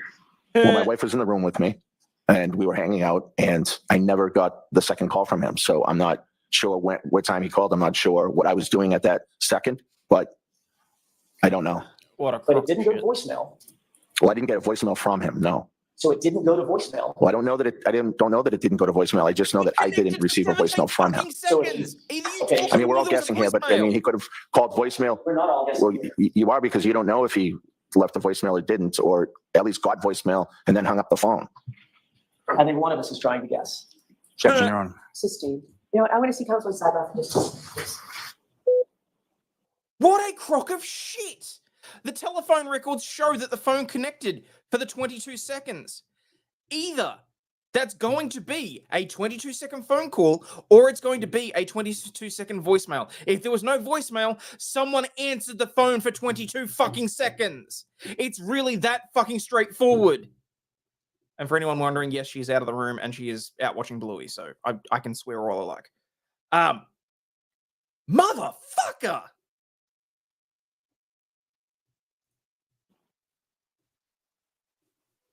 And now she's pissed, so she's dragged him over to sidebar because she doesn't like the personal comments. I think the comments are justified in this instance. And if John's family is still sitting there going, "Oh, I think she's guilty," they need their head read. Are you now saying that your phone was open and unlocked at 2 a.m.? I'm saying it could have been. Are you saying that it was? I don't know. Mr. Albert, you were the only person that was there with your phone. Was the phone unlocked and did you make a call? Objection. Can you answer that? Sure, I don't know. And 17 seconds later, again, presuming you're the only person there with the phone, did you answer that call? I did not. You would agree that in order to answer a call, you can't just look at your phone to answer it. It has to be swiped physically, correct? I think you can hit, I think it comes up green or red for the phone call, whether it's locked or not, and you can hit green. Right, but you have to hit a button. Yes. Did you hit a button to answer a call from Brian Higgins? I don't need to talk over you. Please let me finish my question. Did you hit a button to answer a phone call from Brian Higgins at 2:22 and 52 seconds in the morning? Not that I know of. You do know that that phone will not answer on its own, correct? Yes. And simply touching your butt will not answer that phone. It has to be swiped. No, I don't think it has to be swiped. You would agree that a 22-second call from Brian Higgins had to have been answered by you. Isn't that right? Objection. Do you agree with that? No, Did Nicole, who else was in the room? just myself and my wife. And Chloe. Yes. But Chloe's not a human, so it was myself and my wife. By process of elimination, Nicole didn't answer that call, did she? No, Chloe, the non-human, didn't answer that call, did she? no. So who had to have answered the call, sir? Objection. Can you answer that? I don't remember answering that call. Could have hit the phone by accident, causing it to answer. Okay. Okay, let's move on from this, Mr. Chair. Oh, Your Honor, if I could have- fuck off, Bev. Are you serious right now?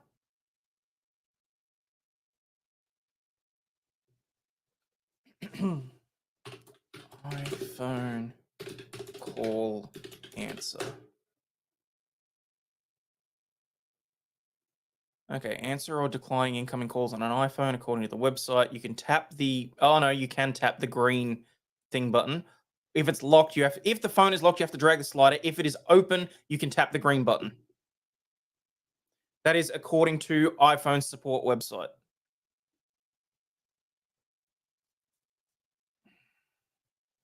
Declining a call, you can tap the side button quickly twice, tap the red, or you can swipe the call banner. You can also swipe down on the call banner for more options. You're asleep one night and call 000. That sucks. One or two more questions. One more question. Now your testimony is you could have answered the call, correct? No, my testimony is that I don't know. You're asking me how it could have answered, and I'm trying to answer your question. At a prior hearing in June of 2022, you were asked this exact question and you answered, quote, "Yeah, it's only possible that it's me," end quote, correct? I don't recall answering that way, but I'm not sure.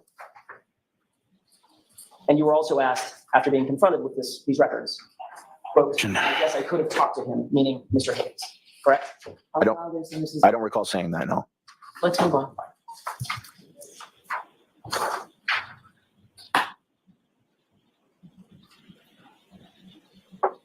Did you have any conversation with Brian Higgins about a 2:22 a.m. phone call?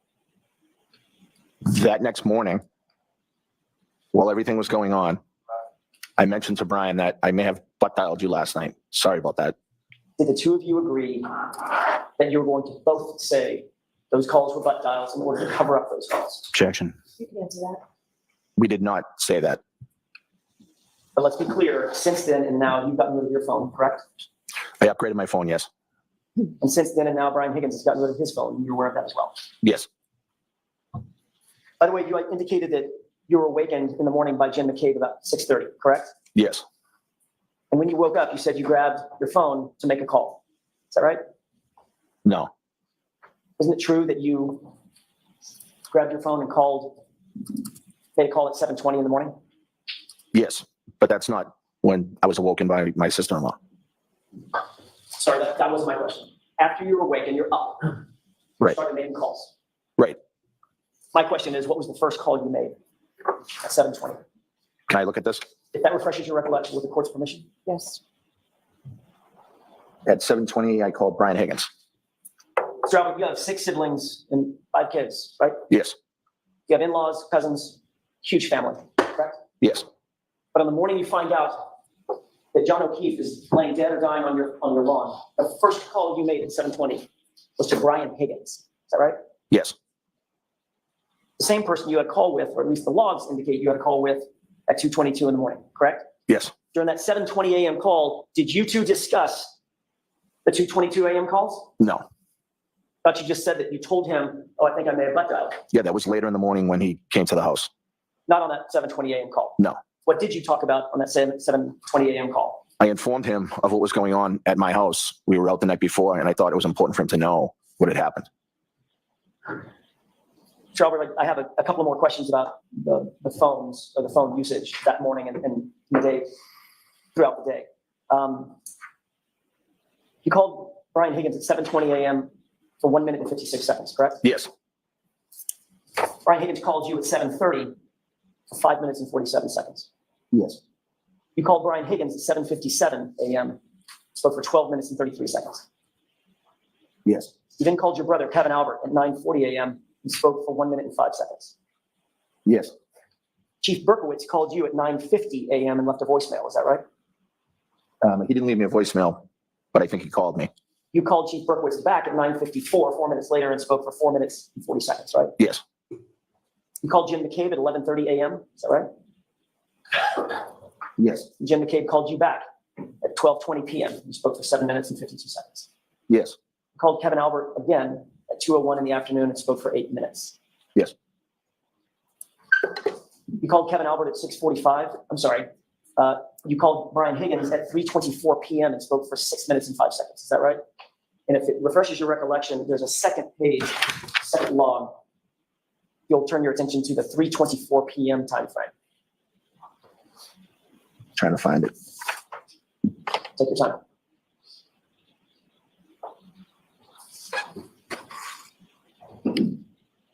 What time are you referring to? 3:24 p.m.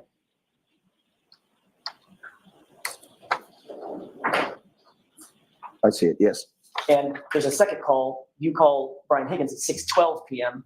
Speak for 1 minute and 7 seconds, right? Yes. And then the third one on that page, you called Brian Higgins at 6:35 p.m. Spoke for 10 minutes and 12 seconds, correct? Yes. Turning back to your call logs, you called Kevin Albert at 6:45 on the next on that same day. Spoke for about 16 minutes. Yes. Then on the next day, January 30th, you called Chief Berkowitz and spoke for 1 minute and 6 seconds. Yes. And the following day, you spoke with Jim McCabe, who called you at 8:04 p.m., correct? Yes. And finally, Chief Berkowitz called you at 1:48 p.m. on February 1st, right? Yes. 3 days later, you spoke again to Brian Higgins at 8:48 a.m. Is that right? Yes. The subject of these calls, Mr. Albert, were all about the fact that John O'Keefe was found dying on your yard, on your lawn, on January 29th, 2022. Isn't that right? I don't know the subject of all these calls. No. You had to have been talking about that event. Of course, it was a horrible situation that was going on. Everybody was distraught, and there were a lot of phone calls. This call log doesn't encompass all the phone calls. No, it doesn't. There are a lot of phone calls being made to a lot of people because of this horrible situation. And the point is, Mr. Albert, those many calls that you just described, especially as they pertain to Brian Higgins, Jim McCabe, Kenny Berkowitz, your brother Kevin Albert, were those many calls an effort to get stories straight at the time? No, absolutely not. Were those many calls an effort? We're going to interrupt you, jury. We're going to send the jury out. There's actually, why don't we take the lunches? I'll see counsel inside now. All right, please. What the fuck?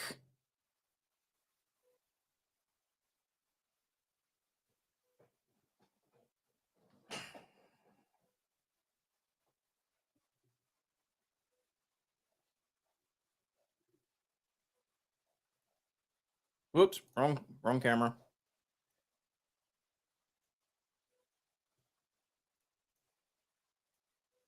This shit's got to stop. Yeah, mid-sentence, not only that, mid-question, and while he was building momentum to actually... I don't class that as badgering. At this point, it's cross-examination. I'd be treating this very hostile. All right, so we'll have the lunch and recess then. All right. You are muted.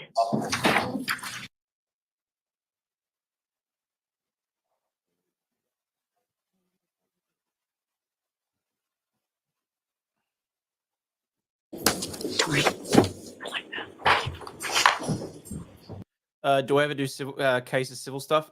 Yes, that's where I was yesterday. I was dealing with some court matters and prelim hearings that I had going on. And a court mediation that just drove me freaking insane. Same as he pledges that he's a good cop. Goes from worse to worse. So what you're saying is I should probably go and get some Panadol. Or some like paracetamol, tramadol, painkillers is what I'm saying. What do you guys call it? Tylenol? Oh God. I got real issues with how she's handling this case now.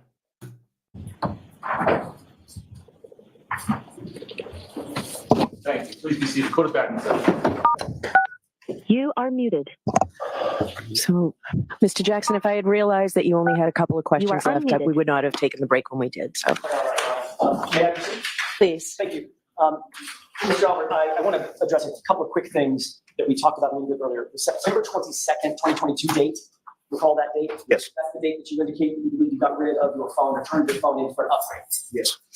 Did you watch the proceedings that on this case, the Commonwealth versus Karen Reed on September 22nd, 2022? No. You were not aware that that was the first date that I appeared on this case? It was nationally televised? Objection. Sustained. Were you aware that hearing date of September 22nd, 2022 was a televised hearing? Objection. Sustained. What did Why? you know about the hearing date of September 22nd, Your freaking 2022? objection! I didn't know anything about it. Knew nothing about it? No. Okay.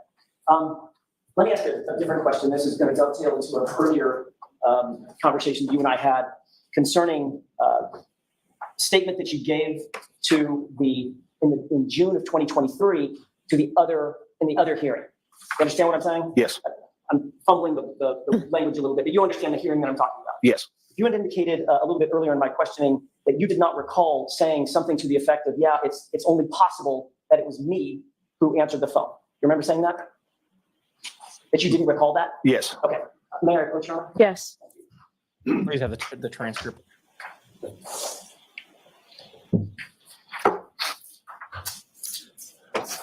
Mr. Albert, there's a highlighted portion of that transcript. If you just take a look at that, and when you finish reviewing it, just look up at me and let me know.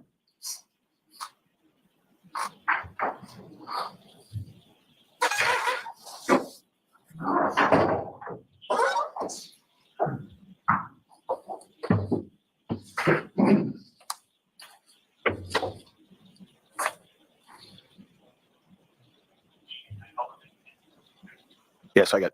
May I approach your honor? Yes. Thank you. Mr. Albert, did that refresh your recollection as to the colloquy that you had with someone questioning you about this issue in June of 2023? Yes. And in fact, you testified as follows, question, can you just but then you? Objection, Your Honor, as far as the reading. As far as what? Reading from the transcript, he's asked him if his memories are fresh. All right, so go ahead and ask him a question. Don't read from the transcript. Did you in fact say in answer to the question, if it's not your wife and it's not your dog, who else is it possible on earth to answer this phone? Answer, yeah, it's only possible that it's me. Did you say that? Yes.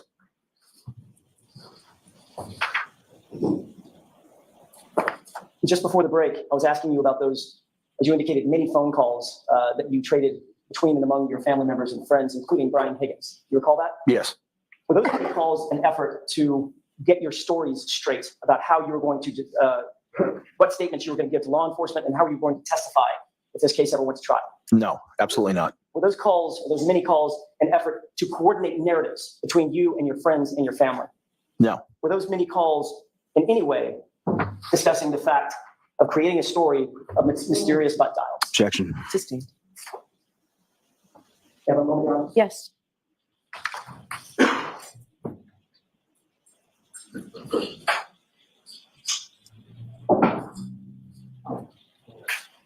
Thank you, Your Honor. I have nothing further. Okay. Mr. Riley? Thank you, Your Honor.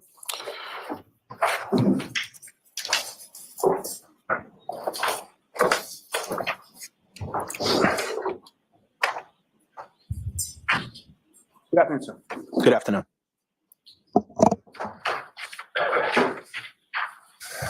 You were asked some questions about the week prior to being at the waterfall. At some point, you were at the hillside, correct? Yes. You were there with friends and family, is that correct? Yes. You weren't specifically there with either Mr. O'Keefe or the defendant, correct? No, I was not.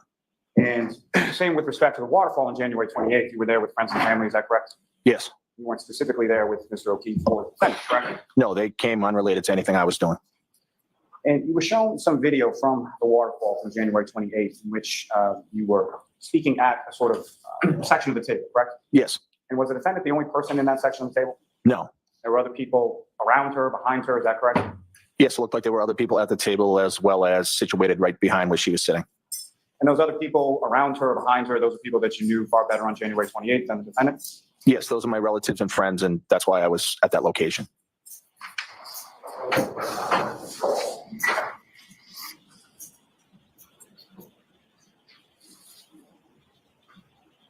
You were asking questions about going over to Ms. McCabe's house later on in the afternoon of the 29th, correct? Yes. Why did you go over there? I went to Jen's house because she's my sister-in-law.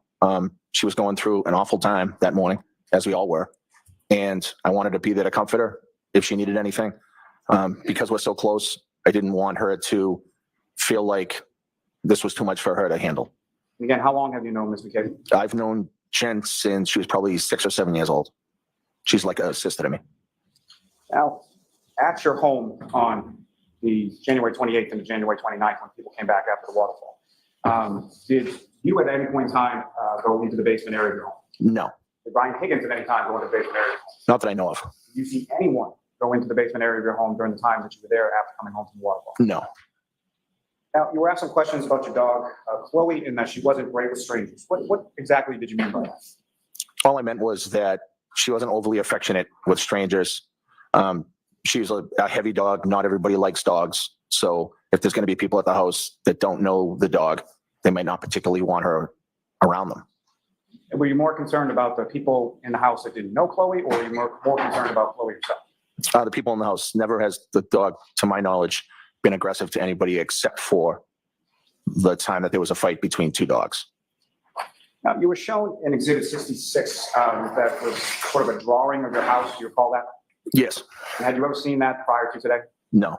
And do you recall specifically within the drawing or the artist's rendering of your house, there were certain lights on around the garage and the front door? I did notice that, yes. And do you recall whether or not those lights were on when you came home from the waterfall on January 29th?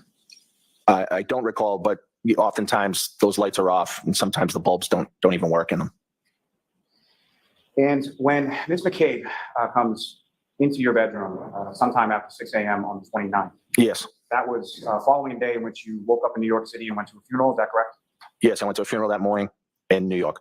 And that was for a fallen police officer from the New York City Police Department? Yes, a police officer in New York that had been murdered while on duty, and that was his funeral. And did you know that police officer whose funeral you attended? Objection. The objection sustained. Next question. Now, with reference to, you then drive all the way home from New York to Massachusetts, correct? Yes. And you went out to a couple of different places, had a couple drinks, correct? Yes. And then went back to your home and went to bed sometime around 2 a.m. or so? Yes, after 2.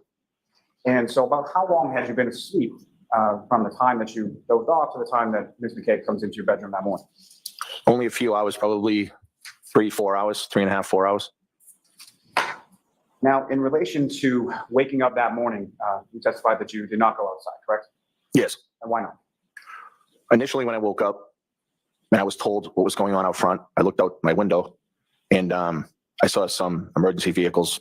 I did not see John at that time. I came downstairs with my wife and she asked, where was John? And Jen said that he was... Sustained. Next question. What was your understanding of where Mr. O'Keefe was when he came downstairs? Objection. Ask it differently, Mr. Lally. In reference to when you came downstairs, what was your understanding of medically what was going on outside your house? Objection. The objection sustained. Was there any reason for you to go outside of your house at that time? No, there was not. At that time, there was no victim out in front of my house. So there was no first aid for me to give. There was nothing I could do. You were asking questions about the sort of bulkhead in the back of your house, correct? Yes. Where is that bulkhead in relation to the bay windows of the kitchen that you were testifying about? So the bulkhead door is directly under the bay windows in the kitchen. The bulkhead door opens up almost directly into the windows, obviously without hitting them, but it opens up into the front of the bay windows. what you saw as far as that video that was shown to you, that's not what the bulkhead looked like. That's not what the door looked like at that time on January 28th to 29th, 2022. No, those are not the doors we had. And as far as the bulkhead was concerned, when that bulkhead was opened around that time, what if any kind of noise would that bulkhead make? A loud creaking, old rusty metal sound when you opened it. And is that something that if it was open and you were in the kitchen area, you could hear? Yes. Now, in reference to that bulkhead, what if any security or what if, was it open, was it locked? How was that done? So the bulkhead door was shut and it was broken. So sometimes you could turn the middle thing to lock it, and sometimes it would be hard to do. But the wooden door that goes into the basement has a lock on the doorknob. That is a door that we keep locked because we don't use it. Now, as far as from the bulkhead, you were shown in that video a gate that opens up to the front yard area of the house. Is that correct? Yes. And what if any other gates are located on the fence in your backyard? So we also have a gate on the rear part of the fence. And there's also a gate on the opposite side of the house. And the gate in the rear area of the fence, where does that lead to? So that leads to some woods, and then eventually you'll hit some train tracks.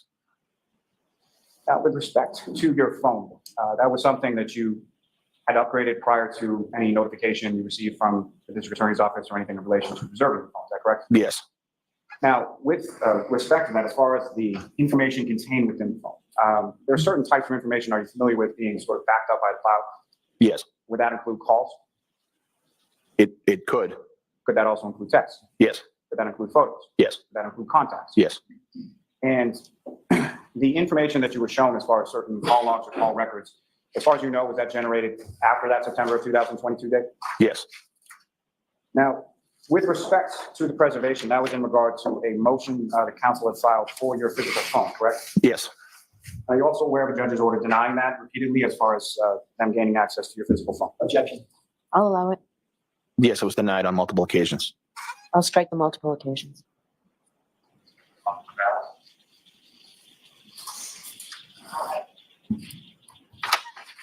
You were asked some questions about boxing, correct? Yes. And the boxing that you did, that was in relation to a group associated with the Boston Police Department, is that correct? Yes. And when was the last time that you were involved in any kind of actual boxing match? 20, close to 20 years ago. Now, with respect to some of the training that you were talking about, with respect to the Boston Police Department, you were given some training as far as defensive tactics, is that correct? Yes. And is that something that is standard, that is sort of given and administered to every Boston police officer? Yes, and within the academy, you go to the defensive tactics training. And that would include John O'Keefe, correct? Yes.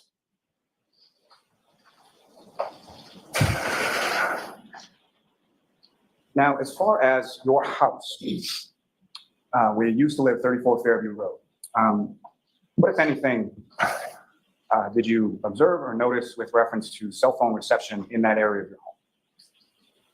So oftentimes, using the phone within my house, it seemed like it was it's a slang term, the dead zone for the phone.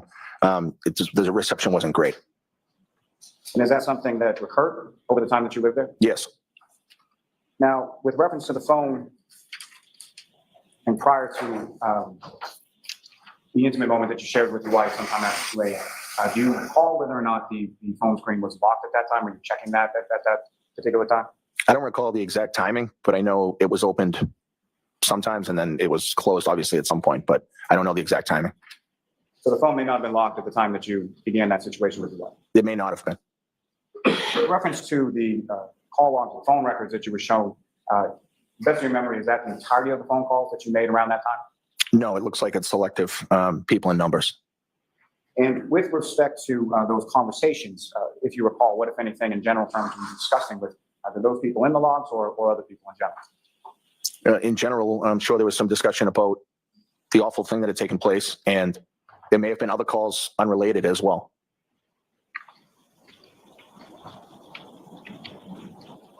Can I have one more, John? Yes.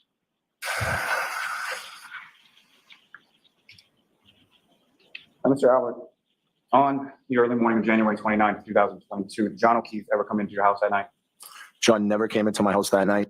He would have been welcomed, and the defendant would have been welcomed with open arms had they come in, and I wish they had. I really do.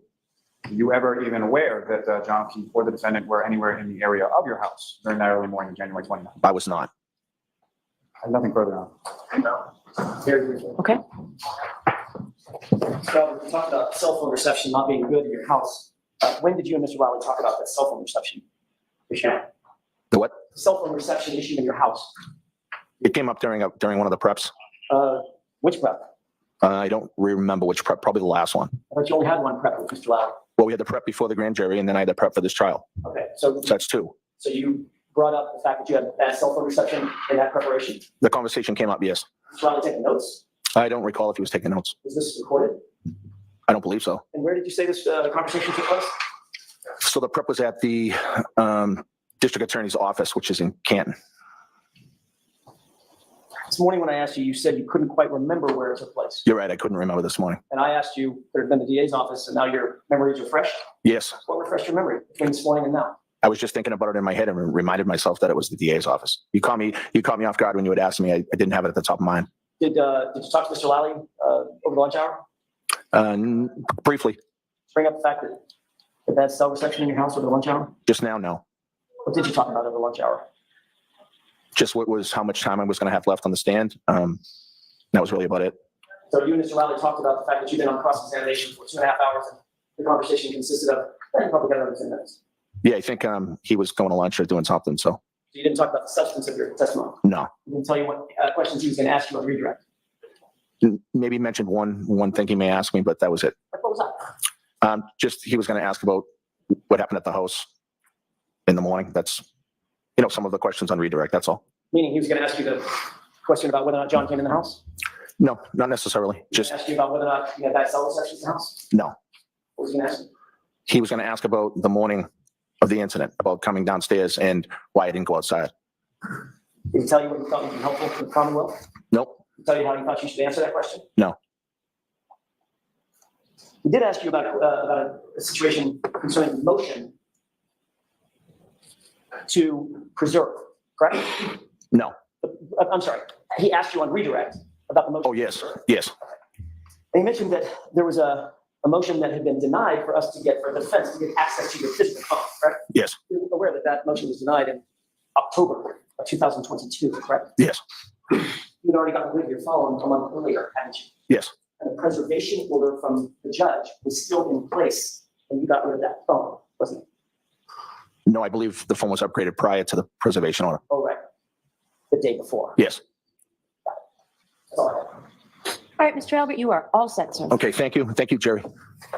Your next witness, Mr. Lally? Thank Christ, that's Yes, Your Honor, the will call Brian Albert Jr. to the stand. Okay.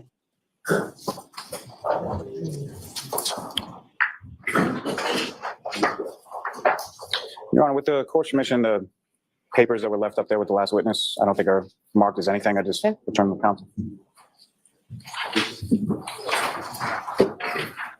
Yeah, he wanted to get out of it. Step in here, Mr. Hutchison. You stand in case of the clerk. You solemnly swear the honesty of the court during the case now here, the truth, the whole truth, and nothing but the truth, so help you God. I do, thank you.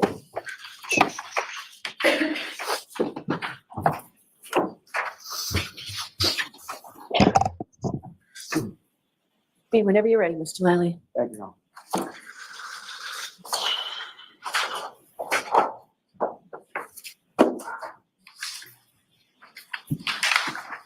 Good afternoon, sir. Good afternoon. Would you please state your name and spell your last name? My name is Brian Albert Jr., and it's Albert.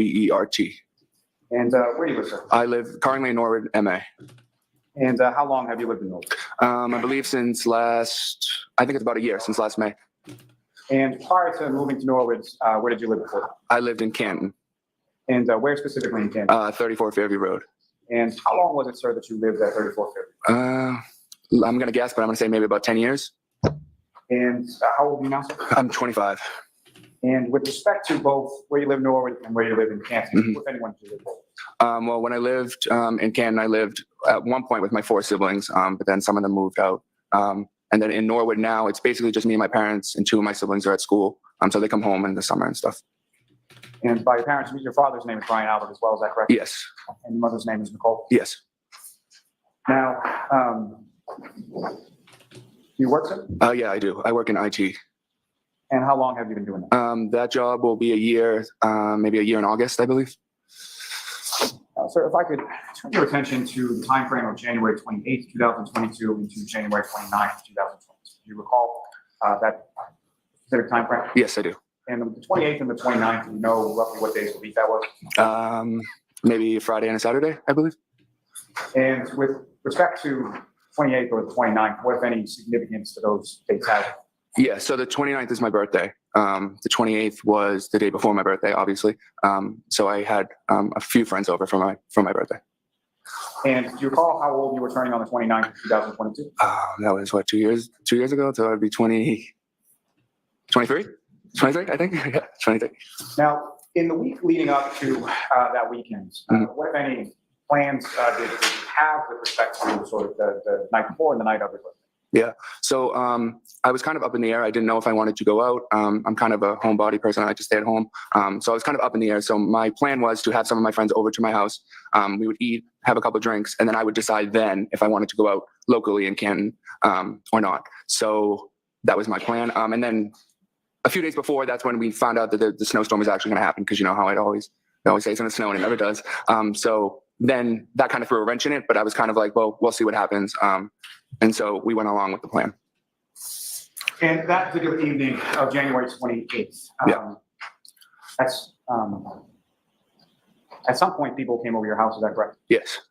And about what time was it that the friends first started coming over? I would say my friends first arrived probably around 7:30 p.m. And who were the first of your friend group that came to your house that night? The first two were Sarah and Julie. And just for the record, Sarah's last name is what? Levinson. And Julie's last name is? Nagel. And with respect to them coming over to your house, was there anybody else from your household or your family or anybody else that was present when Sarah and Julie stopped by? I believe when they first got there, my mom was still at the house. She hadn't left yet to go out where she was going. You know where she was going that night? I believe she was going to the Waterfall Bar and Grill. You know who, if anyone, she was going there with? Yes, she got picked up by my Aunt Julie.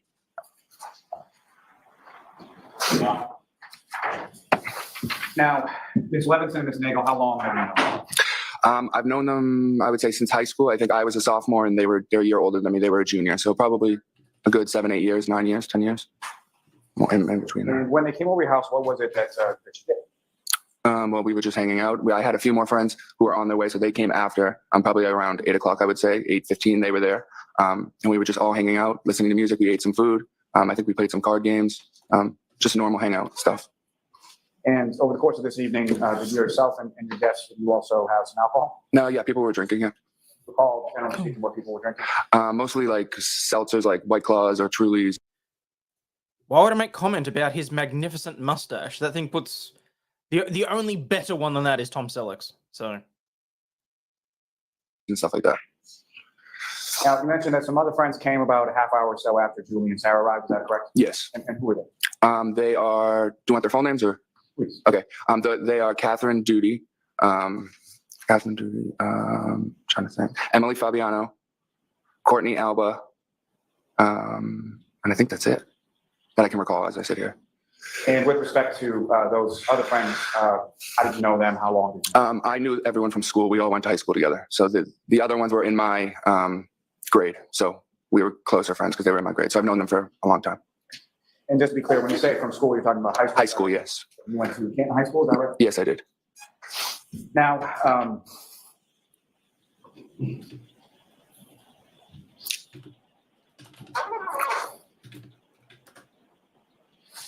with respect to having your friends over your house, where sort of within the house were you also hanging out? We would all just kind of hang out. Probably, I would say, and mostly in the dining room. The dining room and the kitchen were kind of like one big open space. So we would be like in the kitchen or the dining room. And sometimes I think we may have like walked into like the family room area, sat down for a little bit, but mostly it was just the dining room and the kitchen. And the family room area, is that visible from the kitchen and dining room area? There's a wall, but there is a doorway, door frame. So you can't see all of the family room, but you can see a good amount of it, yeah. And as far as each of your prospective friends that you were testifying come over your house, do you have any idea how they got there? No, I don't know. None of them drove. I know that. So I would assume that they got dropped off by someone, but I don't know who. So there wasn't like a pile of cars like out in front of your house at any point during the evening? No, there wasn't. Now, later on that evening, who, if anyone else, came by the house? Well, my cousin Colin arrived at the house at some point. And then my mom and my dad and them came back from the waterfall back to the house at some point as well. Now, with respect to your cousin, Colin, his last name is Albert as well. Yes. How is he related to you? He is my first cousin. He's my dad's brother's son. And his father would be Christopher Albert, is that correct? Yes. He's older, younger? Is Colin younger than me? Yes. Yes, he is. About how old was Colin around this time? Maybe 17, I think. Was he in high school around this time? I would assume so, yes. And if you recall, how was it sort of that Colin came over to your house that night? Did he reach out to you at any point? Did you reach out to him? Yeah, I don't exactly recall how he knew, I don't know how he knew that I was at my house, but at some point he did call me and said, "Oh, are you still at your house?" And I said yes. And he said, "Do you mind if I come by?" And I said, "No, of course you're welcome to come by." And with regard to earlier at your house, when you indicated that your mother went out to the waterfall, she went out with Julie Albert, correct? And that's your aunt? Yes. I'm sorry, I asked you about 3 different questions. No, it's all right. As far as Colin is concerned, Julie is Colin's mother. Yes. Do you recall about what time it was that Colin came by? I don't recall exactly. I would say maybe closer, maybe 10:45, 11 p.m. And as far as the other people at the house, the women that you had over, did Colin know any of them that you knew with? Yeah, Colin knew some of them just from being in the same town. And Colin's older brother is just 1 year older than me. So Colin's brother is in some of the greatest, some of the girls, in the greatest, some of the girls that were there. So that's how we knew them. And just to be clear, Colin's older brother is also named Christopher Albert. Yes. And now when Colin came over to the house, as far as the things that you were describing before, as far as hanging out, is that essentially what continued after Colin's arrival? Yeah, he was just another addition. We just were continuing to do the same stuff, hanging out. Now, with respect to within the home, you've mentioned sort of the kitchen, the dining area, and family room. Were there any other areas of the house that anybody went to during the course of the evening? Not to my knowledge. I mean, there's a bathroom, but it's just off the kitchen. So I assume it's the bathroom. But that's really it. We didn't go anywhere else than that first floor area. So mainly in the first floor, is that correct? Yes. Did you see anybody at any time go down the basement? No. Did you see anybody at any time go upstairs? Not to my knowledge, no. You mentioned that at some points, your parents and some people that were at the waterfall came to your house. Is that right? Yes. So first a group of my friends had left my house. And I think that was probably around, they were only there for a few minutes while Colin was there. So I would say probably around 11:10, a few select people left the house to go home. So at that point, it was just me, Colin, Julie Nagel, and Sarah Levinson at the house until my parents arrived. And so Courtney, Catherine, and Emily would have left at some point shortly after Colin arrived? Yes. And when your parents came home, if you recall, what was sort of the order of, do you recall about what time that was? I would say that would be right around midnight, I would say, maybe 12:05, 12:10-ish in that area. And just turning back to Colin for a second, do you recall, do you know how Colin came to be at your house? Like how he was dropped, like if he was dropped off? Yes. Did you know whether or not he drove there, was dropped off there, similar to the other people that you were I know he didn't drive there, but I would assume he got dropped off. He didn't say how he got there, though. Right, so we'll strike, you don't know how we got there. Okay, yeah. And as far as the order of people that arrived back at your home, who were the first people to arrive back at your home from the waterfall? The first people to arrive were my mom, my dad, my sister Caitlin, and my dad's friend Brian Higgins. And prior to that evening of January 28th, had you met Mr. Higgins before? I don't recall ever meeting him. I could have met him in passing, but I don't ever formally remember meeting him, no. Do you recall ever seeing him at your house at Fairview Road prior to that? I don't think he'd ever been there that I have saw, no. And as far as Colin was concerned, when your parents and your sister and Mr. Higgins arrived, in relation to that, when did Colin leave the house? Colin was actually getting up and leaving as they were coming into the house.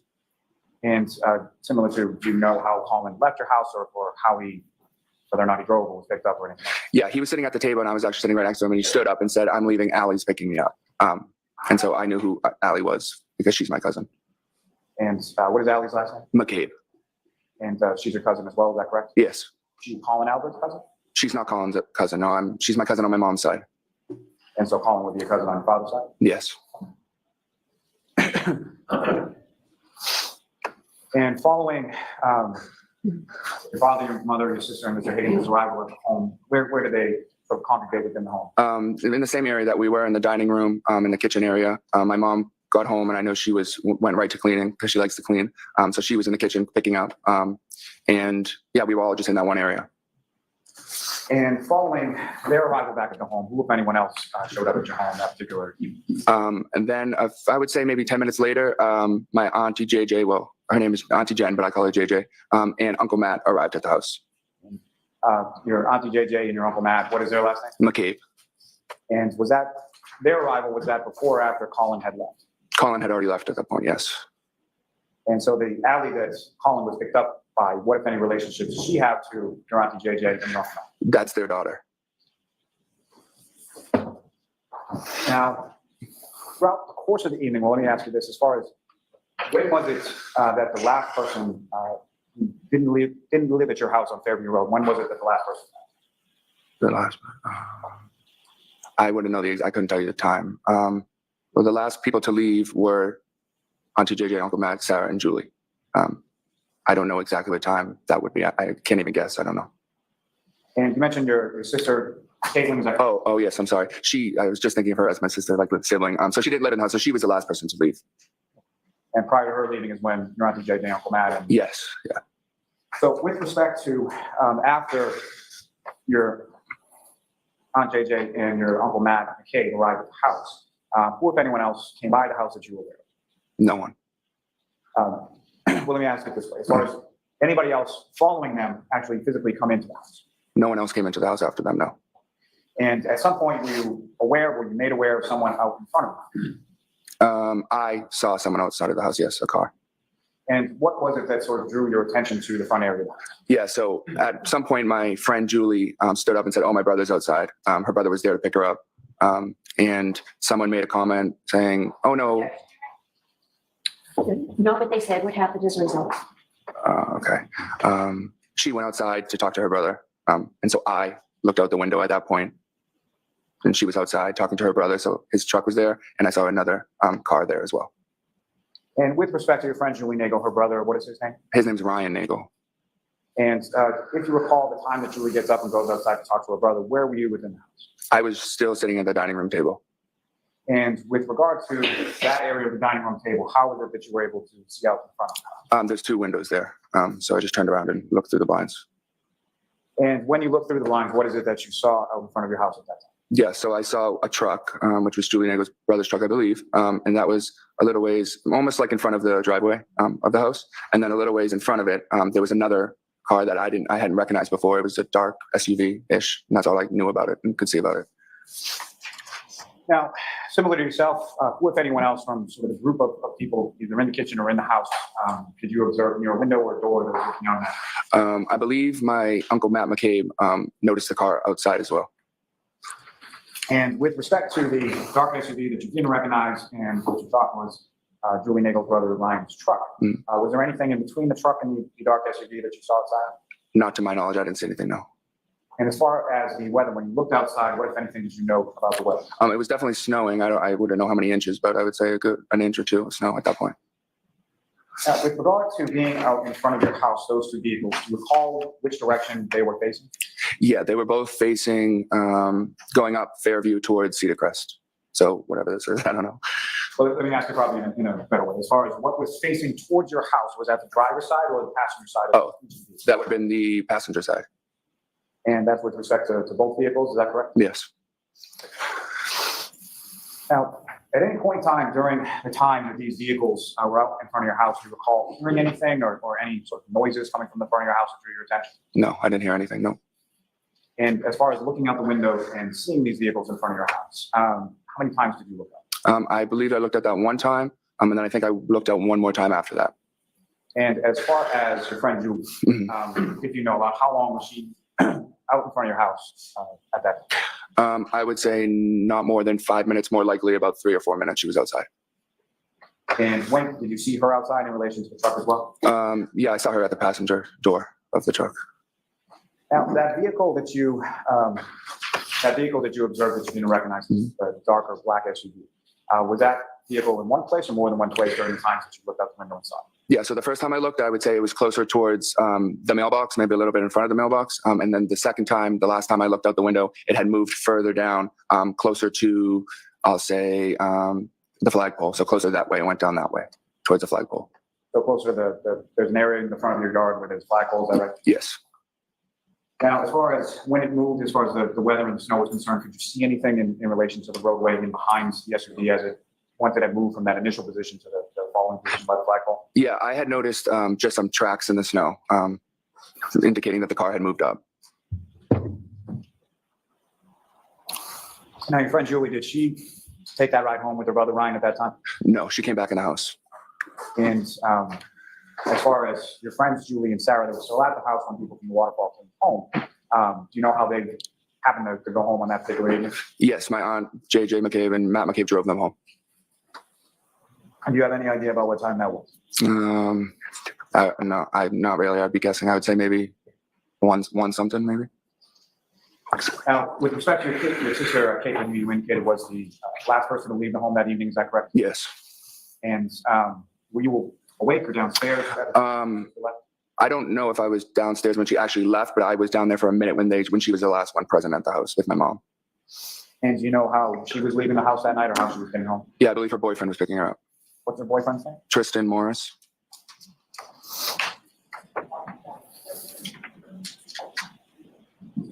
Sir, if I could turn your attention to the following morning. At some point you go to bed. Do you know about what time it was that you went to bed? I would say, I don't know, late 1, early 2 o'clock in the morning. And your bedroom is in the second floor of the house? Is that correct? Yes, it is. And with respect to how many bedrooms are up on the top floor? Or what? 4, I believe.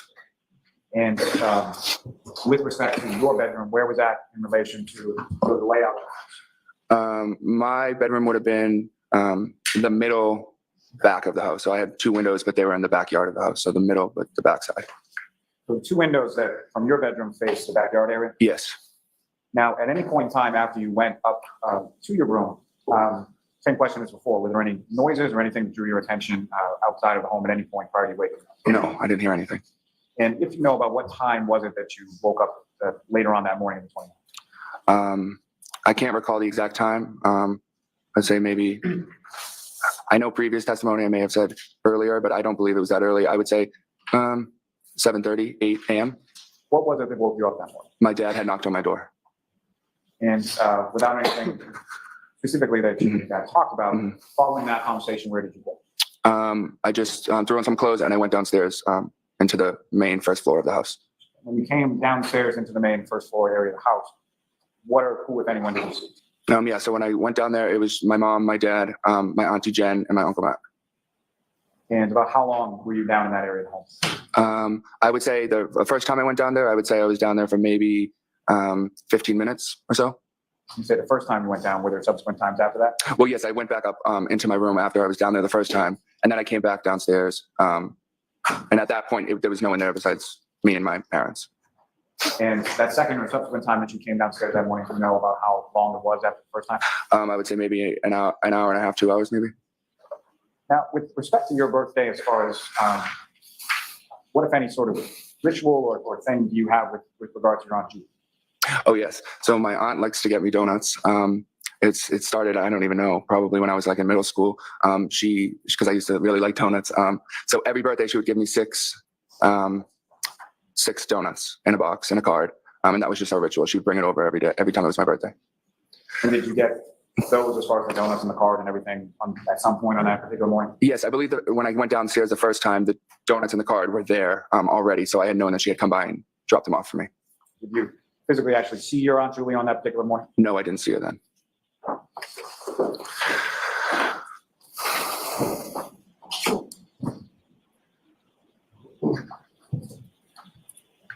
May I approach? Yes.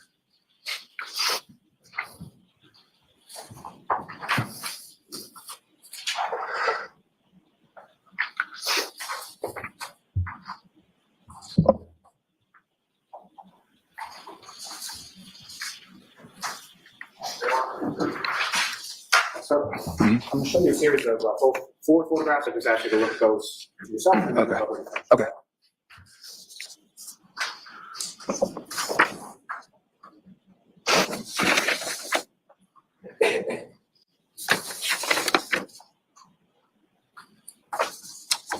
And just generally speaking, do you recognize what's depicted in those photographs? Yes, this is my old residence. Full residence at 3450 Road, is that correct? Yes. And generally speaking, what's depicted in those photographs, is that a fair and accurate portrayal of what the house looked like around that time? Yes. May I approach again, Your Honor? Yes. Commonwealth will seek to introduce and admit as the next board exhibit. Any objection, Ms. Little? No objection, Your Honor. Okay, thank you.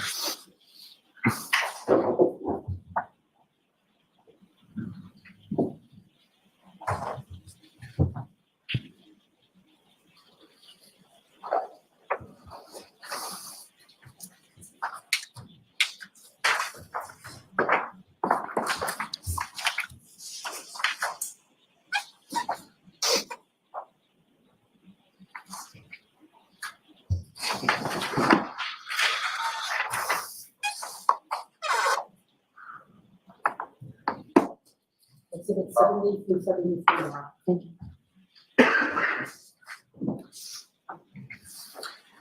May I return to the witness room? Just a place before you, what's now been marked as exhibit 71, 72. Okay. Hold on, both for a second. Your Honor, with the court's permission, I would ask that those three photographs be published in succession. Okay. And Ms. Gilman, if I could first have, I believe it's 2592. Sir, what's up on the screen? Is that what you have before you? As I believe it should be exhibit 71, probably. Yes, that's the same. And again, just for the record, you recognize what's up on the screen now? Yes, I do. Now, before I get into the photograph, there is one other question that I need to ask as far as with respect to the sort of tenor and demeanor of that evening. Mhm. How would you describe sort of from when your friends were there to the time that the folks came back from the waterfall? How was sort of the mood within that? Cheerful, fun. Everyone was having a great time. Any fights, any arguing, any tension, anything else that you noted of note with regard to that? No, not at all. And I believe, sir, there should be a laser pointer on the desk there in front of you, with the button on top. Yeah. I'm going to ask you a question about it with respect to pictures. Okay. Now, with regard to the front area of your house, Mhm. at 34 Fairview Road when you live there, there's basically two doors on the front of the house, correct? Yes. And if you could just use that laser pointer and direct the jury's attention to where in the photograph you observe each of those two. Okay. So this would be the first door right here, and this is the second door. And the first door is sort of further away from the driveway. Is that sort of the front door area of the home? Yes, that's the front door. And the other door, where does that lead? The side door leads just right into the family room. And as far as around this time, January, or on this evening, if you recall, where were people sort of coming in and going out of their house? I don't know. I couldn't tell you specifically. I think some people use both doors. And what we're calling sort of the front door area, actually, I'm sorry, that's sort of one closer to the garage leads into the living room, is that correct? Yes. And so the front door further away from the garage, where does that lead? That's like a foyer area, and then if you take a right, it leads you to the dining room, kitchen, and then you keep going into the family room. Now, if you don't take a right and go into the kitchen and the dining room, and then sort of into the family room, you just sort of go straight, where does that lead? Well, you can't really go straight. If you walk in a little ways to the left, there's a set of stairs that go upstairs, and you can go straight a little bit, and then to your left again, there's stairs that go downstairs into the basement.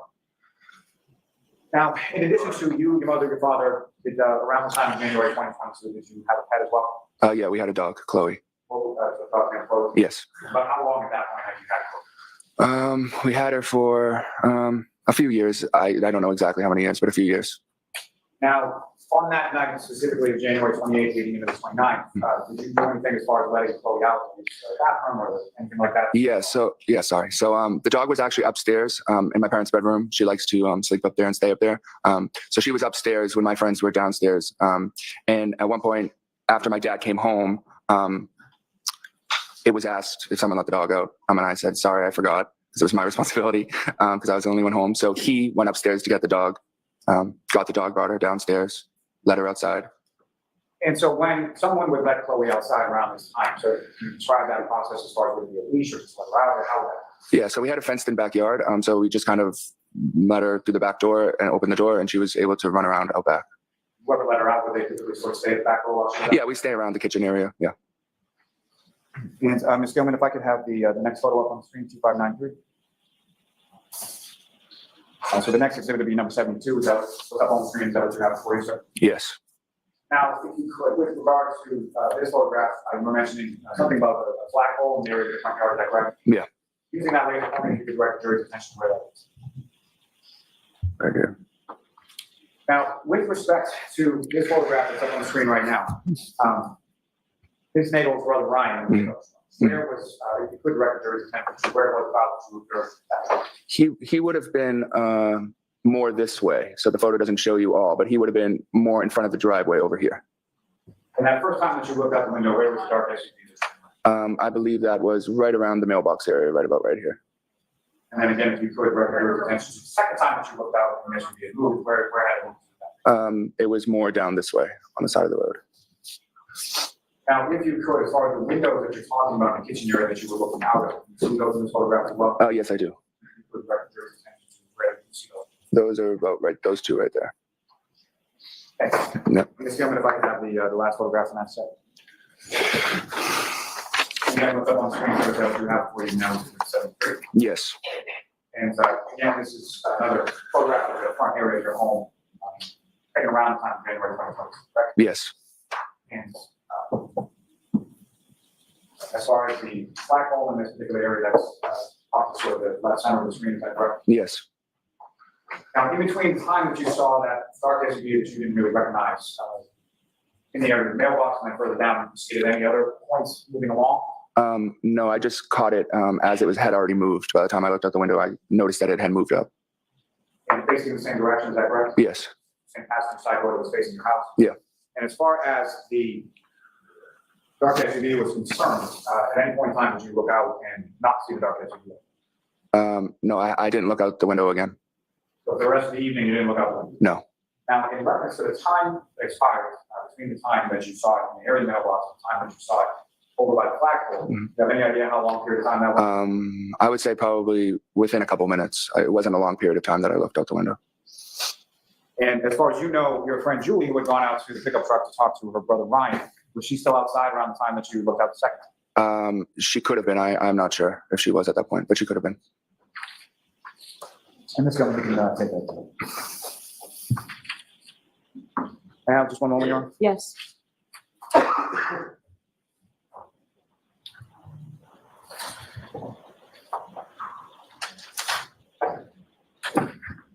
me just ask just a couple of questions. Okay.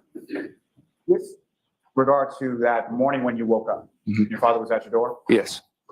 As far as from what you could see of this person, what, if any, injuries or anything did you observe on this person at that time? On my father? Nothing. Now, at that time, January 28th and January 29th, 2022, did you know anybody by the name John O'Keefe? I knew of the name, but I didn't know him personally, no. And when you say you knew of the name or you knew of him, how did you know? I knew he was friendly with my auntie Jan McCabe, and his niece was friendly with my cousin Jen's daughter. And as far as your cousins, as far as Miss McCabe's daughters, what if any sort of relationship did you have with them, specific to them, beyond sort of your other cousins? Oh yeah. So for a while, I think when I was in college or maybe the end of high school, I would help out because there was 4 girls, so they always had like multiple sports going on and stuff. So I would drive them to and from practices or be there after school if JJ had to be somewhere. So I spent a good amount of time with them and basically babysitting, but more just driving around and stuff like that. And through them, is that how you came to know Mr. O'Keefe's niece Kaylee? Yes. And you gave her rides to places as well? Yeah, occasionally when she would come back to the house after school, I'd drive her to CCD or whatever. And had you ever met, to your recollection, John O'Keefe or anybody by the name of Karen Reed prior to January 28th? John O'Keefe, no. I mean, he could have came into the house once when I was there at my aunt JJ's house, and we could have said hi, but I don't remember formally meeting him, and I never met Karen Reed either. And on that evening, again, January 28th or the early morning of January 29th, beyond the people that you've already talked about, and specifically John O'Keefe and Karen Reed, did either of them at any point in time come inside your house while you were there that evening? No, never. Nothing further.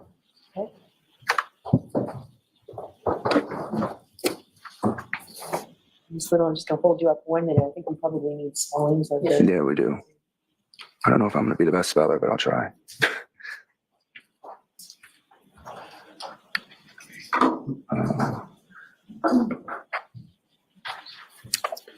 All right. I think that's good. The first one is correct. You're welcome. All right, thank you, Ms. Little. Thank you. Mr. Albert, the first time you ever spoke with anyone from the Massachusetts State Police, the Canton Police Department, or the Norfolk County District Attorney's Office was on July 6, 2023, correct? Yes, I believe so. That's a full 18 months after Mr. O'Keefe's death, correct? Yes. Who was present for that? I spoke with 2 troopers, I believe, and my lawyer. Trooper Proctor was there? Yes. And this interview actually took place at your family's defense attorney's office, correct? Objection, Your Honor. The objections. This interview took place at your attorney's office, correct? Yes. Your sister Caitlin Albert was also present, correct? She was there for some time, but she wasn't when I was interviewing. She wasn't in the room with me. No. And that was also the first time they had spoken with your sister as well about these events, correct? Objection. And to be clear, the Massachusetts State Police only interviewed you after you were called to testify before a grand jury. Objection. Separate proceeding, correct? The objections.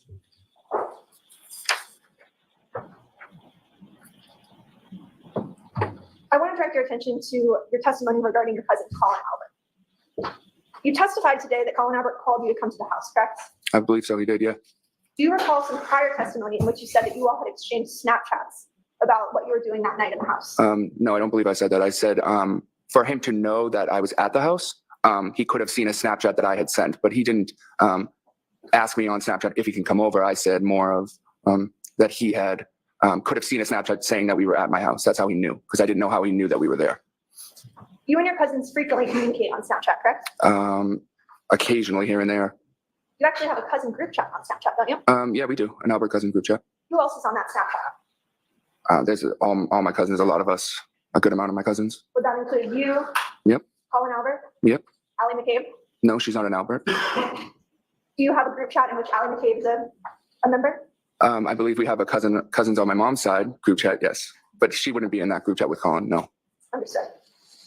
And do you still have any of the messages you exchanged with your cousin on January 28th? I don't know. Can you rephrase the question? Do you have any of those Snapchat messages or other messages that you exchanged with your cousin Colin Albert on January 28th? No, I'm not even sure if there was any messages. Not to my knowledge, I don't know.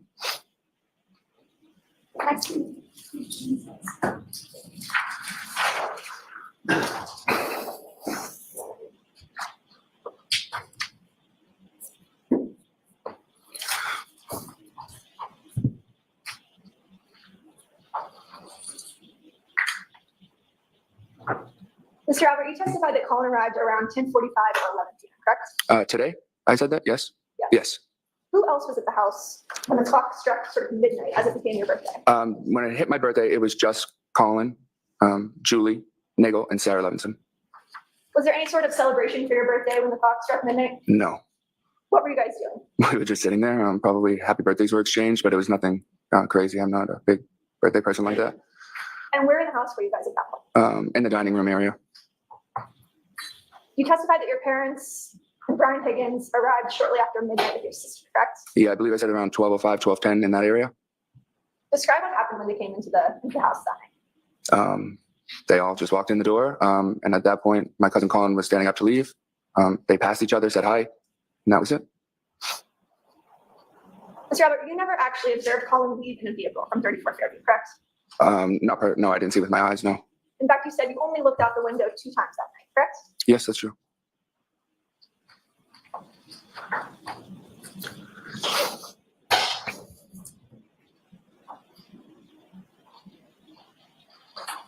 Approximately what time did your dad go upstairs to get clothes to take her out? Well, that would have been like as soon as he got home. So around like a little after 12.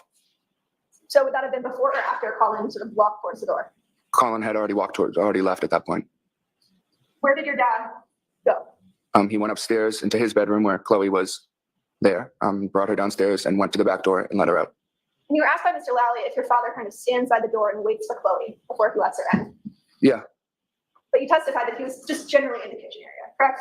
Yeah, the kitchen is by the back door. But he's not standing by the door waiting for her. She's an off-leash dog. She can go out, do her business, and you can open the door sometime later, correct? Objection. Can you answer that? Is that correct? Could you say it again, please? Your father wasn't standing by the door staring at Chloe the entire time she was outside, correct? No, I would not the whole time, no. You testified earlier that Julie Nagel went outside to speak with her brother to indicate that she no longer needed a ride. Do you recall that testimony? I'm not sure if I said that exactly, but yeah. Can you describe sort of what you saw the first time you looked out the window? I just saw a little in front of the driveway a little bit. I saw a truck. I saw my friend Julie at the passenger door. I suppose talking to the people in the truck. And a little ways up, I saw another dark SUV that I wasn't aware of. And so you agree that there was nothing obstructing the view between the truck and the dark SUV, correct? Well, not from my vantage point, no. And the second time you looked out the window, the only difference you saw was that Ms. Reed's vehicle had pulled up, correct? Well, I didn't know it was Miss Reed's vehicle, but the car that was there had moved up, yes. And the truck was no longer there, correct? The second time I looked out the window? That I'm not sure of. Would it refresh your recollection to take a look at your testimony Sure. from July 6, 2020, or sorry, May 18, 2023?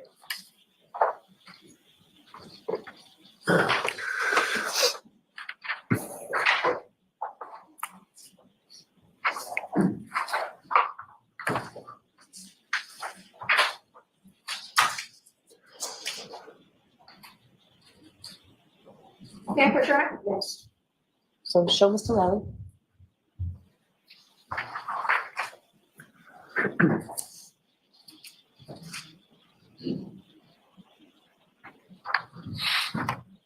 You can just look at this.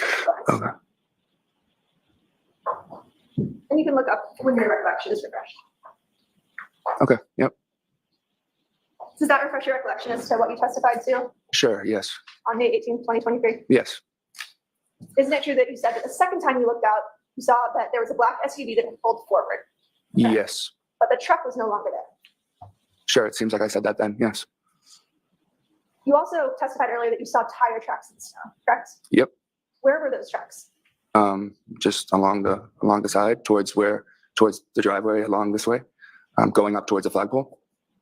And you view those tracks kind of leading up towards the flagpole, correct? Yes. So you'd agree that the visibility and lighting in front of the house was good enough that you were able to see tire tracks in the snow, correct? Sure.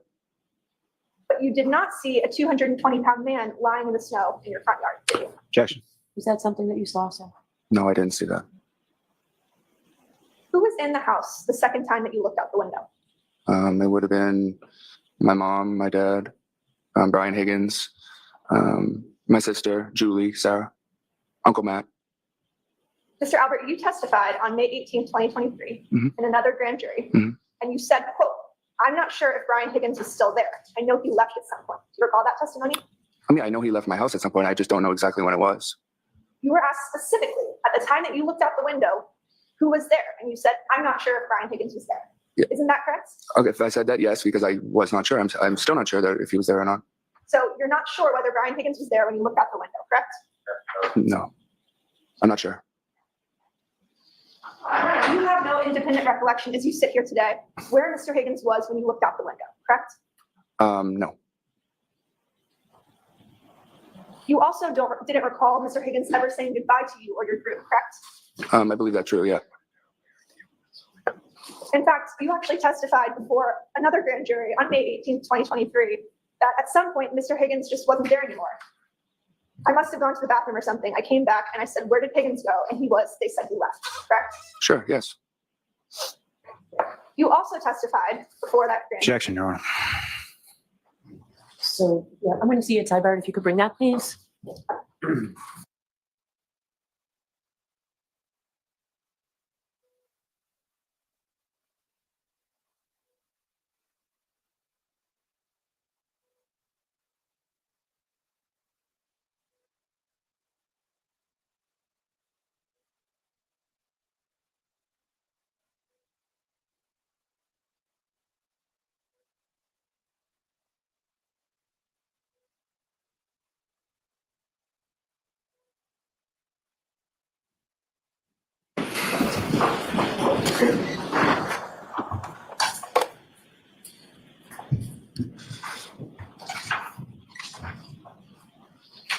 When did your father leave in relation to Brian Higgins? Leave, you mean like go upstairs, go to bed, or? Leave your view. He would have left after Brian Higgins had gone. Mr. Albert, isn't it true that you weren't quite so sure about that when you testified on May 18, 2023? I don't know. You would have to show me. Do you have a specific recollection of your father leaving after Mr. Higgins was gone? Yep, I'm pretty sure he went upstairs after Brian Higgins left.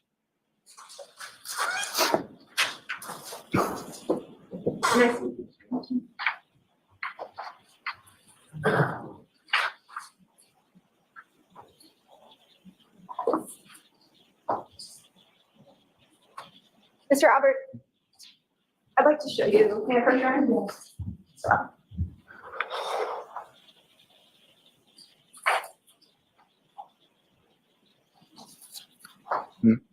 I could rest your attention. Right here? Okay, all right.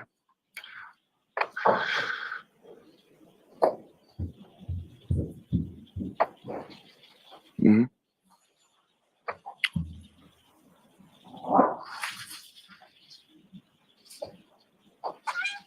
Mr. Albert, isn't it true that you told the grand jury, I'm pretty sure Mr. Higgins left first before my dad went upstairs, because he wouldn't have left if his friend was still there? Yes, I just said that here as well. I mean, you don't have any specific recollection as you sit here today where your father was or where Mr. Higgins was when you looked out the window that night, No, correct? no, that's not true.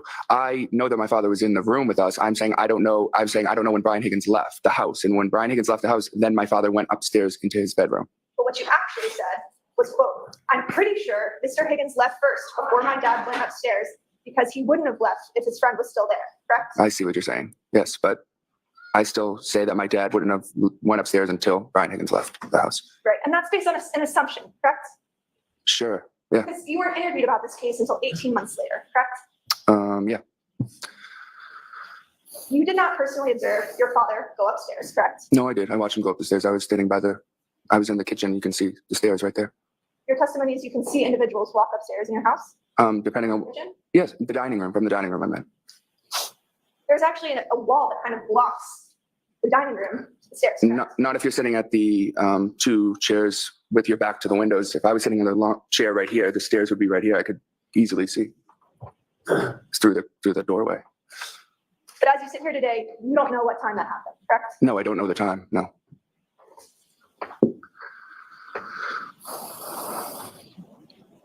Mr. Albert, I'd like to direct your attention to the morning of January 29th. Sure. Can you describe sort of how you woke up that morning? My dad just knocked on my door, and I woke up and opened the door. You didn't hear any dog barking? No, You didn't see any emergency vehicles? no, Didn't hear any ambulances? no, Didn't hear any screaming outside? no. What did you do once you woke up? I went downstairs. Did you ever look out the window?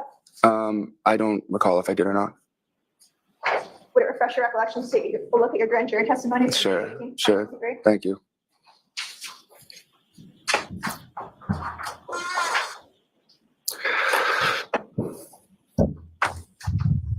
So Mr. Lally with page or something. Slide save 212.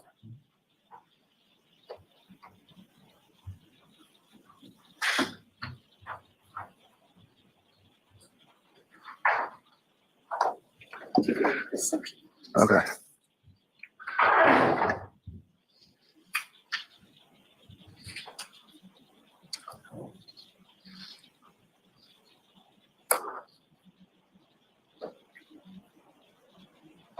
Yep. Is your recollection refreshed? Sure, yeah. Why didn't you look out the window that morning? Is Well, I say here that I just would give me anxiety to look out the window. there a reason that you didn't want to look outside? I'm just an anxious person and I got overwhelmed. I think most people would be overwhelmed in that situation. Did you say that this was kind of a new thing for you, for cops and police to be at the house? Yeah, that's never happened before. I've never had cops at or in my house. And it made you overwhelmed, correct? Yeah, I get overwhelmed easy, so. Mr. Albert, how many times did you discuss this case with members of your family before you spoke to the Massachusetts State Police on May 18th, 2023? I don't have an answer for that. I don't know how many times. Hundreds? We talk about it pretty decent. I mean, considering, yeah. What members of your family have you discussed this case with? My parents, my sister, occasionally my aunt, JJ, and Uncle Matt. Would you say it's been hundreds of conversations? Well, I guess you can, I mean, you'd have to split it up and quantify what conversations were about the actual case and what conversations have been the harassment we faced since then. And all of these discussions took place with you and members of your family prior to your interview with the Massachusetts State Police, correct? And no, we've talked since then. Continue to speak with them about this case Not, since your interview. I don't know what you mean by this case.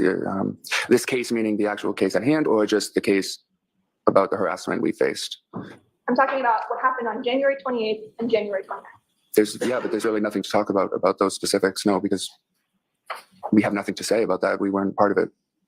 Mr. Albert, you looked out the window multiple times on January 29th, correct? Twice, I think I said. You never heard any sort of commotion outside. No. You never heard screaming, yelling, or the screech of brakes in the front yard. No. You never saw a 220-pound man in dark clothes in the white snow on your front lawn. No. But you did see those tire tracks. I did. No further questions. Okay, Mr. Lally? No redirect, Your Honor. No redirect. I'm all set? All right, Mr. Albert, you're all set, sir. Thank you.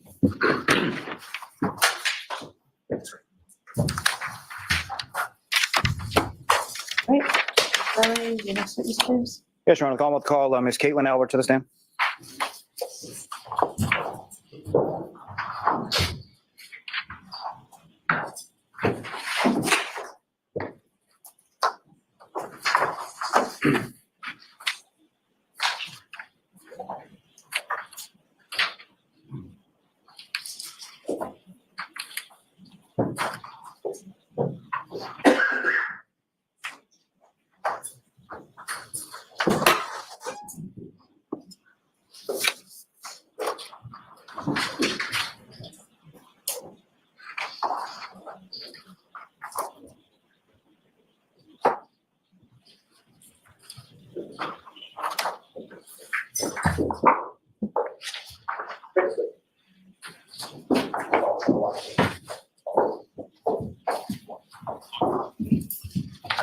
Step right there, scrunch yourself on me.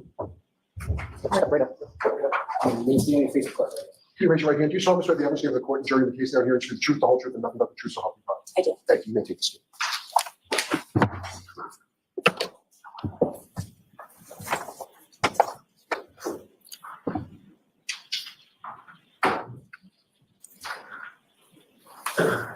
Go ahead, Mr. Lally. Thank you, Your Honor. Good afternoon. Good afternoon. Could you please state your name and spell your last name? Sure. Caitlin Albert, CAITLINALBERT. And where do you live, ma'am? I live in Easton, And how long have you lived about 3 years. there? With anyone do you live there? I live with Tristan Morris, my boyfriend. And you and Mr. Morris, about how long have you been there? Almost 8 years. Now, prior to living in Easton, where was it that you lived before that? I lived in Canton, And specifically, where in Canton did you live? 34 Fairview Road. And how long was it that you lived at 34 Fairview Road? Geez, I lived there from about 2011 to 2021. And that was a family home, is that right? Yes. And who did you live at 34 Fairview Road with? My mom, my dad, and my 4 siblings.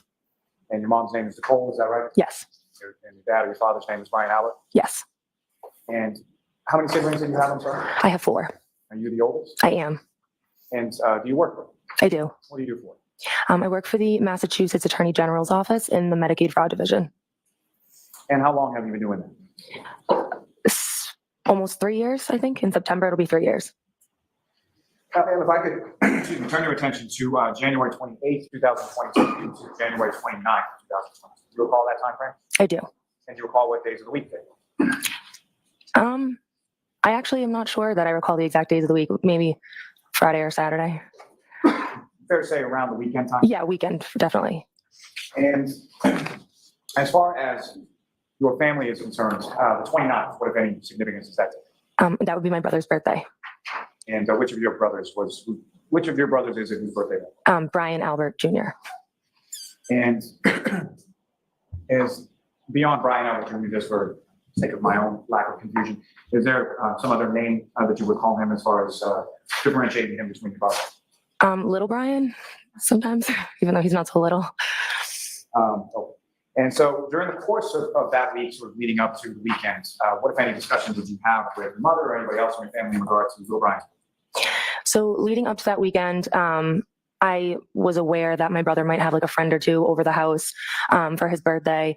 And then I had spoken with my mom and my aunt, Julie Albert, about maybe going to a local Canton bar, grabbing some food and some drinks, and just kind of seeing where the night takes us. And then maybe ultimately going back and seeing my brother for just to say happy birthday, kind of end the night that way. As the week went along, what, if anything, sort of affected or changed plans in reference to that? Nothing that I can really think of. Nothing really changed. I mean, that was sort of, I don't remember exactly how the plan came about, that we were going to, go get food and that my brother was going to have friends over, but I believe that that was always sort of our plan. And so specifically on the 28th, at some point you came to Canton, correct? Yes. And do you recall how you came to Canton and where was it that you went first? So I can't say for sure.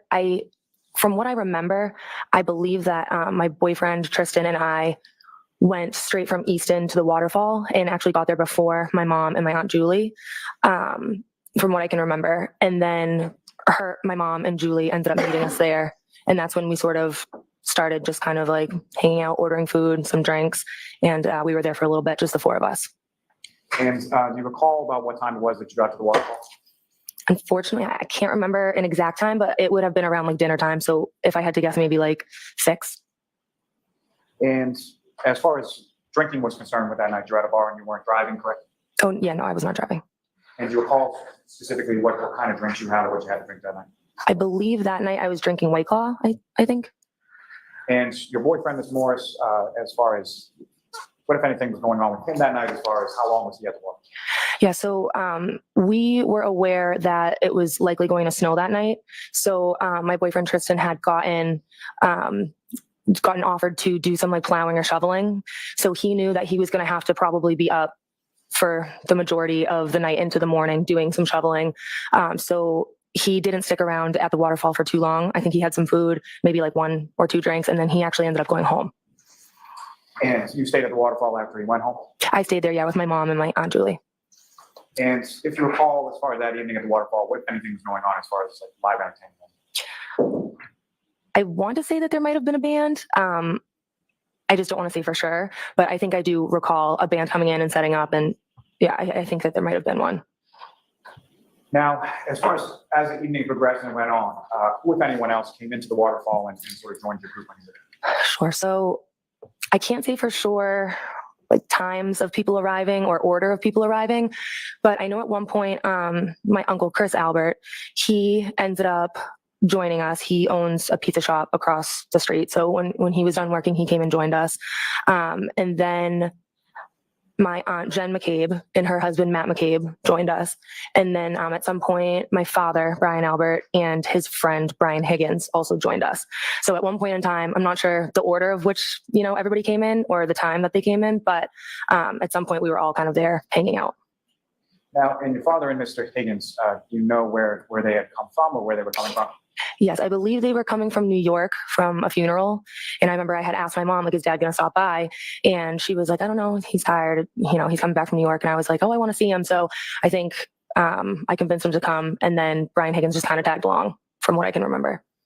Now, as far as Mr. Higgins was concerned, is that someone that you were familiar with prior to this evening on the 28th? I knew of him and I had met him a couple times, but nothing more than that. As far as you're aware, the house that you, for lack of a better term, grew up in or spent some formative years in, had Mr. Higgins ever been over to that house at 34 Fairview when you were there? Not that I know of. Now, at some point later in the evening, who, if anyone else, came and sort of came up to your group or joined you while you were at the wall? So from what I can remember, I remember sitting at like a high top table, and it was me and my mom sitting next to each other, and we were facing like the front door of the waterfall. And I recall a man and a woman walking in. And at first I didn't know who either of them were. But I noticed that the man started talking to like some of my aunts and uncles that I was with. And he seemed friendly with the people that were in our group. So I had said to my mom, like, oh, who is that? And she said, oh, that's John O'Keefe. And I had known of him because I knew his story about his niece and his nephew and his family. So I had known of him, but had never met him before. And so then I just assumed that the woman that was with him was his significant other, girlfriend, wife. I didn't know. So then, I didn't really speak to either of them. I think at one point, John came up to me and my mom and asked, like, do you guys need anything? Do you need a drink? And we said no. And that was pretty much it. And so when you say you knew of John O'Keefe and for the story that you related, do you recall how it was that you came to know anything about Mr. O'Keefe? Or who was it through that you came to know about Mr. O'Keefe? Well, in general, it was kind of like a known thing. the tragedy of what happened in the O'Keefe family. And so I had just kind of heard that story. And then on top of that, John O'Keefe's niece is either the same age or around the same age as some of my younger cousins. So I knew that she was friendly with them. I knew that my Aunt Jen McCabe would like help out here and there, going to sports, going to different events, whatever. I know that my Aunt Jen was friendly with John O'Keefe. And I knew that my Aunt Julie and Uncle Chris were somewhat friends with him as well. And just to be clear, when you're talking about some of your younger cousins, the younger cousins you're speaking of, who were the parents? So the younger cousins that I'm referring to would be the McCabe girls, and their parents are Jen McCabe and Matt McCabe. And they were present at the waterfall that evening as well? Jen and Matt were, yes. Now, with reference to Mr. O'Keefe and his significant other that you described, had you ever met them prior to that evening? I had not, not to my knowledge. I wouldn't be surprised if there was maybe like a sporting event or something where we, met each other in passing, but I had never formally met John or the woman that he was with. And so on that evening of January 28th, you had never met nor were you aware of anybody by the name of Karen? No, I was not. And if you know about what time was it that they came into the waterfall and came over? I can't say for sure. I'm not sure what time. But fair to say, the other people that you testified about, as far as your uncles, your aunts, and things like that, were they all there at the time that Mr. O'Keefe and Ms. Reed came in? I believe so. I believe that everyone who was there in the group that I was with was present when John O'Keefe and Karen Reed arrived. And about what time was it that things started to wind down as far as the waterfall was concerned? Again, I'm the worst with times, but I would say it was around like 12-ish that we kind of said, let's kind of head out and head home. I would say 12-ish, approximately. Now, during the course of the time that you were at the waterfall, either before or after Mr. O'Keefe and Ms. Reed arrived, how would you describe sort of the mood or the demeanor of the group that you were with? I mean, I didn't notice any issues or any negative things happening. All the conversations seemed positive, lighthearted. Everyone was just kind of having a good time, getting along. I didn't notice anything out of the ordinary, really. So no issues as far as fighting or tension between your group, is that correct? Correct. And as far as you saw, with regards to Mr. O'Keefe and Ms. Reed, no issues as far as fighting or tension that you observed between the two of them? Not that I observed, no. And when you, around 12-ish or so, when you started to leave, who is it that, how did you come to leave and who did you leave with? So I left with my mom and my dad. And again, I'm not sure the order of when like everybody else left, but I went with my mom and my dad back to 34 Fairview Road. And if you recall, who drove home from the waterfall to 34 Fairview? My dad. And about how long a drive is that from the waterfall to Fairview Road? I would say like 5 or 6 minutes, give or take. And when you arrived to the house at 34 Fairview, do you recall where your father parked in relation to the house? From what I can remember, he parked in the driveway. The driveway. And if you know about how many other cars were in the driveway and when parked?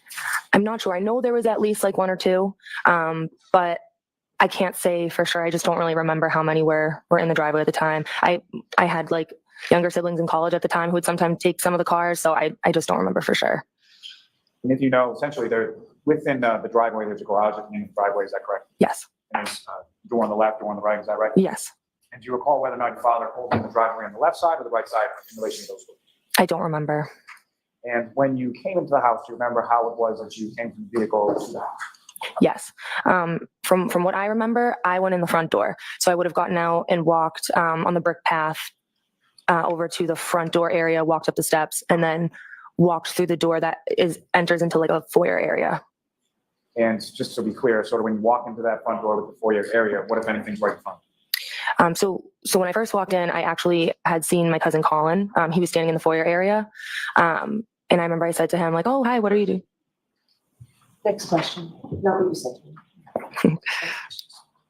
Taking you back to sort of when you're exiting the waterfall and when you're exiting your parents' vehicle and walking in the house, what, if anything, did you observe as far as the weather at that point? I remember at that point, snow was definitely coming down. And I could tell that it was like progressively getting worse. And so you walk into the home in the front foyer area, that's where you run into your cousin Colin? Yes. How is Colin related to you as far as, how is he your cousin? So Colin is Julie Albert and Chris Albert's son. So he's my first cousin. And when you walk in, you sort of bump into him, where was it that he was?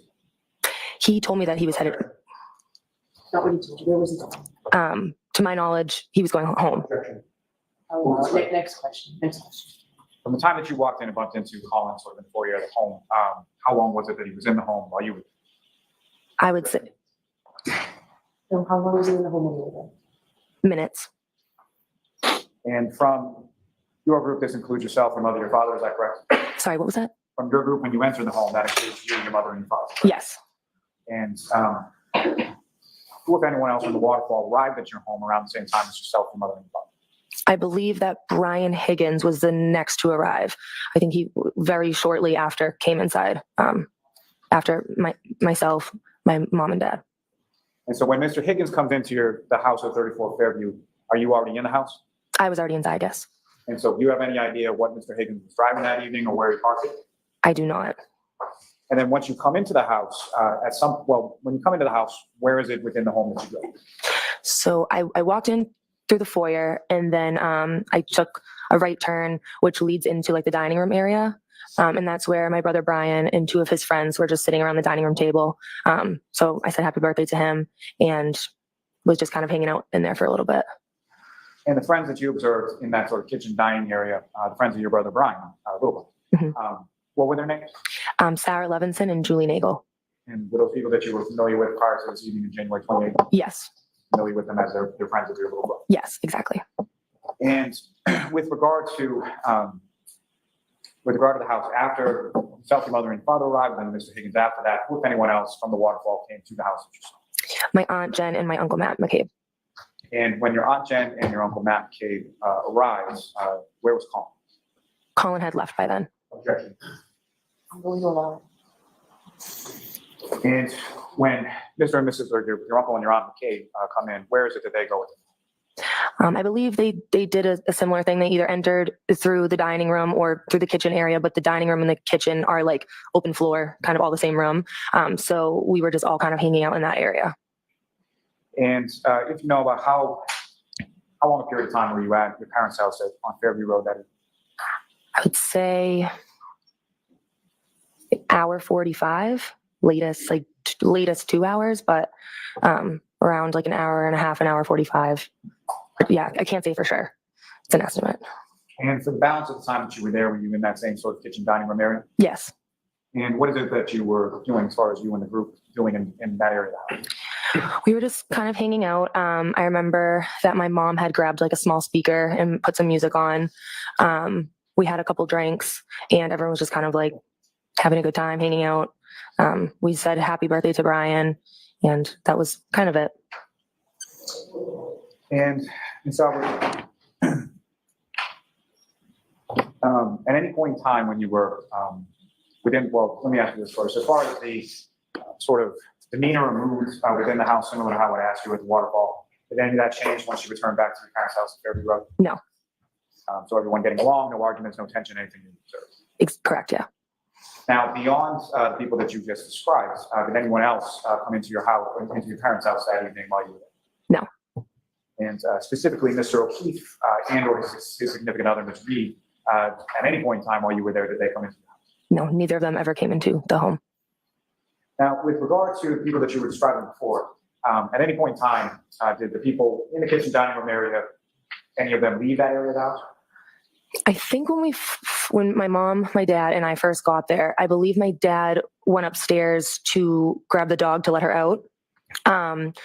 So he did that. And then I think there was another period of time where my dad might have been showing, or maybe my mom or my dad were showing Brian Higgins, like family photos of one of my brothers, who's in the Marines. And that would have been in like the family room area, which still is like, there's an open doorway. So it's not like the door was shut or anything. But other than that, we all kind of stayed within that dining room kitchen vicinity. Now, with reference to the dog, that was a family dog, is that right? Yes. And your family had the dog when you still lived on Fairview Road with your parents? Yes. And what was the dog's name? Chloe. And with respect to letting the dog out, can you describe to the jury sort of what that process entailed? Was it on a leash or how was the dog you let out? Sure. So we had like a fenced in backyard and we had a back door. So we would just kind of open the back door, let her out. She would kind of do her thing and then she would come back in when she was done. And your father took care of that when you got home from the waterfall that evening? Yes. The family room that you were talking about, where your father and or your mother and Mr. Higgins were, as far as the photographs, where is that in relation to the dining room kitchen area, and specifically, can you see into that area from the dining room kitchen? Into the family room? Yes. So there's just sort of like it's like a doorway, but there's no door there. It's pretty open. And if you're standing in the dining room or the kitchen, you can see into the family room for the most part. Now, you at that point were not living at the address on Fairview Road, is that right? Correct. And as far as the people that were at the house who did not live at the Fairview home on that night, who was the last person? I was the last person to leave. And prior to your departure from the house, sometime hour 45 or so after you got there, can you describe the order in which the other people that you just described were there? What order was those? I don't remember the order in which everybody left, but I do remember that Sarah Levinson, Julie Nagel, my aunt Jen, and my uncle Matt, they all left in one car, and then Brian Higgins left. But I just don't remember the order in which it was probably within like a couple minutes of each other, but I just don't remember exactly who left first.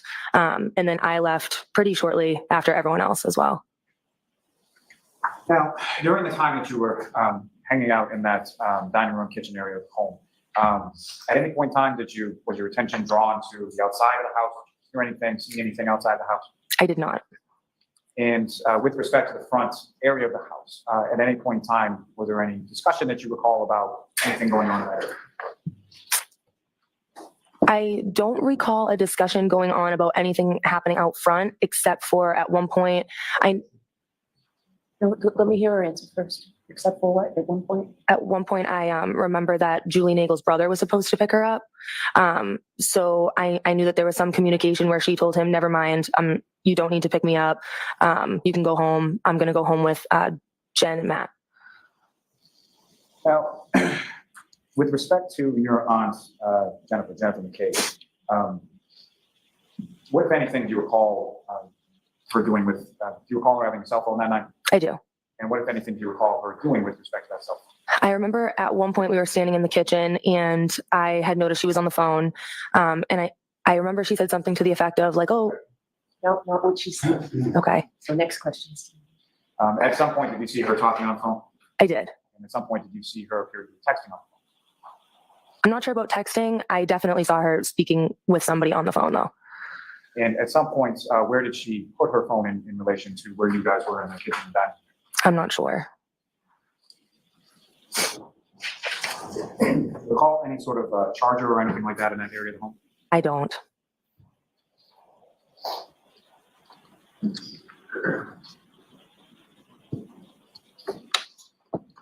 Now, as far as who picked you up from the house that night? My boyfriend. And Mr. Morris came to the house on Fairview Road and picked you up at some point, about an hour, 45 minutes or so after you arrived there, is that correct? Yes.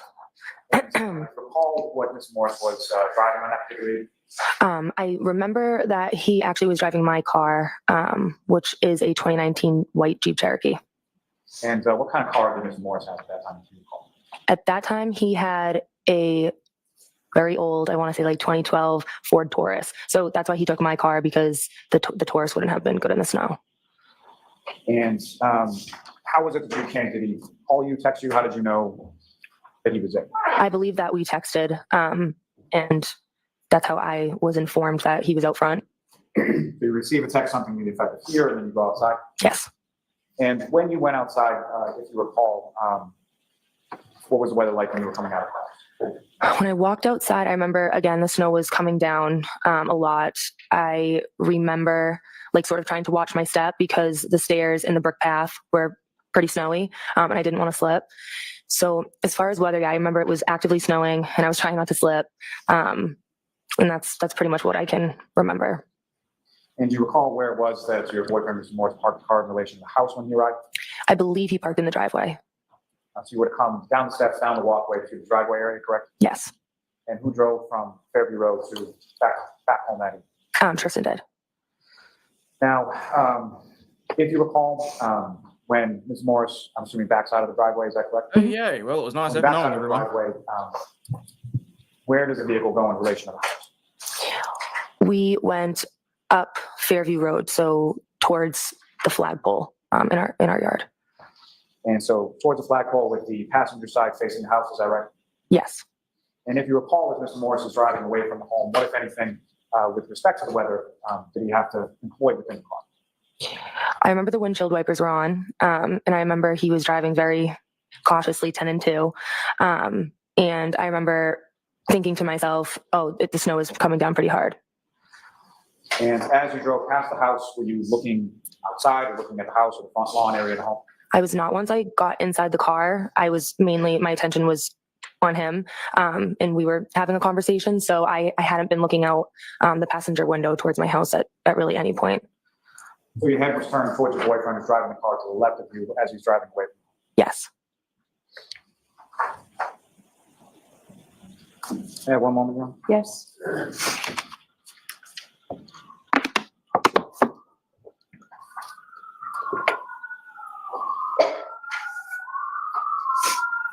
Yeah, bingo.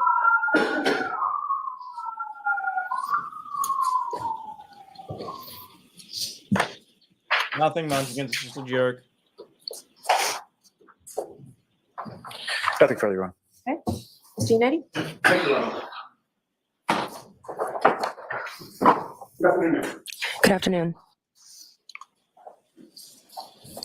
So, Ms. Albert, you were at your parents' home on January 29th by midnight or shortly thereafter, correct? Correct. And you were the last one to leave at 1:45, 2 o'clock, somewhere in that area? Yes.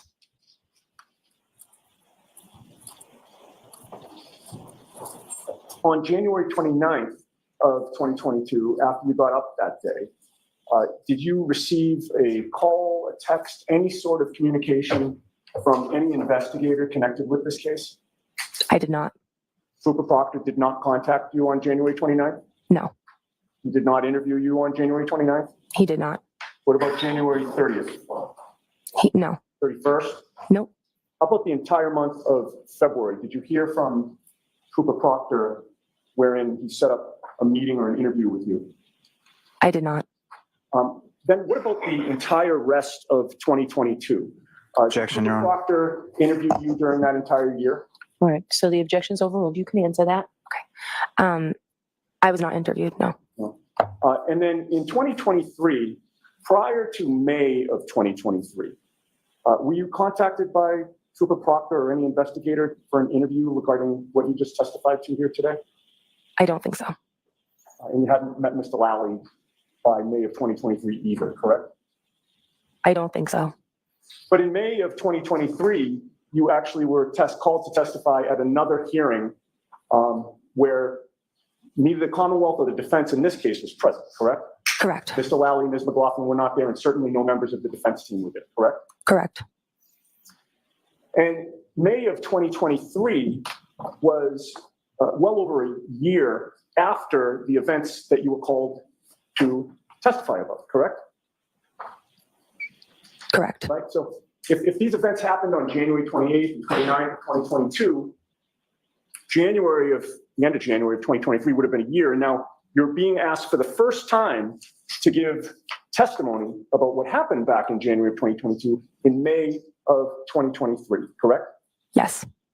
And then it was only after you testified for that other proceeding without the prosecution and the defense of this case there that Trooper Proctor finally interviewed you in August of 2023, correct? That's correct. And that was 4 months after you testified in that other hearing of May of 2023, correct? 3 months, June, July, August, correct? Correct.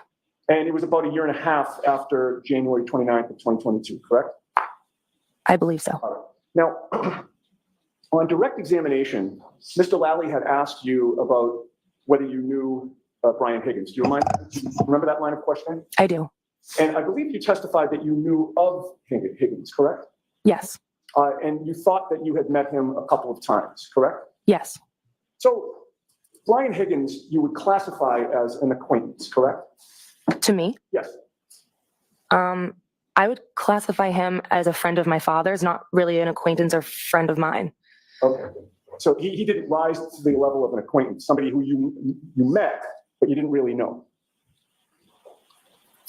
I'm not really sure how I would categorize. Look, Brian didn't really rise to the occasion when I walked into the room, so I really didn't give a shit about what he thinks. So I don't class him as anything special or important. As my relationship with him, again, it was just more of like, he was my father's friend. If I had seen him walking down the street, I would have said hello to him. I don't know anything about his personal life. I don't like communicate with him regularly. So, I mean, if that's what you would consider an acquaintance, then yes. I guess I would ask, what do you consider an acquaintance? How would you define that term? I would say an acquaintance is someone who you are friendly with and might see from time to time. I guess in my head, I'm just sort of thinking someone who's in closer in age with me. I usually think of it as more of like a friend type thing and not my father's friend to me. I guess that's just the way I think of it in my head. Okay, so is your testimony before this jury that an acquaintance is really a friend? Someone that you're friendly with, perhaps. Could be. Okay. Have you watched any of the testimony in this case prior to your taking the stand today? I have not. Has anybody told you anything about any of the testimony that has occurred prior to your taking the stand today? No. Okay. Who is Katie McLaughlin? Katie McLaughlin is a girl who I'm the same age as. We went to high school together. We graduated the same year, and we have a couple mutual friends. We interact with some of the same people socially. I can't think of a time, possibly ever, where her and I ever hung out one-on-one or individually. So more of like a friend of a mutual friend. Okay. So, Kate, you would not consider Katie McLaughlin to be a friend? She's not a close personal friend of I mine. asked you if she was a close personal friend. Objection. Just let her finish her answer. I'm sorry. Go ahead. Finish your answer. I would not consider her one of my, again, close friends. All right. So let's get back to my question. Would you consider her to be a friend? Objection. I'll allow that. Your Honor, may we approach? Hey, jurors, feel free to stand up and stretch.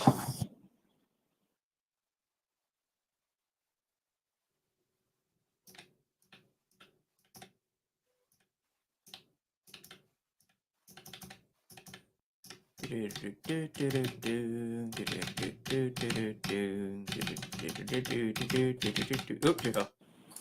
that was gonna happen. Yes. You've met her children, correct?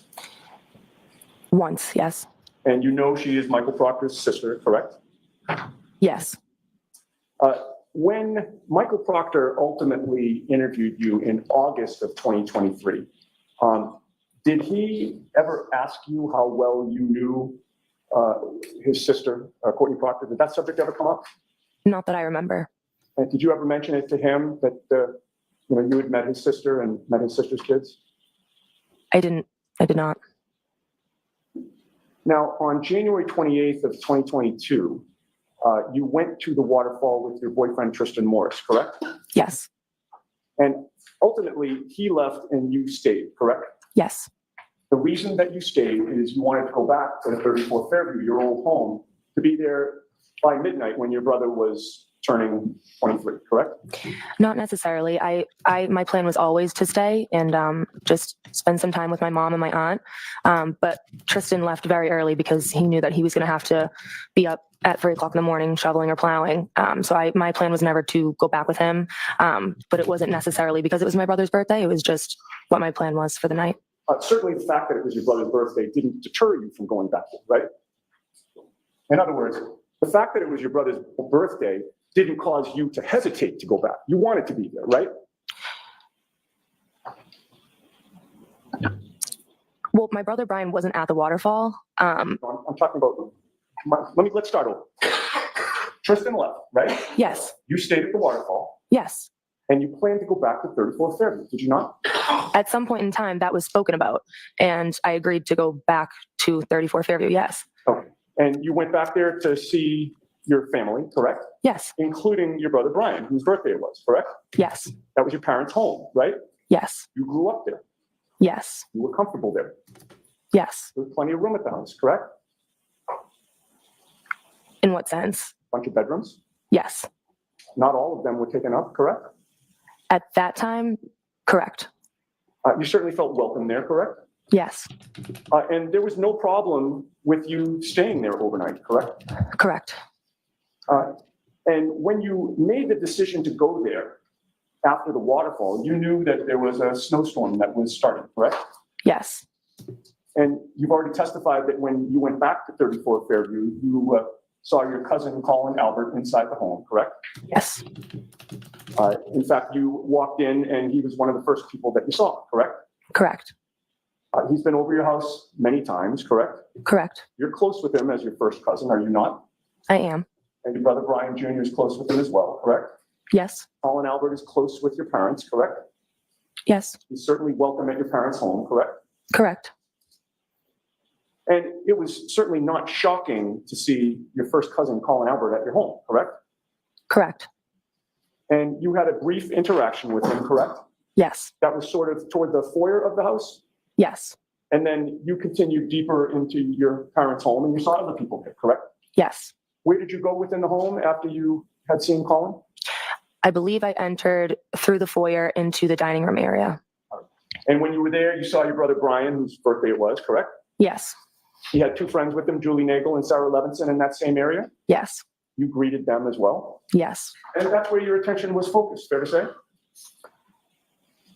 I would say that once I said hello to them, I didn't just sit with them three. I sort of was walking around. I wouldn't say my attention was solely focused on them three, but I did greet them, yes.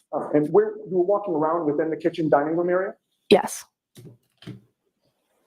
And once you greeted Colin and left him, it's fair to say that you then were not looking over your shoulder, monitoring what Colin was doing or where he was going, correct?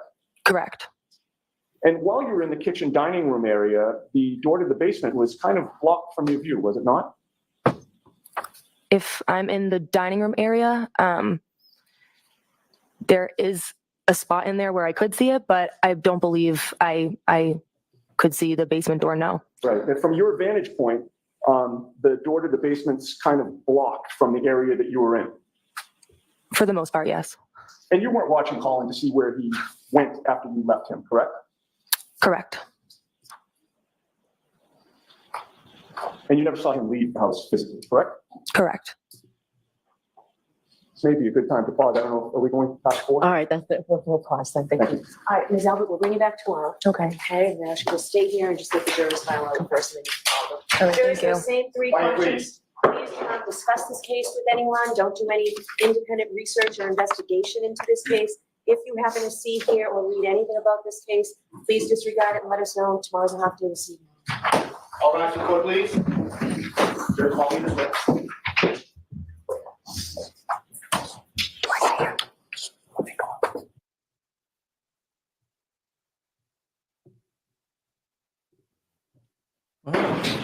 Here seems to go for another 12 minutes, so something's got to be going on. Follow them out. Okay, thank you. Oh, looks like we have arguments before the front of the judge. All right.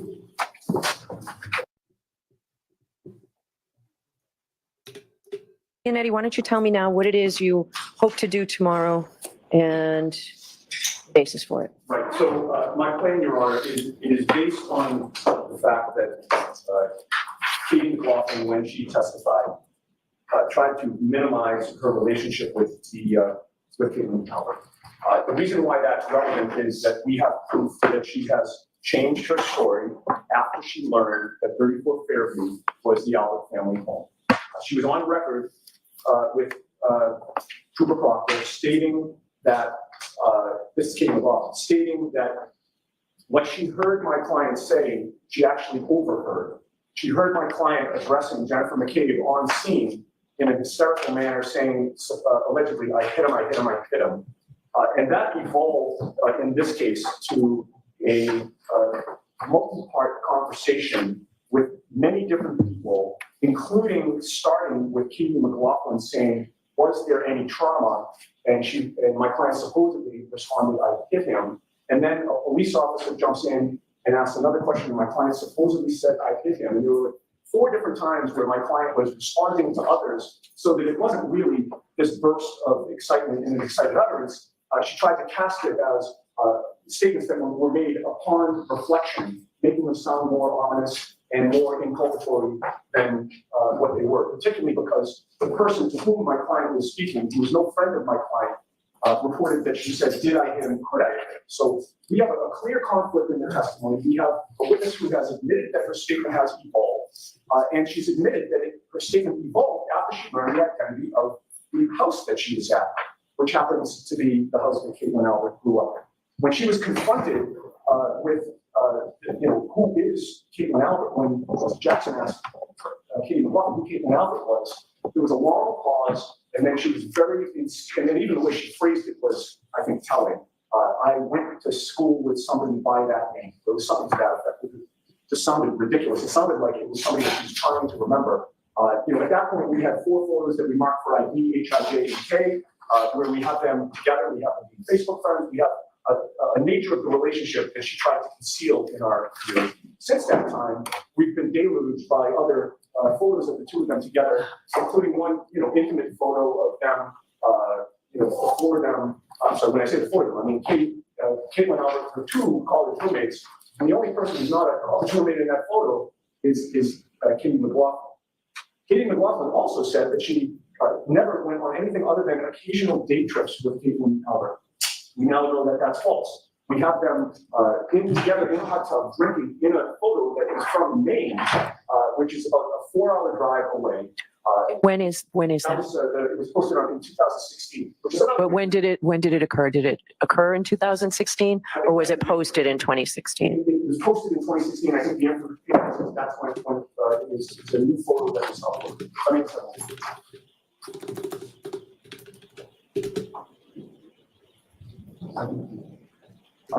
That location was tagged on 2016, so we know it was after high school, which again contradicts Katie McLaughlin's testimony because she made it seem like this is just some girl that I knew in high school, and then we happened to be at the same places at various times, but I'm not close with her, despite the fact that I have my arm around her in most of the photos.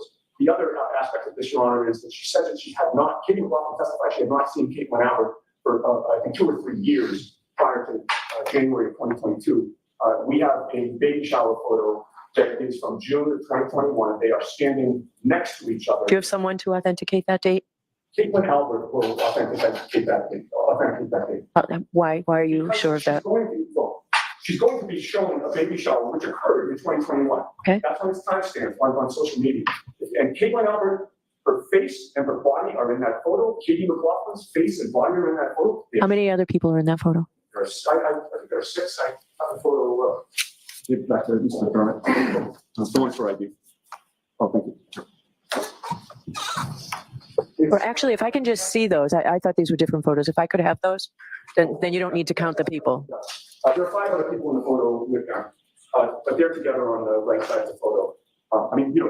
These photos impeach the testimony of Katie McLaughlin multiple times, and we should be allowed to explore the bias of these witnesses, particularly the bias of Katie McLaughlin, who purports to give incriminating testimony against my client, brand new testimony that only existed after she learned the identity of the homeowners in this case. This is classic bias and classic impeachment evidence. There's no reason why we shouldn't be able to show photographic evidence of this relationship, much like Mr. Lally shown photographic evidence of the 3450, what it looks like. It's intended to assist the jury.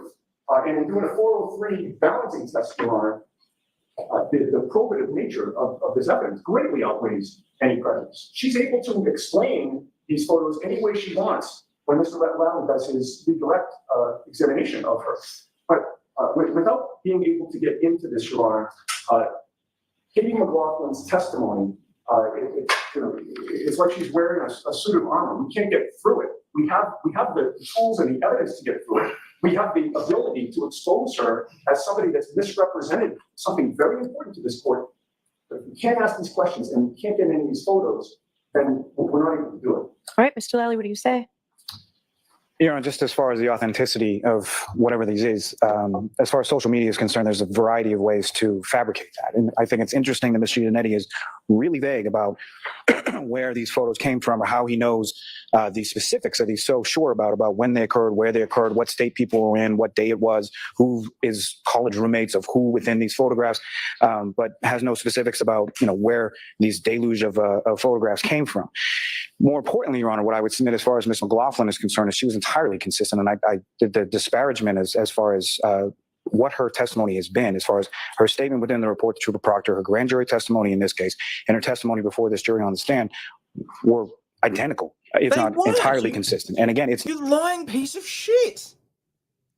She admitted herself that her testimony and her story evolved over time. What's wrong? Why am I yelling? Because someone that's supposed to be being truthful when they do their job, and I'm sorry, you weren't supposed to hear that. You're supposed to be in the lounge room. Someone that's supposed to be truthful when they do their job is being untruthful, and it might mean that someone that would otherwise be innocent might wind up in jail. And I'm not okay with that. I don't like that. Okay? So they'll go in jail with the people that hurt someone. Well, no, because at this point, there's a good chance that the person who did do the hurting won't wind up in jail. Why? Because they're not the ones that are on trial, sweetheart. So can we unpause it now? Can I unpause? I want to do the unpause. Yeah, I want to do it. Okay, all right. Hit the big button. Which big This button? one. not just Ms. McLaughlin that is attributing this statement to the defendant. Okay, it's not a game. Press it again. The jury has heard from two other firefighters, as well as anticipated other witnesses who will testify to these exact same statements that the defendant made outside of the home on that day. What counsel I think is referring to as far as the could I have hit him is something that the defendant said to Ms. McCabe, which was overheard by Ms. Roberts on a speakerphone on the way to Fairview Road. And then she modifies that statement when she's asked specifically about the bruising and how that could have been caused. And it's at that point where she repeats, I hit him, I hit him, I hit him, I hit him. So to then use prior statements to a completely separate witness that have nothing to do with Ms. McLaughlin to try to use that to claim impeachment or bias is ridiculous. And then as far as it applies to this specific witness, when it comes to impeachment and bias, what the case law is very clear about is if it goes to bias of the witness who is on the stand. And the witness in this case is Ms. Albert, not Ms. McLaughlin. All right, thank you. This will save us some time tomorrow. All right. Well, the only thing I was going to add, Your Honor, is Mr. Valley's arguments go to the weight, not the disability. But I pulled up my notes, which I'm sure the court has. She has morphed her statement into, I asked if there had been any significant trauma. She said, I hit him. Then she repeated it. A woman said, you're hysterical, you need to calm down. She said, I hit him. Then a police officer said, what did you say? She repeated, I hit him. And, Ms. McCabe herself testified in the grand jury. That's not what happened. That she said at that moment, did I hit him? Could I? She's on record saying it. All right, thank you. I'll take a look at my notes and we'll figure this out first thing. All right. All right, we're done for the day. Can you just hop out of the frame so I can finish off the video? You're still in your PJs. I don't want you on the video. Okay, I can go down. Okay.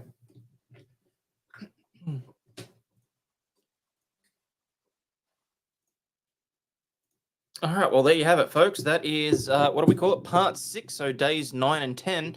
Trying to think when we're going to actually get to day 11. It's going to be, I said no. I said no.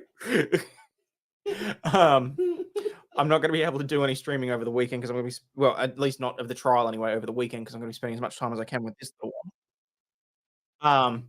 What day is that? The second day, or was it the third? What? No, tomorrow's the first day of the weekend, and next week, and then you got Sunday, which is the second day of the weekend, and then you're back at school on Monday. Yeah, can you stop? Because it looks like I'm talking to my. Oh, cheeky. Wow! Look at my hair. One side is like this color, and then they're all black. Yeah, it's because of the lighting in here, because we've got the lights off. So, away from the thing. All right, peeps. As always, Remember, you are not a piece of shit. You have value and do contribute to society. Even if all you do is hit the like button for me and double check with it. Oh, wow. I heard that. I did hear it. Throw me under the bus. Kathy dropping a $50 super chat. I Please. did hear what Daddy said. Don't yell into the microphone. I did hear what Daddy This said. helps lower my taxes. Will do. Thank you very much for that, Kathy. I hugely appreciate it. Okay, now you're just being cheeky.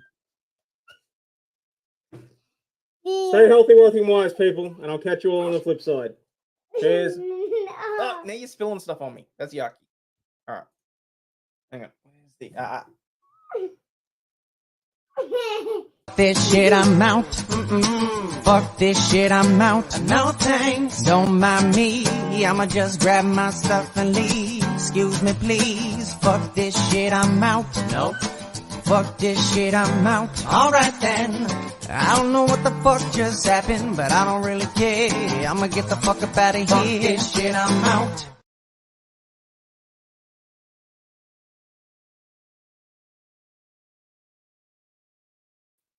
Holy crap, I just looked. I'm actually on the live Rumble, on the Rumble page. I'm next to Ricada and a few others. I know that they rotate them in and out, but I'm taking a screenshot of that. That's freaking awesome. See you, peeps. Bye. Hey, don't do that. Just wave. Bye-bye. See you next. Up there. See you next week.